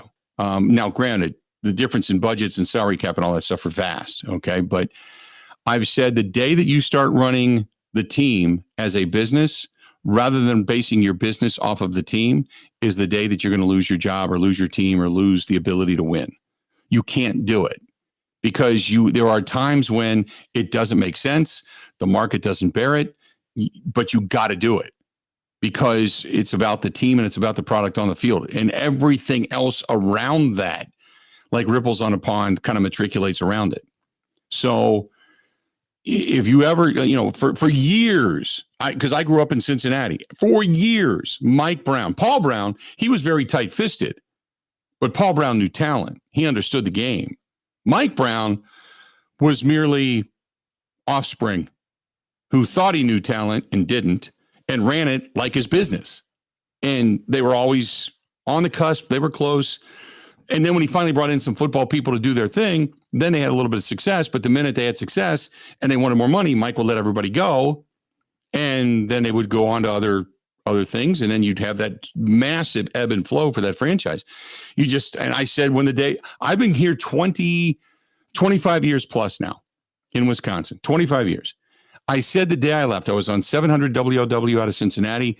I was saying goodbye to a lot of people that I was moving here to Green Bay, or moving here to work with the Packers, and moving here to Wisconsin. And I said, as long as Mike Brown is the owner and managing director of this team, they will never, ever win a Super Bowl. And I've been right. They haven't gotten close till they turned it over to Katie, because he runs it like a business. They are the epitome of that.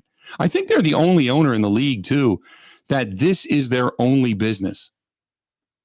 There is no other business. Kraft, we all know Robert Kraft owns Gillette and all other kind of entities. Even the Packers have other entities. They've got Titletown in the district, and their land, owners now and all that kind of stuff. Jerry Jones has Jerry World. You look at other entities like, what's going on in Chicago, they've got other entities. But I think Cincinnati's the only team that's their business. That's it. There is no other business. And that's the way they run it sometimes. So anyway, tonight we'll bring you all the fun and frivolity of the NFL draft. We're really looking forward to that. I got some people over on the text line. Bill, my pick tonight, Kool-Aid. Have a great show. That's Brett and Eau Claire. Brett, Kool-Aid. Got you down. The 715. Living the dream, Jeff says over in the text line. Good afternoon, Bill. Today is Christmas. Grilling out, great cigar, watching the draft, listening to you guys. Goody has no worries drafting this year. Best available, and has the picks to move around if need be. Living the dream, Jeff. Jeff, that sounds like a wonderful, wonderful evening. If it was warmer out, I'd do the show outside at the Tiki Bar. I'd do that. I'd join you, man. On the 715, seeing the Vikings hit with Addison, any chance they trade Jefferson away and get him out of the division for us? If they did, it would signify the full-blown rebuild. I think what they're thinking is keep Jefferson, keep him happy, get a quarterback, and you can still have a good shot at running this thing back. I think you can still have a good shot at running it back and at least being competitive. 877-867-1670. If you want to hit us up there, you can. Also, this is, let's see here. This is a long text out of the 608. Bill, I laugh that so many people forget what Goody says in years past. You've touched on it a little bit, but premium positions compared to the depth in those positions in the draft. With such a deep draft class at offensive tackle and Preston Smith's contract situation after this year, and switching to a brand new defensive end and edge rusher feels like a higher need going forward. Angabari out probably all of next year. Gary's still not a guarantee to be back to his old self after his injury. I like the idea of Chop Robinson or Jared Verse and getting Edgerrin Cooper an offensive tackle or DB in round 2. Would not disagree. Although, let me say this. If that value for the edge rusher is there, you take it. But what we want and what the needs are versus what the actual value is, you got to remember, it's like Goody's got so much money. Okay, this is the best way to think of this. He's got money. He's got it in his hand, and he's got so many thousands of dollars for the first and second round. You want to purchase a guy that's worth that amount of money. You don't reach for a guy because he's there. You know what I mean? So if a guy is projected lower end, say third or fourth or fifth on a depth chart, in say the mid second to low second round, you don't spend $50,000 to elevate that guy. You know, you see what I'm saying? So I think depending on the level of talent and where they have them rated is where they will spend their money to go get a guy or to stand pat. Or even if a guy, say they have this guy more rated and as a second round guy, a high second round guy, and he's there, but there's other higher end guys worth the $50,000 sitting there. I don't care who it is. I think they might go after him. I think they might go ahead and try to get that guy. But good point, though. Good point. 877-867-1670. We got more coming up. Stay tuned. We got Mike Clemens joining us coming up here at the bottom of the hour. Don't go anywhere. Our buddy Dwayne, D-U-A-N-E, Dwayne'sCoverItAll.com. That's Dwayne'sCoverItAll.com up in Wausau, whether it's a boat cover, upholstery, bimini top, custom cover, travel cover, gym equipment, office furniture. I can go on and on and on and on and on. Go to Dwayne's, D-U-A-N-E-S, Dwayne'sCoverItAll.com. That's Dwayne'sCoverItAll.com. Call him 715-870-2119. 715-870-2119. He does fantastic work. 715-870-2119. Great work. Great guy when it comes to being able to work with you. And big jobs, small jobs, whatever it may be, he can get it all done for you. Again, that's Dwayne'sCoverItAll.com. 715-870-2119. Covering Wisconsin sports like a blanket. This is the Bill Michaels Show on the Wisconsin Sports Zone Radio Network. Beautify your entertainment space with Pella Windows and Doors of Wisconsin. Hi, this is Gina Della from Pella. Turn your ordinary space into something extraordinary with brand new Pella windows. The luxurious look, sleek design, and custom colors available is guaranteed to give your home the extra pop to entertain and keep you comfortable. At Pella, we see windows differently. We have the highest rated energy efficient products and a complete range of durable, functional, and high quality products that bring out the best of your home. Plus, getting the perfect windows and doors for your home has never been easier. Right now, get 0% interest for up to 36 months. Or no down payment, no interest, and no payments for up to 18 months if you book before April 30th. That's right, get 0% interest for up to 36 months, or no down payment, no interest, and no payments for up to 18 months. If you book before April 30th, take ownership of your living space and make it a place worth living with Pella Windows and Doors of Wisconsin. Suit up for the $800,000 Sports Car Series at Potawatomi Casino Hotel Milwaukee. April through May. Score free play, cash, one of 4 new Toyota GR86s or a new Toyota Supra. Play with your club card to earn entries. 5 times the entries on drawing days and when the Milwaukee Brewers play at home. Got what it takes? Slugger, only at Potawatomi. For more details, visit pacebig.com/sportscar. Must be 21 and a club member to play.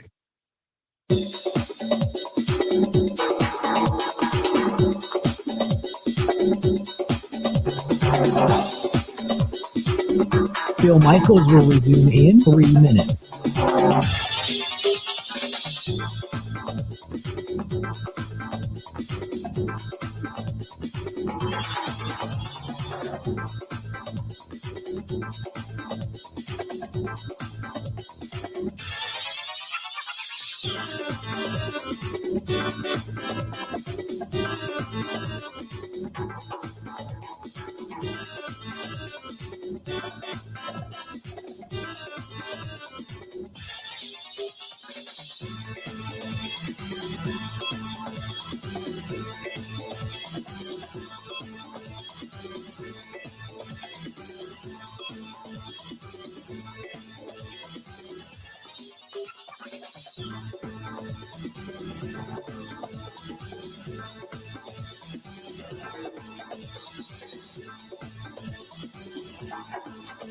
Bill Michaels will resume in 2 minutes.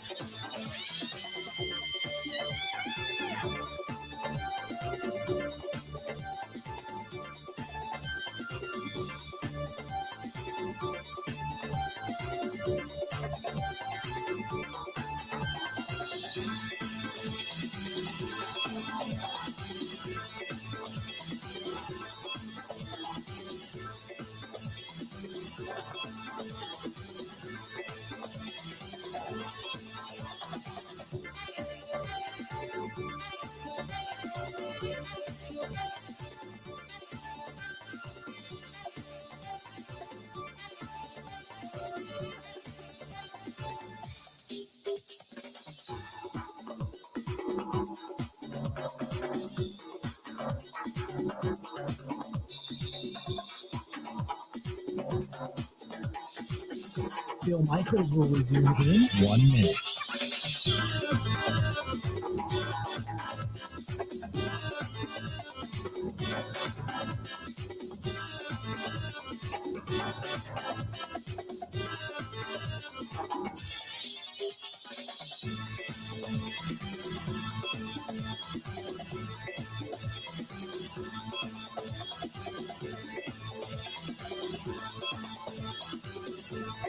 Bill Michaels will resume in 30 seconds.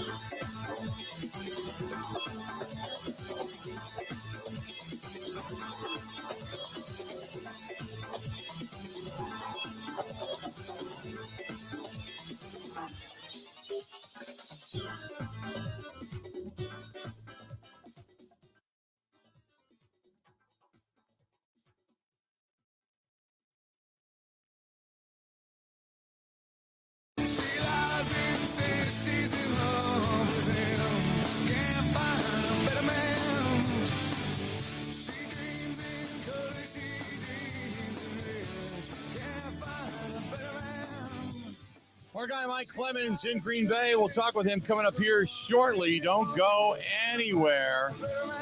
Yeah. Looking forward to it. Our friends at Pella Windows and Doors, they've got that deal going on. And just in case you didn't know, we've been talking about it. But they've got a deal right now where if you look at their products, obviously, and you're thinking about windows, you're thinking about doors, you got an option here.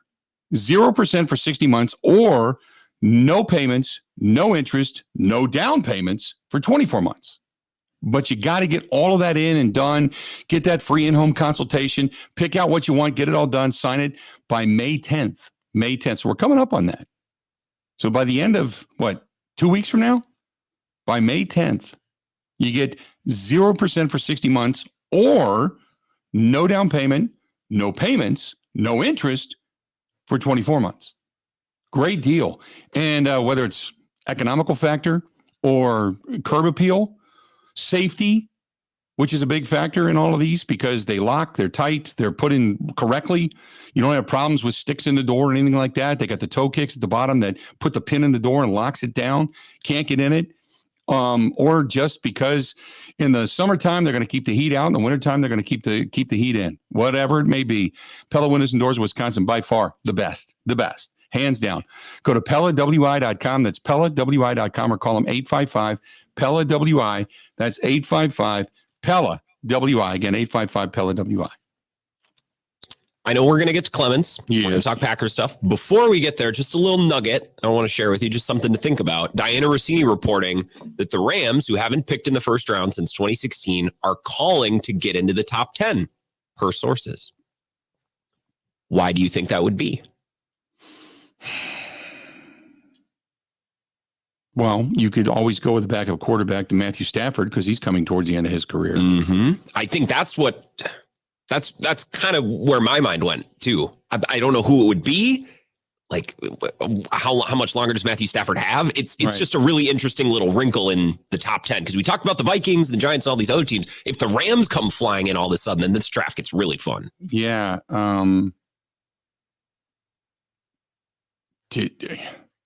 Top 10? They talking Bo Nix? I wouldn't. I mean, I wouldn't picture Bo Nix in the top 10. Here's what's weird is that if the Rams want to stash a quarterback for 2 years, if they want to do what the Packers have done, right? The Packers did it with Jordan Love, who was really raw and he needed the time. The two quarterbacks that are kind of in the bottom of the group for the first round are Penix and Nix, and they've played more college football than anybody. Those two guys they're kind of ready to go because they played so many games. So I don't know what you gain by sitting those guys for 2 years. Now Penix, they probably have seen, obviously, because he's a Washington guy. So he's an East Coast too. Guy. Yeah, well, Knicks too. Yeah, now that I think about it, yeah. But in the top 10, could they be looking to add weapons? That maybe they're either looking for an offensive tackle to protect Matthew Stafford, or looking for a pass catcher. Dunze out of out of Washington as well. Another Pac-12 guy. Yeah. Or maybe they just want an awesome tackle. Maybe they're like, hey, we're going to fire one bullet in the draft and we want our guy. Maybe it'd be a little rich. You'd be paying a lot to get one tackle, but maybe. Yeah, because remember when, their big left tackle right after the Super Bowl, he retired. Whitworth, yes, thank you. He retired, and they've had trouble trying to fill the bill there. So are they looking for Joe Alt? Because Joe Alt's picked to go like in the top 10. The kid out of Notre Dame. J.C. Latham, maybe. Maybe they go in that direction. I mean, if they're truly trying to get into the top 10, you got to assume it's for a quarterback. But I don't know if I'm jumping to the top 10 to get a quarterback when I have one for the next couple of years. But, with it being this deep, maybe one of those guys, Penix or Nix, they'll be there. So maybe that's what they want to do, is they want to do it now when you don't have to. I know if I'm sitting there as Matthew Stafford thinking I got a couple of years left in my career, I'd like to win one more, and they're going after my backup, much like Aaron Rodgers was feeling when they drafted Jordan Love. I mean, I would understand that, but yeah, you kind of wonder if that's true, what the rumors are true that Diana Rossini's talking about. Like, you wonder what they're thinking. I'll say this, though, with all these teams talking about trading up, boy, I tell you what, no longer is it just going to be a couple of first-round draft choices. I'll tell you that. It's going to be at least 3, maybe more, or at least 3 and a couple more draft choices on top of it to get in if you're going to try to bump up. Because just the sheer amount of the market's going to dictate. If you've got all these teams wanting to move, if you're one of those teams in the top 10 that doesn't need a quarterback, you're kind of sitting in the catbird seat. Well, that's another thing. The Packers traded up. They gave a 4th to move up a couple of spots at the end of the first round to get Jordan Love. That's not.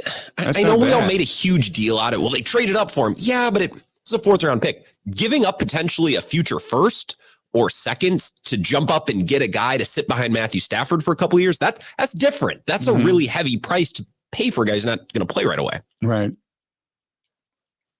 Yeah. Well, that's an interesting rumor. And again, this could be just a rumor. We get caught up in the quote subterfuge, if you will, of this. So I thought Sal Frelick went yard. About 10 feet short. Brewers still trailing 5-4 after 6 innings. Okay. Let's do this. We'll take a quick break. We'll come back. And then when we do, Mike Clemens is going to join us. He's going to take us the rest of the way. So, that's an interesting thought that if they're going to move up, who specifically are they going to move up to go after? So 877-867-1670. If you want to find us, that's the way to do it. Otherwise, Mike Clemens is going to be joining us this portion of the program. Brought to you by our friends over there at the Social House, Haus, West Lisbon Road, Menominee Falls. They have got great food. They have got music on the weekends. If you want to watch the draft, you want to watch the Brewers game, you want to watch the Bucks game, they got it all on the big screens all over the place. There's TVs everywhere in that place. Renovated. If it's nice out, up go the garage doors, bringing the outside in. It's a wonderful, wonderful space. West Lisbon Road, Menominee Falls. Check out the Social House, Haus. And then the news is Dan Della, who's the owner of Social House, is taking it to the lake. And they just bought the Panga Bar over on Upper Nemaben. So if you're over on that lake, now it's going to kind of remain the same this year. Then after this season, they're going to open it up, gut it, and bring out the garage doors out of the back of that place, put you right there next to the water. It's going to be beautiful when they're done with it. I can't wait for next year. But right now, Social House on West Lisbon Road, Menominee Falls. Then you've got the Panga Bar that is now open too, and they're doing the drinks right there on the lakefront, and Dan Della owns that one too. So either place, you can't go wrong. Stay tuned. More of the Bill Michaels Show. Mike Clemens joins us next. Covering Wisconsin sports like a blanket. This is the Bill Michaels Show on the Wisconsin Sports Zone Radio Network.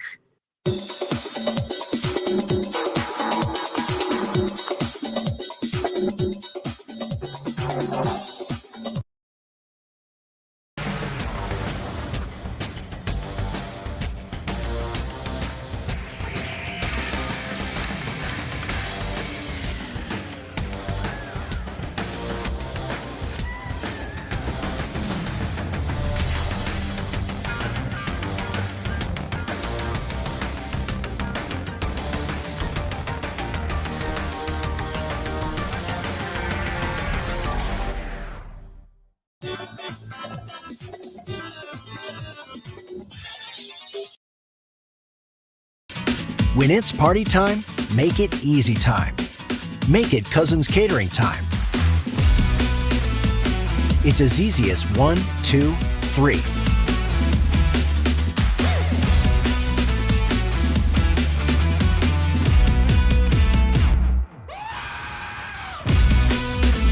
So when catering counts, count on Cousins. Cousins Subs Catering. We believe in better.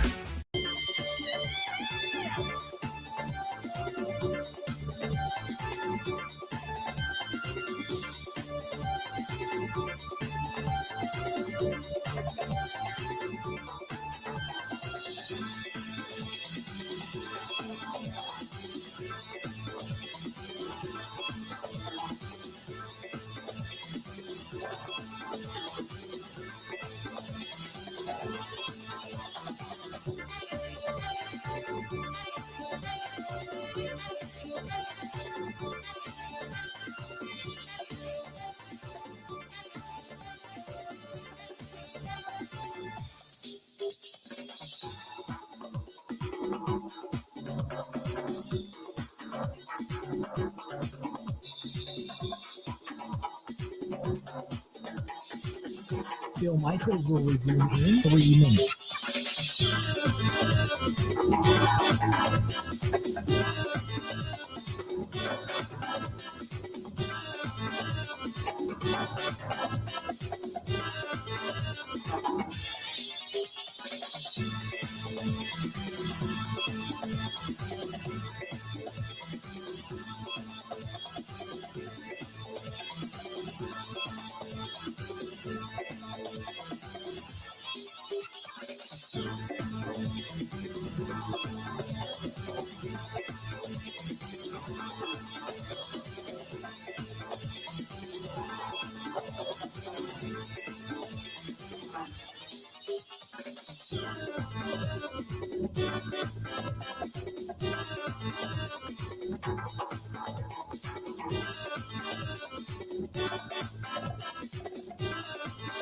Phil Michaels will resume in 2 minutes.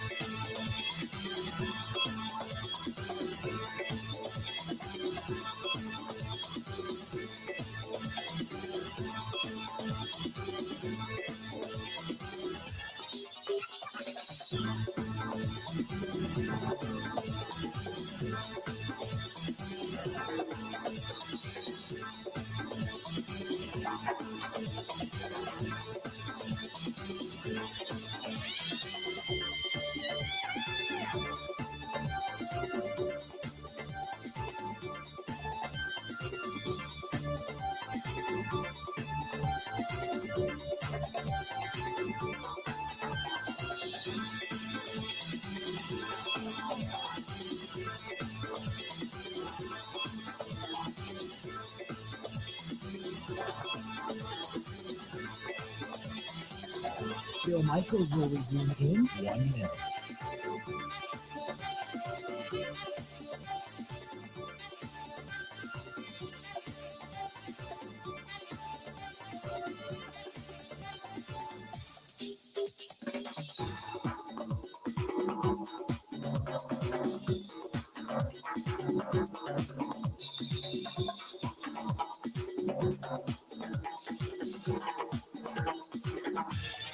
Phil Michaels will resume in 30 seconds.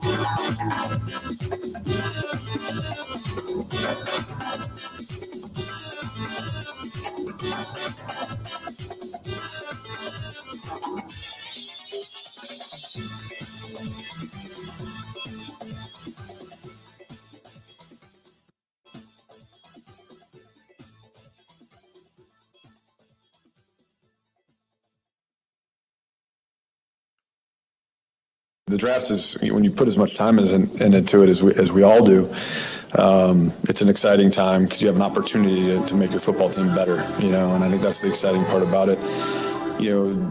I think there's a perception out there that there's conversations and debates and stuff while the draft's going on there. For us, that's never really been part of it. I mean, those things have happened, prior. It's really just more about just kind of seeing how it's falling, and I guess it depends what's in front of me, right? It's we have a pretty good way we work together, so I think it's pretty boring, to be honest with you. Good to have you back. Brian Gutekunst, yeah, we don't scream and argue and yell. That's already done. Come draft day, we're just kind of hanging out, man. Letting the board come to us. Mike Clemens joining us on the High Line, always brought to you by the Bay Motel in Green Bay. Bay Motel, quiet, cozy, comfortable, and great for a family stay. Great for, dinner at the Bay Family Restaurant. You just want to get some good stick-to-your-ribs stuff. That's our friends at the Bay Motel in Green Bay. Quiet, cozy, comfortable, and perfect for the family stay. The Bay Family Restaurant open 7 days a week on South Military Avenue.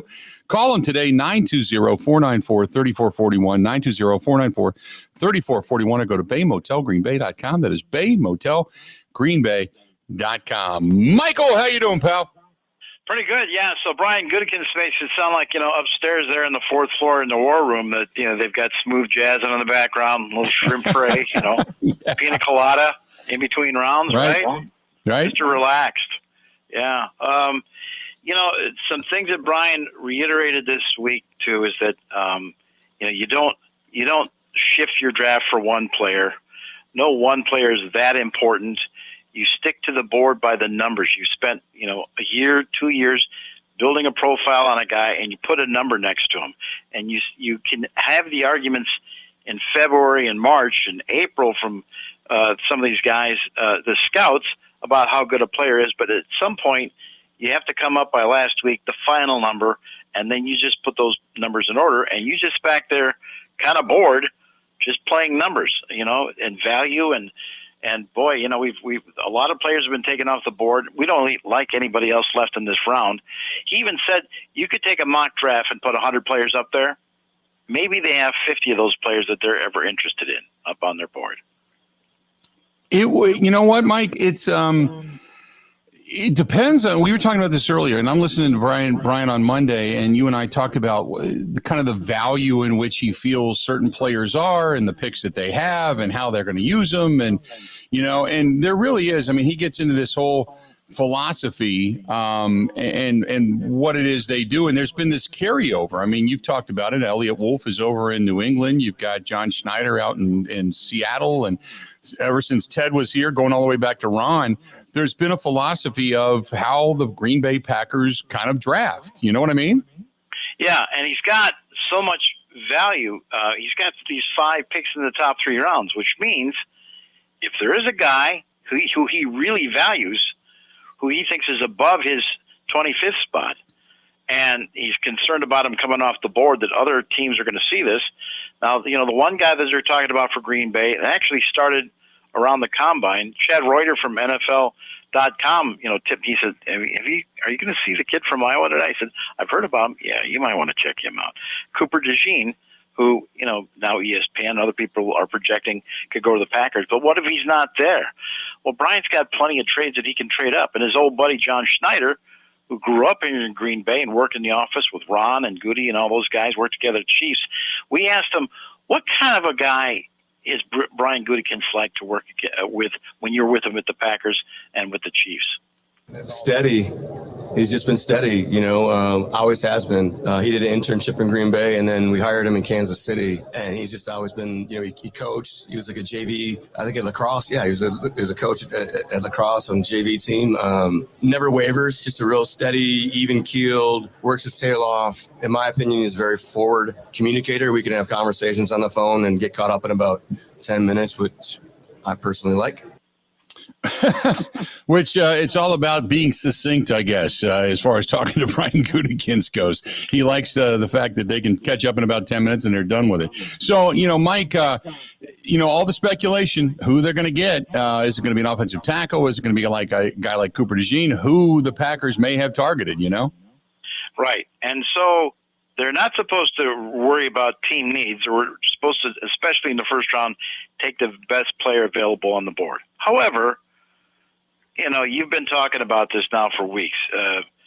Is the greatest need at safety? Someone alongside Xavier McKinney? Because the other guys they got back there are just guys. Anthony Johnson's the guy they drafted last year late in the draft, and he showed up and did some. Jonathan Owens has moved on in free agency. He was just a guy anyway. There's other needs that we can talk about. Hey, maybe they need another inside linebacker because Devondre Campbell's not there. Who's going to be alongside Quay Walker? Is it going to be Isaiah McDuffie? You got Enigbare, one of your top pass rushers. He won't be there this year because of the ACL he had late in the year. Maybe you need someone else. And Preston Smith ain't getting any younger. Maybe they're going to take an edge guy in the first round tonight. Or they get this Iowa safety, Cooper DeJean, who 6 foot, 205, tough as nails, man. He's so impressive in person. Harrison Smith, Christian McCaffrey, those are the things I wrote down listening to this guy because I've gotten a chance to interview those guys when we cover the Vikings or a Super Bowl, that kind of thing. He's so tough that he can play safety, he can play corner, he tackles tough, he gets interceptions, he gets the ball back. Then they make him a kick returner. He's good at that. And then when Kirk Ferentz offense was depleted by injuries last season, they put him over on offense to run some plays. That's how he snapped his fibula in a freak play toward the end of last season. He couldn't run at the combine, but here's an idea why he decided to commit to the Iowa Hawkeyes in Iowa City, Iowa. Yeah. I grew up in Iowa, small town, 900 people, Oldie Bowl, Iowa. So I grew up an Iowa fan. Iowa was always my dream. Growing up as a kid, you going to games there. So getting to put on the black and gold was a dream come true for me, and I've enjoyed every second of it. Coming from a small town as well, like you were talking about. That means a lot to me. I take a lot of pride in that. Just having this opportunity on this stage, being able to have the opportunity to play at the highest level, just being an inspiration for those kids back home who may look up to me, just showing them that this is possible, and if you put the work in and day out, you can create opportunities like this for yourself. You know, Mike, I hear nothing but good things about Cooper DeJean, and it seems like every time we fall in love with a player, we really look at a guy that's like, this guy fits what it is you're going to do. They don't pick him. It's like something else. So, we keep thinking, well, it's going to be a secondary guy. They got to do it. But you just don't know what value Goody has on some of these guys. It could be an offensive lineman. Yeah, and and CBS, by the way, has got the Seahawks, those two buddies, Schneider and Gutekunst, trading that Gutekunst would be able to trade up and get the Seattle pick, and Seattle would get some extra picks out of it, and they'd still be able to get a corner for him. So then you get to the next situation about need, and the fact is, when you're talking about value, it's hard to find good offensive linemen, and they're so important to you. So you've lost David Bakhtiari after one game last year. You had the competition in season between Yosh Nijman, who's now moved on in free agency, and Rasheed Walker, who was on the tailgate tour. He's the left tackle for now. He could be beat in camp if you get the right kid, right? Mm-hmm. Or maybe you move somebody around. I don't know. I don't think there's a free agent that they've signed this one free agent, Dillard, a former first-round pick. He's just a guy. He's a backup with some experience. Zach Tom is a guy that they're high on, and they're talking about, well, what if we were able to move him to center? So it sounds like the need is there at offensive line, and they always are looking for guys. So one of the guys that might be there on the board at that part of the first round could be this Amarius Mims from Georgia. And, we talked to him at the combine. He's 6'7", huge, though, 340. Now, he looks like your typical, appliance at right tackle. He's not very quick, 340 pounds. It's hard to get around him. And we talked to him about him. Does he think he could play left tackle in the NFL? I'm gonna be honest with you. I feel like as you play like right tackle or left tackle in college, you are a tackle. I feel like you have to be ready to play both because you never know what might happen. Like you can get drafted, you can play all your snaps at right. And next thing you know, at the league, you'll be a left tackle. So I feel like you got to be ready to play both, honestly. Got to be ready to play both. And you know what? I appreciate that. I mean, it's a guy that says, look, I can play either side. I'm good to go. Now we know there's an art to it, left side versus right side. It does take a little bit of, body and muscle memory to switch like that. You got to be very versatile. But yeah, look, I love a guy that says, anywhere you need me. But that's the way the mentality is, Mike. We were talking about a guy like Zach. You saw Zach Tom. He came in as a guard, went to tackle. Then from tackle, they started, putting pressure on Josh Myers, saying this guy's even a great center. And he could be a versatile center. If they find themselves a tackle, they can move him inside. Packers love versatile guys. Yeah, and the key to being a great lineman is the footwork, particularly if you're out there at left tackle. Balaga ended up settling at right tackle, but sometimes teams would challenge him, like when the Bears put Khalil Mack right up against him. And then, throughout the game, Balaga figured that out. So with Mims, that's 340 pounds. That's a right tackle. But this Guyton kid, Tyler Guyton, out of Oklahoma, he was a basketball player, so he's got pretty good footwork. He's at 322 pounds. If there's a guy that could maybe adapt to playing left tackle, it could be him. Now, he's been playing right tackle, so we asked him at Combine, does being a basketball player help, and could you switch back to the left side? I felt good. It's just something I got to get used to, get adapted to. I haven't played left in a minute. Can get back into the groove anytime I wanted to. But I think the biggest thing is definitely having quick feet, being light on your feet. Basketball definitely translates to football in that sense. That's probably the biggest thing possible. And being able to stay in front of the defender. I just got a repetition at it, practice. And let me ask you this, man, because Guyton is a big dude. I mean, he's a mountain of a human being. So, you would love the fact that he can switch. They've got a guy on the roster, Mike, and I wanted to ask you about him specifically, and I forgot to the other day. They got Caleb Jones. Caleb Jones. Yeah. 6'9". Yeah, he's huge. He reminds me of Phil Lodeholt, but last year he was a healthy scratch pretty much the entire season. What do you see them doing with him? He's been injured. There's another one, too. Luke Tenuta, 6'8", 6'9".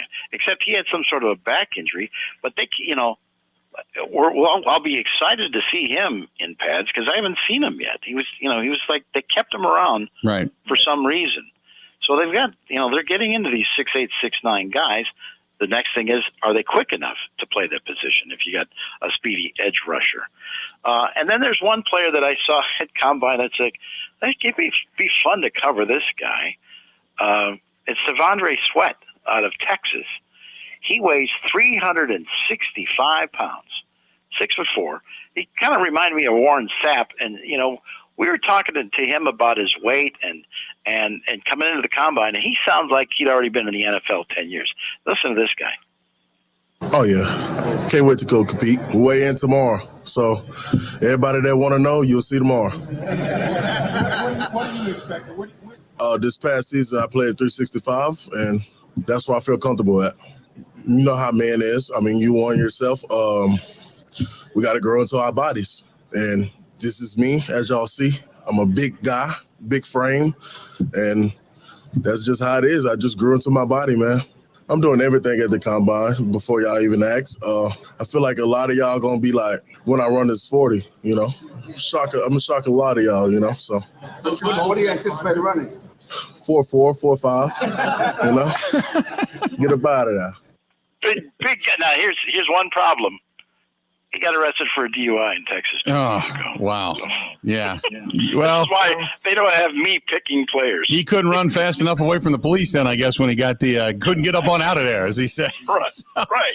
We're going to take a quick break, come back. We got a lot more with Mike Clemens. Don't go anywhere. This is a portion brought to you by our friends at Stoley's Hog Alley. Stoley's Hog Alley, they're in Oconomowoc, right there on Venice Beach Road. Also, Stoley's Old 109 in Watertown on County Road don't forget, great fish fries, great atmosphere. All the TVs are going to be on, especially tonight, tomorrow, watching the Bucks Brewers game over the weekend. Great place to go. Fish fries are fantastic. Stoley's Hog Alley in Oconomowoc in Summit, and then you've got Stolzo 109 up in Watertown. More of the Bill Michaels Show is next.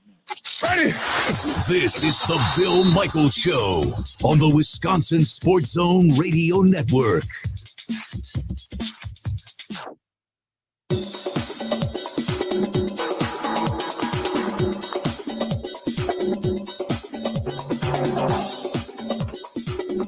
Bill Michaels will resume in 3 minutes.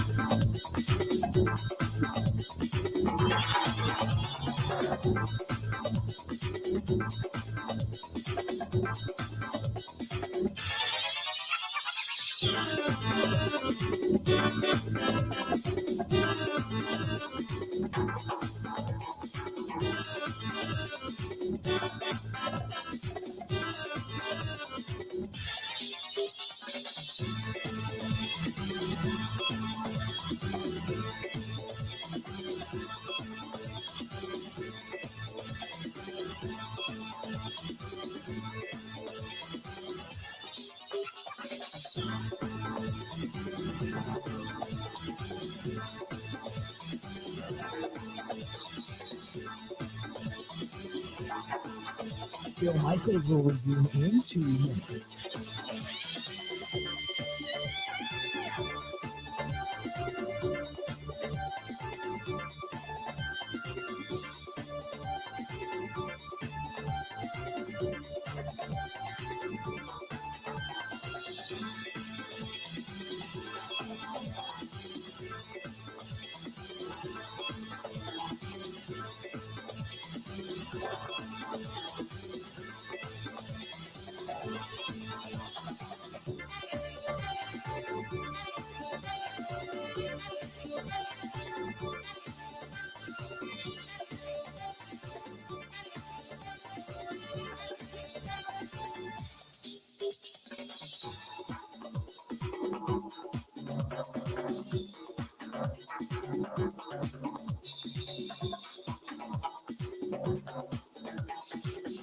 Bill Michaels will resume in 1 minute.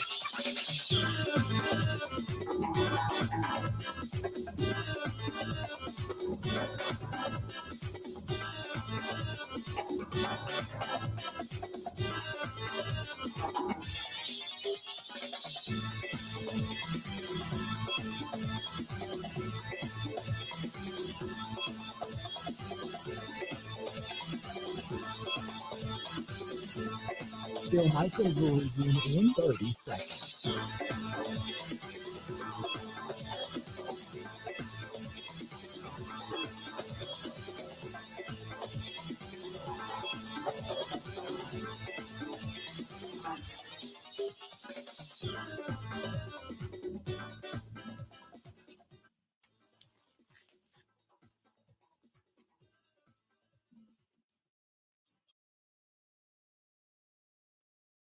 the Bears was an 8-9 team last year, I believe, and 7-10. Sorry, and that's pretty good for a team that has the first pick, and they got a good defense. They got good players on offense, and it's pretty exciting. If you could go into a situation like that. That's just cold. I don't care who you are. Caleb Williams talking a little bit about the team that's about to draft him. And well, he may be able to turn the franchise around. Who knows with that new stadium on the horizon? But Caleb Williams had a few misses there. Mike Clemens joining us on the hotline, kind of taking us the rest of the way. And Caleb Williams is the guy that everybody believes, Mike, is first and foremost. It's a foregone conclusion. He will be a Chicago Bear. Well, man, it's such a risky business at quarterback. But, like NFL.com and Daniel Jeremiah, their top scout, he's already saying, 6 of these quarterbacks go in the first round because people are so desperate for a quarterback. They'll take players that really should be somewhere in the third or fourth round and throw them into the first round. And you think of guys that, are big talkers like Johnny Manziel back in the day. It was exciting to watch runners scrambling all over the field at Texas A&M. Or Baker Mayfield, was very cocky. Well, it's taken him 5 years to finally look like a legit starting quarterback. Also helps with who you've got around you as a team, as a coach, and all that. That's got to hurt. But then I got to think that Ryan Poles, the GM, is up at night because a really good kid, a nice kid from BYU, goes number 2 overall, and the Jets are trading away Zach Wilson for a bag of footballs. Right. I mean, to the Broncos. It's just that's because, and then when you think about, here is Caleb Williams from USC, and we ask him, at the combine, what do you weigh? It's the first time I'm hearing about my height and size. I'm around Aaron Rodgers' size and maybe weight too. 215, 220, and 6'1", 6'2". Whole lot of dominant quarterback play? No, not at all. I don't compare myself to the other guys. That's there, been there. I think I'm my own player, and I tend to like to, create history and rewrite history. Create history and rewrite. I mean, he's got a lot of confidence for a guy that hasn't taken a snap in the NFL yet. Yeah, well, that's it. I mean, that's it. Yeah, and you can watch his tape, and he makes some amazing Mahomes-like plays. And there's also times where he's undisciplined and, ends up losing 17 yards on plays because he scrambles too much and he doesn't stay in rhythm. I mean, I like quarterbacks to still look like Kurt Warner, Right. Stay in the pocket, learn to play. And then if you can scramble out afterwards, I mean, that's what you'd like to see coming out of college. They're just not, some of these guys that scramble around in college, who knows if they can really do that and pull it off in the NFL. And then stories come out about Caleb Williams, do you know he paints his fingernails? Did you see that? And then, right. And then people say, yeah, well, Chicago fans also put up with Dennis Rodman, in the night. Just as long as you're winning games, show up to work whatever you'd like to, just as long as you can win. So we know Caleb Williams is going first, Mike, and we're kind of hoping as Packers fans that goes down in a dismal ball of flames. I do got to ask you, because did you look at the new renderings of what may be the new Soldier Field? I did, and is this a joke? Because to me, the smart thing for that organization to do is like all these other teams we've talked about on this show, like the Green Bay Packers, the Patriots, the Dallas Cowboys, own all the real estate around your place, like the Chicago Cubs, because that way you can own all these stores and all that. If you're back downtown, you're limited. It's between you and the lake. You can't expand on that. Yeah. And so, in other words, they say, yeah, it's going to cost $4.6 billion to build this. And, hey, Illinois, you guys have to pay half of it. Yeah, that was the interesting fact that they were going to not ask for the full boat, but they were going to ask for half of it. And I still don't understand why they're considering downtown if indeed they bought Arlington and they could own all that property and all the land around it and do all. We had Brad Biggs on and said, you don't spend that amount of money on buying Arlington if you're not going to do something with it. I don't get it. I think it's slip of the hand. I think they're trying to pull a magic trick. I think they're going to say, well, see, we said we were offering to pay half if we had to stay in the lakefront, but you guys have had this locked up in politics now for 2 years. We've got to move on to Arlington. I think that's what it's all about. Yeah, I probably would agree with you. I still think they're going to end up out there, but it was a beautiful rendering, and I will say it was nice the fact that they've got a dome, and you and I can actually sit in a press box that wasn't a makeshift, oh, by the way, hell, I forgot about it type of press box. So it's all about us. We all know that. So far, the McCaskey family's only spent about $5,000 on a pretty PA. Okay? It's a mural. Right. It's a mural that'll be hanging in the offices in Arlington. Yeah, that's it'll be the same stadium. It'll just be somewhere else. It won't be there. Right. So. Right. The renderings are beautiful. Mike, real quick, give us what you got going on tonight as you sit inside Lambeau Field and you kind of mill around. People ask, why aren't you in Detroit? That's where the draft is. Right. My answer is every year, because I get to talk to Brian Gutekunst about who he just picked, or the scouts. Or, I get to hang out with my buddies that cover the team, too. So that's a nice thing, too. But there's nothing for me to see in Detroit. It's a stage with maybe 30 players hugging Goodell and getting a jersey. The rest of the action is here, just downstairs from the War Room. The Packers is what this team's going to do tonight and this weekend in the draft. It all begins 7 o'clock tonight, our coverage. Mike will be in Green Bay. Grant's in the studios. I'm here. Mike, good to talk to you. We'll talk to you tonight. Thank you, guys. See you, pal. There you go. The great Mike Clemens joining us for a couple of minutes. That's going to do it for us today, for a little bit anyway. Grant goes on the air from 4 to 6. We'll be back on the air at 7 o'clock Central Time. We will bring you the entire first-round pick-by-pick coverage of the